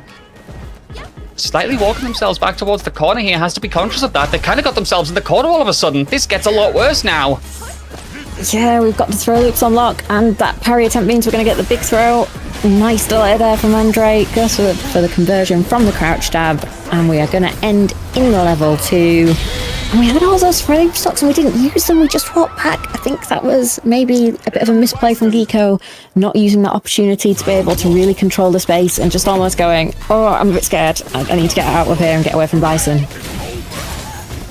Deeply unfortunate there for that situation for Geeko, but here comes game 3. Andre still fighting and trying to keep that momentum up. Does actually let the dive through the air work out, and Geeko is going to be able to escape and reset us back to the neutral. Does get caught, however, the two of them trading back and forth, but right now, massive advantage in the life department for the Bison. Got an interruption on that overhead by going for the throw. Very good call out by the Mai right there. Yeah, lovely stuff, but once again those fans are out and really locking Bison down, and we're into the throw loops. How many is it going to be? It's just one, because here comes the fans.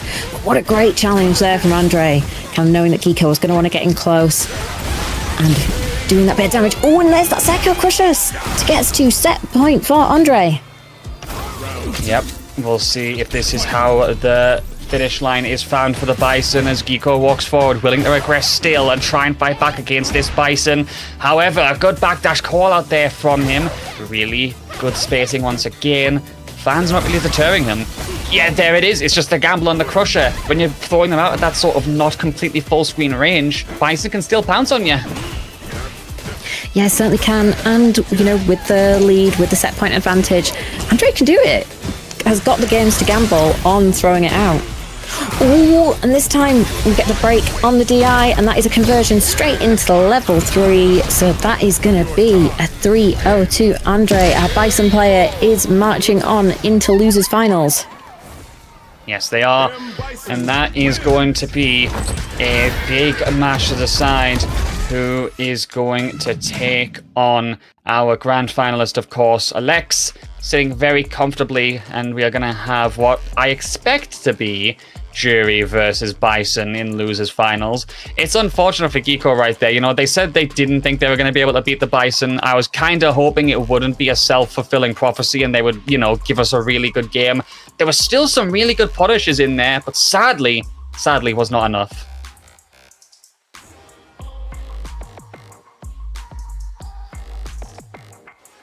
Yeah, it was I think it's 3-2. 3-2, yeah.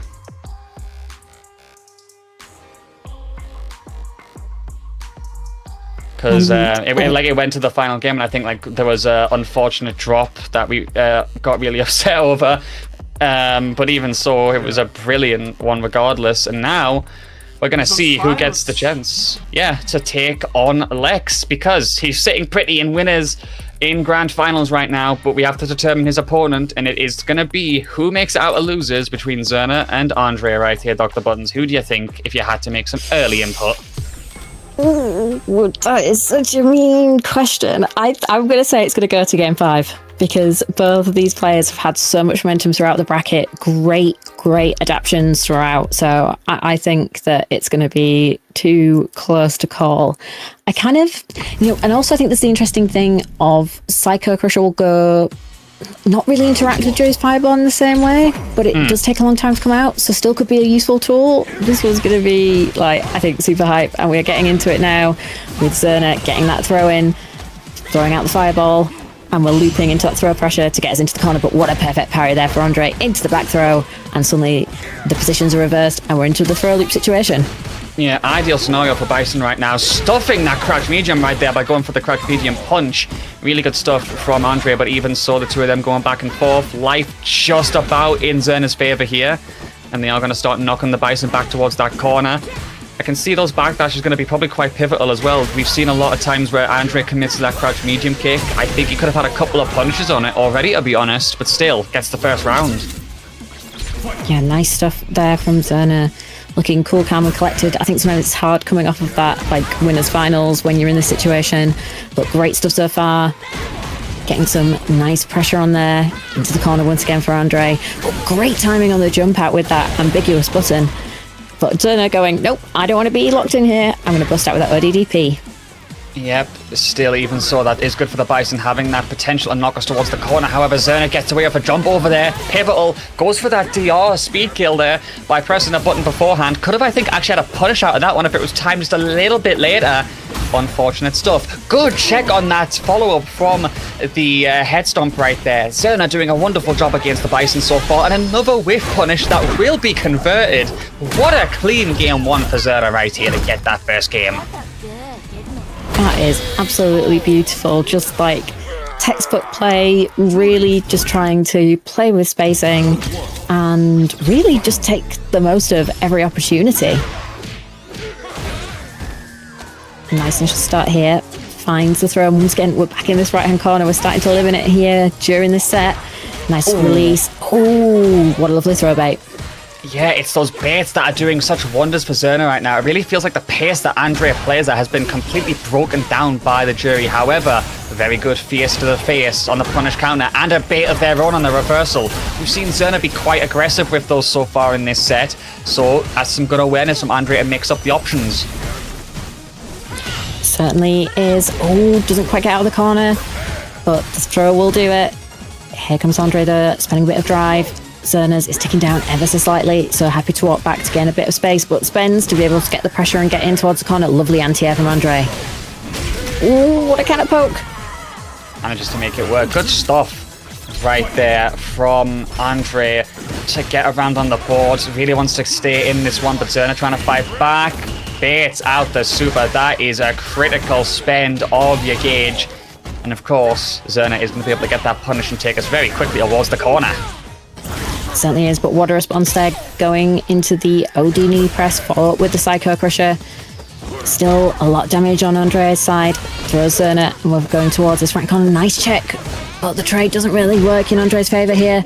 Ooh, just too slow on the anti-air. We saw the start of it, but that's allowed Zerna to get that offense back going. Oh, what a check versus the driver's medium kick. Good stuff. Jumps out again with that exact same button that earned him that punish counter before. Andre on the verge of potentially getting a CA confirmer dreams. Drive reversal for the get off me though. And he gets the throw. Zerna survives by the skin of their teeth there. That felt very tense, but a good clutch for sure. Goddamn, super tense. And a lovely block there on the overhead. It can be so hard to block that button. That's exactly what you need to do. React, stand up, and make sure the Bison does not catch you crouching. But speaking of, we've got the whiff punish here from that whiff button from Zerna. Ooh, no jump out this time. Still locked down here. What a check on that drive rush attempt. Yeah, Zerna trying to be cheeky there, keep their turn and go aggressive with the drive rush. Unfortunately, does get checked. Good awareness from Andre to recognise the spacing they were at. gets a game on the board. It's 1-1 here between these two. An effective first to 2 to go and fight Lex. Time is running out. It really, really is. But for us watching, we're going to enjoy every second of it. And that is a great initial start for Andre. Gets the bomb placement and the throw. Zerna needs to be careful here. Nice defense. Just holding the down backdash, thinking Andre will go for the throw, but they don't. In now with the drive rush. Good patience from Andre. Gets the throw once again from the plus frames. This time the overhead connects, and Bison gets stacks of damage off it. Yeah, that hammer fist to the face right there, certainly going to hurt, especially on punish counter. And that will be a big one for Andre to take that round. Looking like the momentum is on their side firmly. However, that's once again another time Zerna gets those punishes. Even so, we switch the momentum back up by going for that wake up super. These two will not stop swinging. Oh, the backdash to get out of scissor kick range. That was godlike from Zerna, but he's still going to get caught. It was. It's so hard to do. Read or reaction, it doesn't matter. It was a sick play either way, but we're stuck in that corner. And in the recovery of the stand heavy punch, the bomb explodes, and Andre is ready to exploit that and is using the level 2 to close it out and make it 2-1 to Andre. Oh, wow, indeed. We are going in the favor of the Bison right here. Andre is 1 game away from getting to the grand finals. Let me know in the chat if you guys want to see who between these two is going to the winner's side of the bracket. Is it going to be Zerna or Andre? Do you have a favorite? Do you think Juri or Bison's got this one on deck? Because so far, Zerna's having a much better game 4. Shouts to Ruzu in the chat, by the way. Man like Ruzu, you know. Certainly is, like everyone else, enjoying these 6 sets, and it's amazing to see Zerna's comeback in this round. It was going all Andre's way, and then suddenly here's Zerna. Great explosivity, really looping that O-key, suddenly back in control, and that's exactly what we need to be able to keep this match going and take us to that all-important game number 5. Good anti-air though from Zerna. The aggression, especially on the offense when we preserve towards the corner, is so important. And that advantage from Zerna does seem like it is getting pressed further and further. Andre has got to find a way to find the gap or press those strings a little bit more. Backing off from the fireball spacing is good, but even so, they've been stuck in this corner for the entire time. Back throw, though, actually offers a route of escape for Andre here. Okay. It does, but what a beautiful back throw. And Zerna still has a massive life lead here, has a great drive gauge situation as well, has a stock on deck to maybe use that to create the fireball to get the approach. But what a great punish counter. Finds the overhead though. We do have level 3 on deck, and of course we're going to get that spent to take us to the final game of this set. It's another 2-2. Oh, baby, this has been so intense. Those backdashes from Zerna, man. The fact he's hit those so consistently throughout most of the sets he's played on stream is so ridiculous. And he is going to try and use that momentum to go further. But a big potential misinput right there is going to allow Andre to secure that corner and have the bomb planted. There we go. Lovely stuff, and of course it is a massive conversion there for Andre. Nice defense here from Zerna. Drive reversal gets the bomb away and is able to start Juri's offense nice and simple, building those stocks and getting the great O-key that she's well known for. Nice throw from Andre, comes in with the drive rush. Yep, still fishing for these punishes. The two of them sequencing their medium kicks against each other a lot. In particular, Zerna with the crouch mediums as well, really looking for the whiff punishes. Neutral jump doesn't work, couldn't get the confirm. However, Zerna whiffs and Andre affords himself his first set point. It's game on here. It's one more round for the finals. Oh yeah, and there's basically nothing in it with the meter. Both players of level 2. Andre's slightly ahead with the meter advantage when it comes to super, but has used quite a bit of that drive bar. But now Zerna's the one who's spending, gets out the corner, is able to get the counter hit from the jab, trying to keep Andre locked down here. Wants to get the equalization now. Goes for the air to air rather than the DP. Still in control here, getting as many plus frames as possible. Ooh, throw the whiff, but no punish for the throw.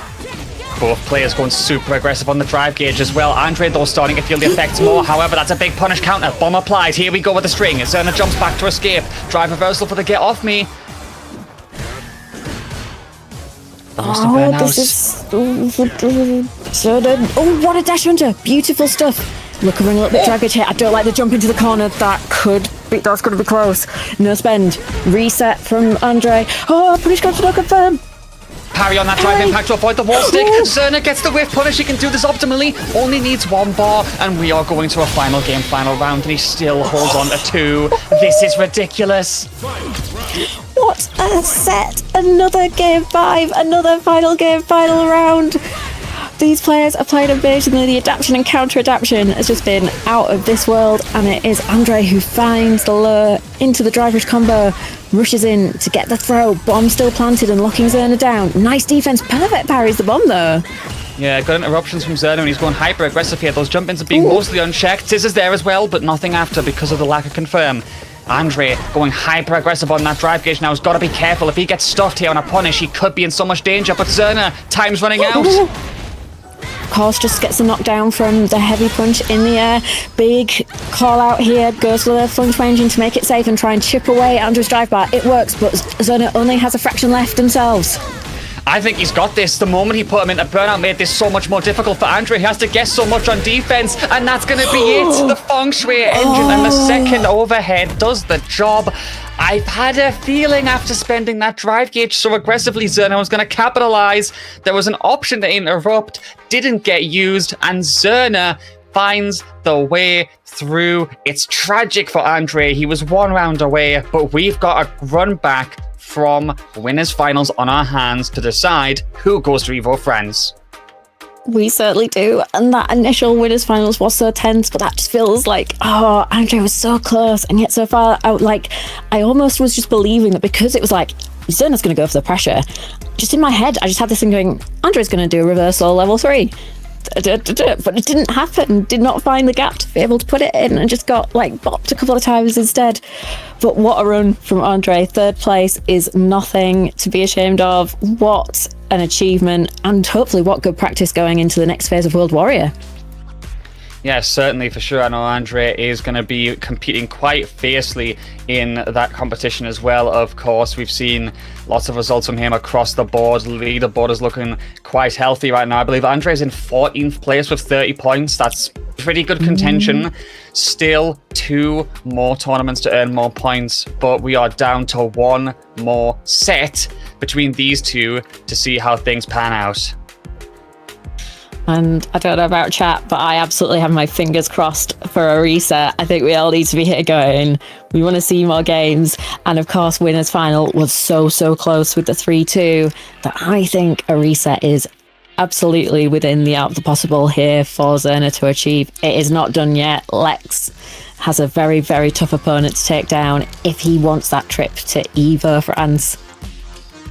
We'll see if it can be done. Both players would make so much out of this trip, and we'll see who can get it over the finish line in the end. 1 more game to go. Here we go. Ladies and gentlemen, grand finals. Zerna versus Lex. Winner goes to EVO France. Let's do the stock the button. Starting things off strong. Both players going for it. Excellent whiff punish right there. Good catch from Zerna as they try to get that momentum immediately towards the corner. And good patience here, parrying and blocking the booms, keeping Lex locked in that corner. Not going for any jumps, but then of course we saw it, but Lex was ready as always to deal with it. What a counter poke there, but doesn't get the full conversion. Nice, still holding on, finds the drive rush, gets the stock again. We're on 2 stocks. Stocking up to number 3, tries to go for the shimmy. Lex is not biting though, still quite happy to throw booms and try and catch Zerna out. And push back out, lovely flash kick there. Perfect parry though from Zerna. Lovely indeed. Nice stuff. Yeah, that was sick from Zerna in the end, and manages to get that punish counter to finish the job off. First round on the board, nothing to sniff at for sure. Still, going to be a lot of pokes at long range from both players. Nice shot down at the DR by going for that jab there. Doesn't really get anything off it, but still stopping Lex from going in close when he wants to. Ooh, I liked that option there, going for the drive kick, trying to throw off the timing on the flash kicks, and we're seeing it worked there for Lex. Nice stuff here from Zerna. Great to see those options coming out. We weren't seeing that in winners final. Is this all part of a grand strategy for Zerna? Yeah, we'll see if Lex can make it work and fight back against this strategy that's slowly being crafted. The flash kick for the anti-air is a good way to do it. Or the stare down, the Wild West face-off, but it looks like Zerna's going to get caught out first here. Excellent job to get that crouch medium, and we do move forward. Good stuff. We certainly do. We're back to that fireball game now. Zerna trying to find that way in, trying to take as lower damage as possible, and we find the shimmy this time. Nice damage conversion, and again goes low, but here comes the level 3 from Lex. Zerna was going for the Oki. Lex has seen that Zerna wants to really keep that pressure on, which is fully understandable, and so we're attacking the drive gauge and attacking the life bar. Oh, the run in! Level 3! What a call out from Zerna. Perfect stuff. Catches Lex in the recovery, and this is going to do stacks of damage. Very much is. Goes for the throw. Gets the tech though and gets another opportunity to escape out of the situation. Good anti-air from Zerna. Flash kick though. Full response. Lex. Oh, he's whiffed it. Ooh, gets caught reaching. Zerna 1-0 up. What a tragic whiff right there. That flash kick defining the game, and Zerna gets the first point on the board. 2 more for the reset. Certainly wasn't. This is a situation Zerna absolutely wants to be in. What a confidence builder to be 1 game up. But once again, here is Lex slowly walking Zerna down, trying to get the Juri into the corner, putting Zerna under pressure to make difficult decisions, and just being able to chip that bar away with these booms and these anti-airs little by little. But here comes Zerna, finds the punish counter, gets the full conversion using the stocks, restocks again, but here comes Lex, finds another punish counter of their own, ends with the flash kick, sets up with the booms, wants to keep Zerna as far away as possible.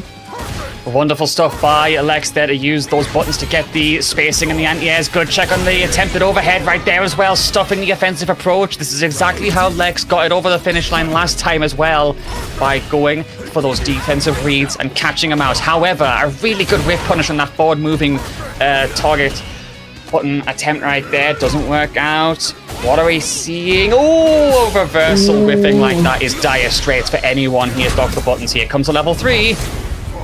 It certainly does, and this isn't going to put Zerna into burnout, but it is going to make that life lead really, really tough to come back on. Juri is having to gamble to be able to get in, and now the number of gambles that Zerna can take has been drastically reduced. There's that anti-air. 1 more will do it for Lex to draw everything up, and the trade, of course, there between forward heavy punch and the fireball is in Lex's favour, and it is 1 game apiece. Very good stuff indeed, as we do go into the 3rd game right here. Looking to get the aggression, and here comes Zerna trying to stop Lex from getting the boom spacing conditioned once again, making him whiff there with that little walk back. That was a good idea from Zerna, but wasn't ready to convert on it. Still, he's doing very good at moving in and out of effective range right now, Dr. Buttons. Good perfect parry as well. Nice. Excellent stuff, and of course we're going for the Oki. It's straight into the corner. 1 throw. We don't throw for the second. Lex gets caught. We text this time. Good life lead here for Zerna. Oh, big whiff, but not a full punish there from Lex. Zerna needing to be able to close distance down. Lovely block on the overhead attempt. Oh, the jump works this time, but a reset. This is really, really scary. Oh, the instant air medium punch whiffs. He's tried a few times to do that. Has Zerna in multiple sets. We saw it against Andre at one point as well. And there it is. What a sequence! The call out, getting the baiting the parry whiff, getting the big throw into burnout, and then the chip with the fireball. Amazing stuff from Zerna there. Very good stuff indeed, and we do go into that next round there. Flash kick baited. Good stuff from Zerna to start things off once again. Absolutely determined to stay in that driver's seat. Check though, crouching medium was huge from Lex to stop that momentum building. Yeah, certainly was, and we saw there that Zerna went for the heavy DP ender, prioritising damage over building the stocks, so we don't have quite as much potency on lock from Juri. That's why we're seeing Zerna try to pull back those stocks now in neutral. Trade here. Those forward heavy punches are really powerful, but Lex could start to look out for them and be ready to punish them with booms and buttons. Very much so, and does still regardless get that confirm. That gets us to the final round. These two desperate to take the lead here and get that second game on the leaderboard. Zerna going to start things off with a good punish counter, but a nice backdash from Lex. Resets the spacing again, gives him a chance to take his turn, which he does. Here comes a solid puncher. He wants that burnout. Yeah, and he gets it, but with the reset from the drive reversal from Zerna, I like that to try and keep that aggressive position. But now, here come all these booms. Level 2 has run out now for Lex, but of course we're going to get that anti-air. Zerna trying to build up as much drive meter as quickly as possible. Getting a bit of space, jumps in, No punish this time. Nice jump back jab. Not just yet, trying to go even further in, trying to regress, but doesn't work out. Lex does get that punish on the throw tech, but still can't finish the job off. One more clean confirm could do it though. Zerna, however, fights back. He's got a spend here, and he does with the Feng Shui engine. He's going to try and get himself a setup here for that final combo he could be able to confirm with. Let's see what he's got. Ooh, goes in, connects, but doesn't believe in it, so went for the throw. That could have been it. Finds the jump in now, though, and that is going to be it. And we are at 2-1. Zerna has the advantage. One step close to the reset. Nice work. Good stuff indeed from these two, and Zerna in particular making things shine. Really does not want to let anything slip on Lex's side. Catching these things, catching the punishes, the Feng Shui engine, of course, so good at dismantling any opponent. Zerna has used it pivotally throughout this tournament so far, and now has that corner. He does a double shimmy right there to catch the throw tech. Lex tried to be so patient, still wasn't enough, and gets caught by the punish counter, and the level 1 will do it. And ladies and gentlemen, it is reset point right here. And that was an absolute masterclass in OK from Zerna, showing every single option, making Lex guess, forcing the wrong guesses, causing the doubt. Beautiful stuff from Zerna. But now we're back into a more neutral situation, and Lex is able to keep throwing those booms, finding those punish counters, and we've got those single hit confirms once again into the level 1. Zerna now in burnout, so the job and the reset is far from a done deal right now, but that jump in was perfect. Ooh, and we find the next hit from the back heavy kick. Everything's looking good for Zerna. This time, the instead dive kick works. Lex is in trouble, even though Zerna's only burnout. Okay, getting caught by a couple of the booms there. That life deficit is dwindling. Excellent flash kick call out by Lex right there. That was madness. And still keeping Zerna away. Picking his moment for engagement. Get sent back to the corner. The second hit! It hit him! He's going to be able to get the Feng Shui. Zerna's got the reset! We have a reset. Oh Zerna's only gone and done it.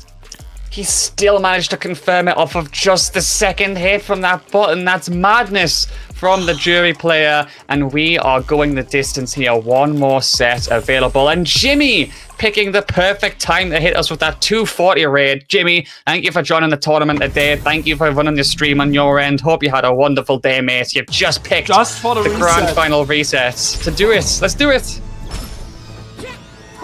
One more first to 3 will decide who gets to go to EVO with the sponsored trip from Saltmine League. Will it be Zerna? Will it be Lex? And that is a great start from Zerna, finding the jump in, converting. Ooh, but back throw from Lex, being able to get out of that initial wave of pressure, finding the punish counter again. And here we go. Nice juggle into the flash kick, sets up the boom. Nice jump back jab to keep that corner under lock away from Zerna. But Zerna is not deterred, still building up those stocks from the crouch medium kick, and now we're going to be able to spend all of them thanks to that jump in. We're moving coast to coast back towards left hand corner. Offensive drive reversal, sir. Very much so. Wants to keep that momentum fully on his side, and Zerna gets a punish counter that should see him getting this first round. Spends it on the super, finishes the job in this first round, and still the momentum that he started to build in that remaining set before is going to carry over. And it looks like Lex has now got a job to do, and that job is simple. Find a way to stop Zerna from completely demolishing with this momentum, because there's another punish counter throw as well. That certainly is. And then we've got another throw. Lex back to the corner once again. These drive reversals have been critical for Zerna. They've absolutely changed the tide, put a lot of momentum in his favour, and he needs to keep using them so well to be able to keep everything moving. Lovely stuff. Ooh, cheeky little stop, but gets caught, and once again we have the beautiful confirm into the Sonic Hurricane. But Zerna just walking down Lex. No fear here. Big whiff, no punish. Ooh, the run in. More pressure. Tries to shimmy. Lex isn't biting this time. Wants to hold on and be super conservative, and this time the flash kick hits. Yeah, those booms that have been then followed up by the flash kick when Zerna attempts to jump them have been so consistent from Lex, and a big decider and getting some hits. Nice little usage of the pushback right there, not moving at all to get that punish counter. Lovely from Zerna to try and get that option, but Lex is the one who gets the round. We go to the final round here, and like I said, his only goal was stop Zerna's momentum in its tracks. Oh, but with that trade combo and the throw loops, momentum is with Zerna right now. Nice throw escape from Lex. Both players have a lot of drive gauge here to work with and all 3 bars of super. Any hit could be deadly here for Lex. Zerna trying to call out the mistakes, trying to force the errors, but it's Zerna who's thrown into the corner with the punish counter throw. The buttons are whiffing. Again, nice patience from Lex, refusing to bite, and of course here we're going for the Sonic Puncher to go force Zerna into burnout. Are we going to see an attempt to go through the booms with the invincibility? Not this time. Ooh, connection. Oh, actually does get that jump in, and Lex is going to get caught by that. The Solid Puncher is gone as well, while Zerna has 3 bars available. This is more favourable for the Juri player here, but still has to find a way in. Gets the throw, start things off. 2 more of those and we're done, but the counter hit! And the elbow right into the chest piece right there. Zerna is going to get the first game of the reset after catching Lex out. He couldn't pull the trigger in time. We did see a counter hit, so I'm going to assume he tried his best to challenge, couldn't get it. And the Juri player truly takes the lead.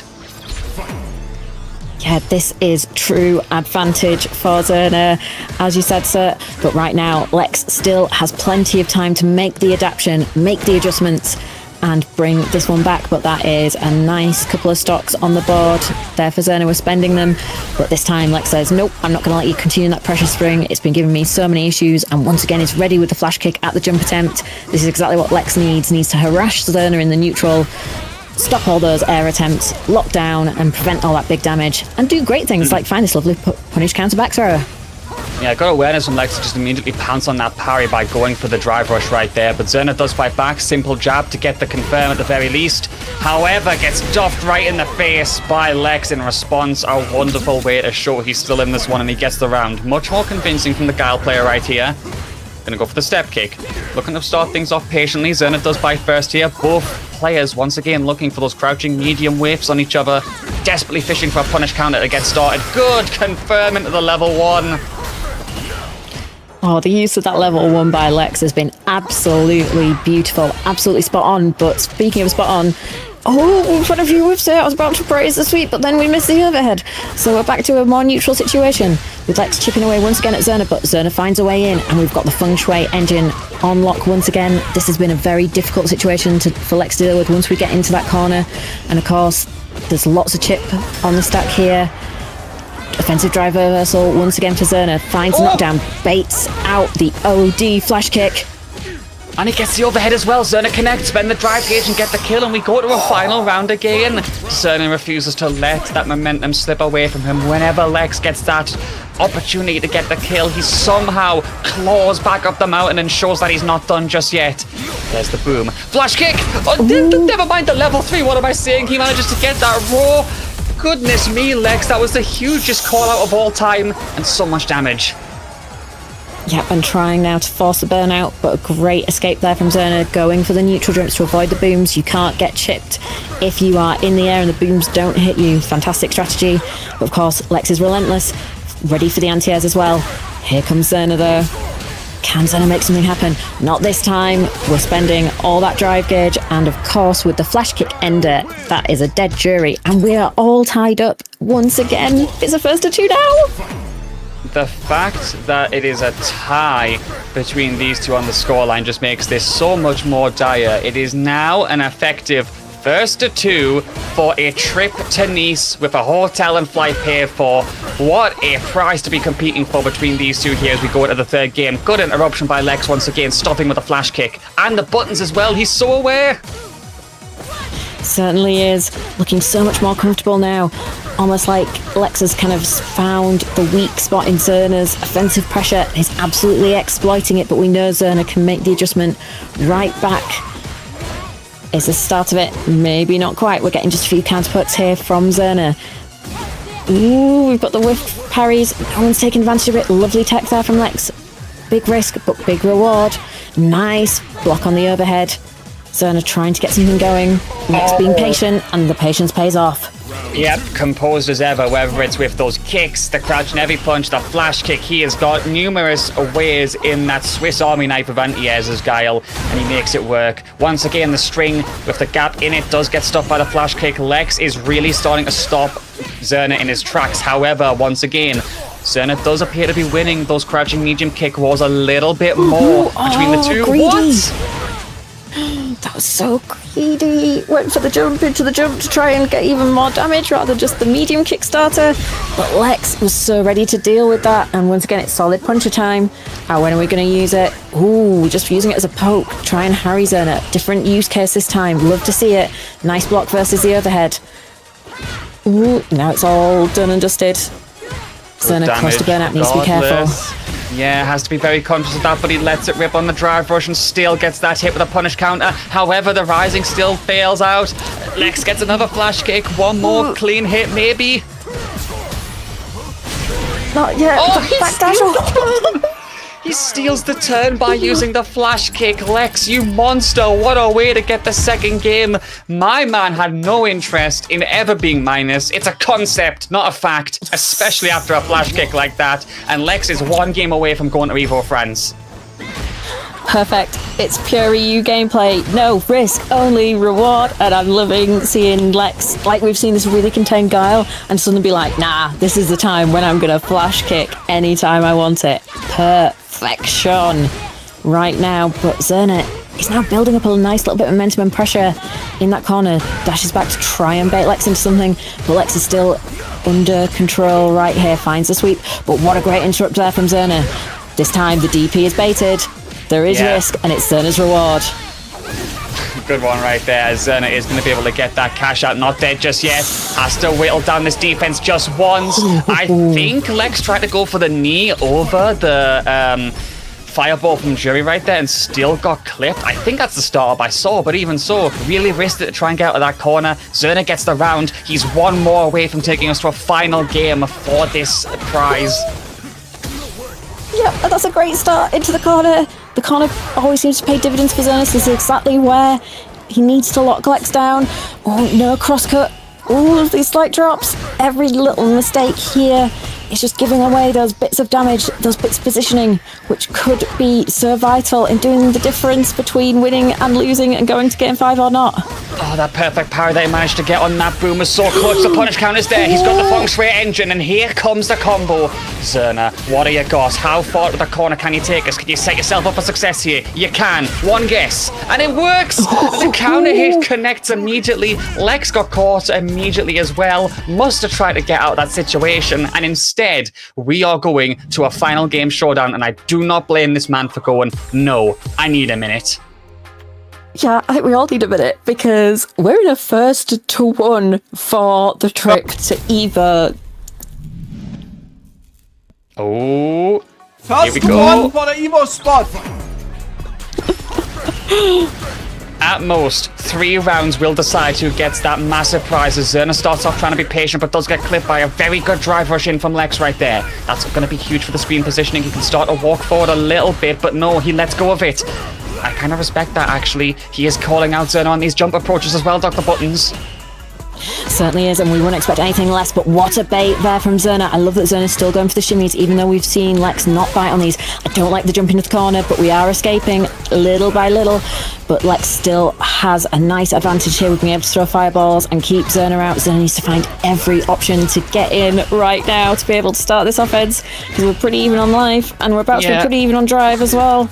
Lex has been doing a good job of conditioning Zerna, I feel like. Those backdashes, he's seen Lex with 2 buttons in his face, and he's still not willing to try and challenge for a punish counter. Even so, he's looking for it again. The punish counter isn't there. He needs those whiff punishes so badly, especially with Lex in the corner now.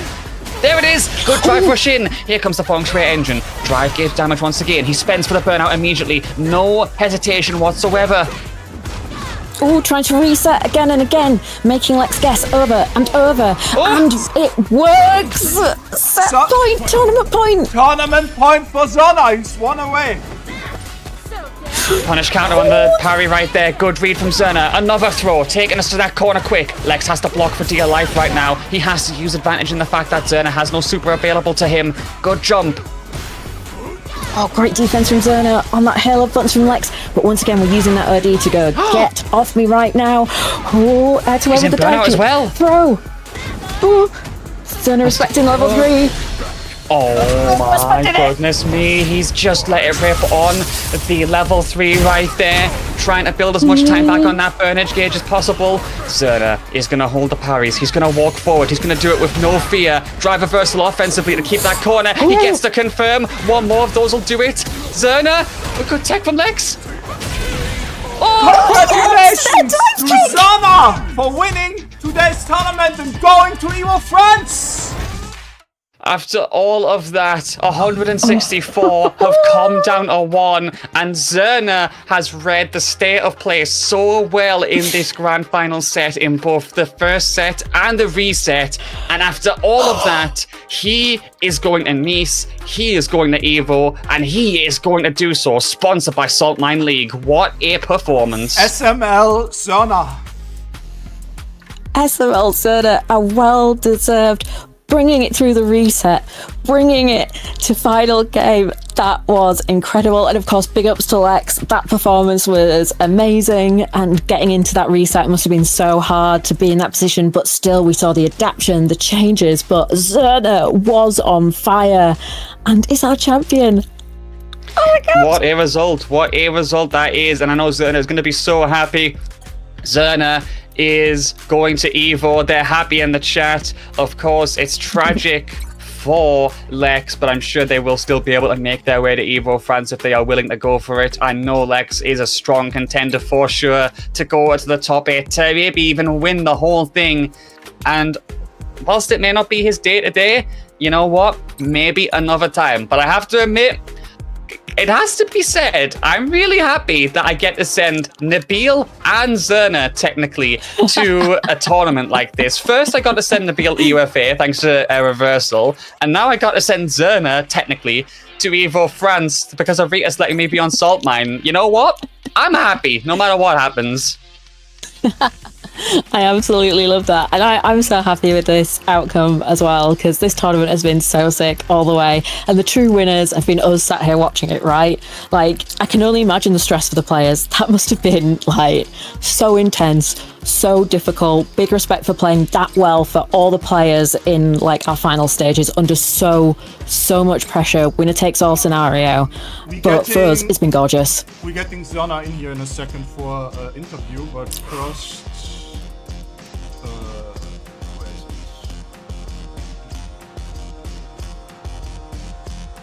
it? Continue talking. I'm just.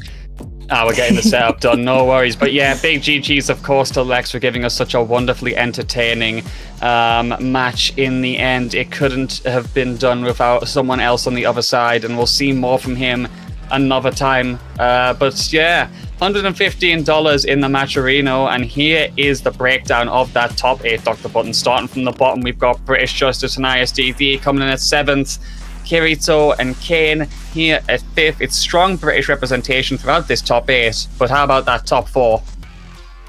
It's a hell of a top 4. We start out with Geeko with the Mai representing Italy, then Andre with Bison representing the UK, Lex with Guile from the UK as well, like you were saying. Amazing representation. And of course, who was our champion today?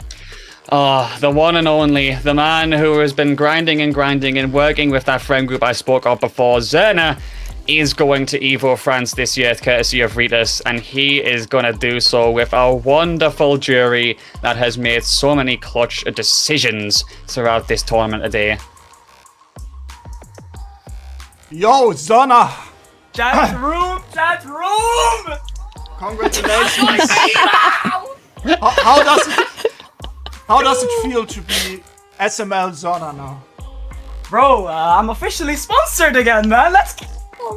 Nah, I'm so happy, man. Like, fuck, bro. I just won that shitty matchup, man. 7-3 and I won? I might the be. Guile matchup. Oh, man. You're a little bit down with the slur, so I need to cut this. Okay.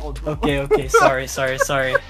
I'm just really happy. I I'm don't so want to glad. get demonetized on YouTube, you know? Oh my god, bro. It's far enough in, you'll be fine, Ritas. Don't stress. This far in, they're not going to check. Guys, this is so sick. I've been seeing like clips of Nice on Damascus's Twitter, and I've just been like, bro, I really want to go, but my savings aren't looking good enough to be able to go there. But now Oh, now I'm able to go, man. I'm just so happy, man. So happy. Yeah, managing to win that tournament. I mean, Go ahead, sir. Oh, there was a question I've been burning to ask because I think I've discussed it since like top 32, top 16, Zerna. You really said like earlier this year that after you came back from that trip to Japan where you had that massive training arc, when you like kind of learned about how different areas play the game, it motivated you a lot. How important was that to you to like your improvement this year, that visit to Japan? It's been absolutely everything to me because going to Japan, being able to hang out with everyone at the reject office, I saw how incredibly disciplined everyone is over there. And especially Tokido. Like, bro, Tokido has the most insane discipline I've ever seen. The guy, bro, he's 40 and he's doing this, man, full time. And I have just so much respect for that. But over there, I learned that I feel like over the past few years, I've been mostly relying on just playing for fun. It sounds a bit braggy, but quote unquote talent, right? To just play, get better. But I feel like I hit a wall before going to Japan. Yeah. And after going there, that wall was just absolutely fucking smashed. So it's like your eyes got opened, you know? Yeah, exactly. I've been going to the gym. I've been doing replay reviews every day. I mean, you also won 2 World Wars in a row. Yeah, exactly. I've been winning 2 World Warriors in a row. This is my 3rd Saltmine win. My man said that he played Taquido and started hitting the gym. That's insane. Exactly. Bro, I can't be looking down and seeing my flubber belly, man. It's not okay, bro. But yeah, that's I also want to give a major shout out to everyone in the Gambler Discord. Nabil, Fang, everybody. They've been sitting in call with me, helping me, coaching me, and I love those guys to death. So I really appreciate all of them. Yeah, so, Nabil and Shas gassing you up, yeah. Obviously, entry fee gets covered, flight and hotel, you know. But, incredible, man. Incredible. I'm so thankful. Yeah, you two will have to discuss with each other in DMs, I'm sure. You won $115 of pocket money today. It needs to 6 so I can get 2 1/4 of a baguette. Yeah. It's funny because I said to say, like, with 150 you can maybe afford 2 baguettes in these. Exactly, bro. So, yeah, it's gonna be expensive, but I'm so happy to go, man. I'm just so happy. Yeah, huge stuff. Dr. Buttons, any questions from you for Zerna? I was going to say, how did it feel when you were going into grand finals after, losing to Lex, but then having that momentum from losers finals? What was your mindset in that moment? So at that moment in time, I was mostly just thinking about the stuff that I'd learned in winners finals. I got a couple really good tips from a few of the guys in the Discord, and I just tried to kind of show as many options as possible, see how he reacted, and then react accordingly. And it ended up working out because, it ended up working out. So, yeah. Well, you certainly did show so many amazing options. That was absolutely beautiful as a grand finals performance. Yeah, absolutely incredible stuff. Ritas, anything more you want to add or ask Zerna here, or shall we let this man go and celebrate his win? I want to add, go to UFA, sign up for UFA, sign-up's actually closing next week. I will be there as well. Zona, you going UFA? Absolutely, I'm going to be there. If you see me, say hello, take some pictures, everything, man. I mean, there needs to be someone who is taller than you in the room, so I need to be there. I can't say, but F you, bro. I'm going to get taller than you one day. I'm still growing, man. I'm a growing boy. I'm 19. Funny enough, I lost a centimeter. I'm only 197 now. It's because of that awful posture you got, boy. Yeah, I'm getting old. That's what. Yeah, I'm shrinking. Happens, bro. Happens to us all. My mom's bringing me a beer right now. This is so peak. Shout outs to my mom. Mom, you want to say anything? Shout out Zerna's mom, guys. Big W. Big W. Oh, that's so lovely. Oh. Yeah. I always knew he had it in him. This is the thing. Oh no, this is too much of a cry now. I'm so happy, guys. I'm so happy. Zerna's mom is. Zerna, was she watching the tournament? No. But she heard me scream, and then she was like, "Did you do it? Did you do it?" I was like, "Yeah." Oh, that's still awesome, though. My mom is very supportive. I mean, we get it figured out in the next couple of days, and then Yeah, for sure. So have a good one. I kick you Thanks, out of guys. here now, and we're saying goodbye. Skibidi toilet. I had to do it before you go. Oh. Now I'm actually giving it to Lex, bro. No, please. Sorry. I want you. All right. Please go. Oh man, what a day it's been here on Saltmine. Big W's to Zerna, and what a wholesome thing that is of his mother showing support like that. Big congratulations to him. Nabil, go celebrate with him. I know for a fact you guys in the Gamblers Discord must have been all cheering the moment he got that final kill. So we can just wrap up today with a big thank you to everyone who showed up. 164 people in the bracket, over 500 people at peak times in the chat. You've all been wonderful. For me, it's been @__ on the end. You'll keep up with all of my commentary work. It's a pleasure to work, in fact, with Dr. Buttons so quickly again after Versus Fighting. An absolute pleasure.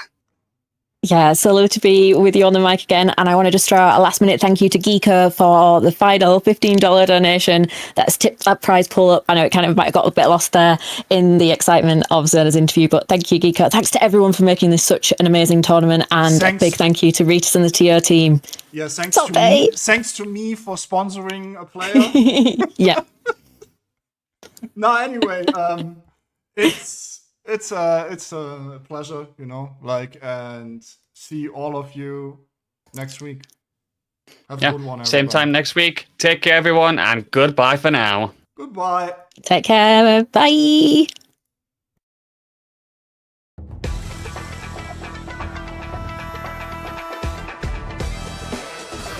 That is pretty much don't get hit moment.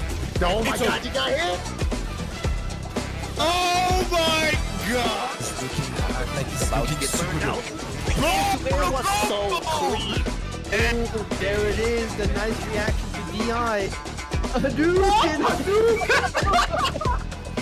want any of it. Trying to try push again. Caught him jumping back overhead, still going. Yeah, he can indeed just chip, but no way!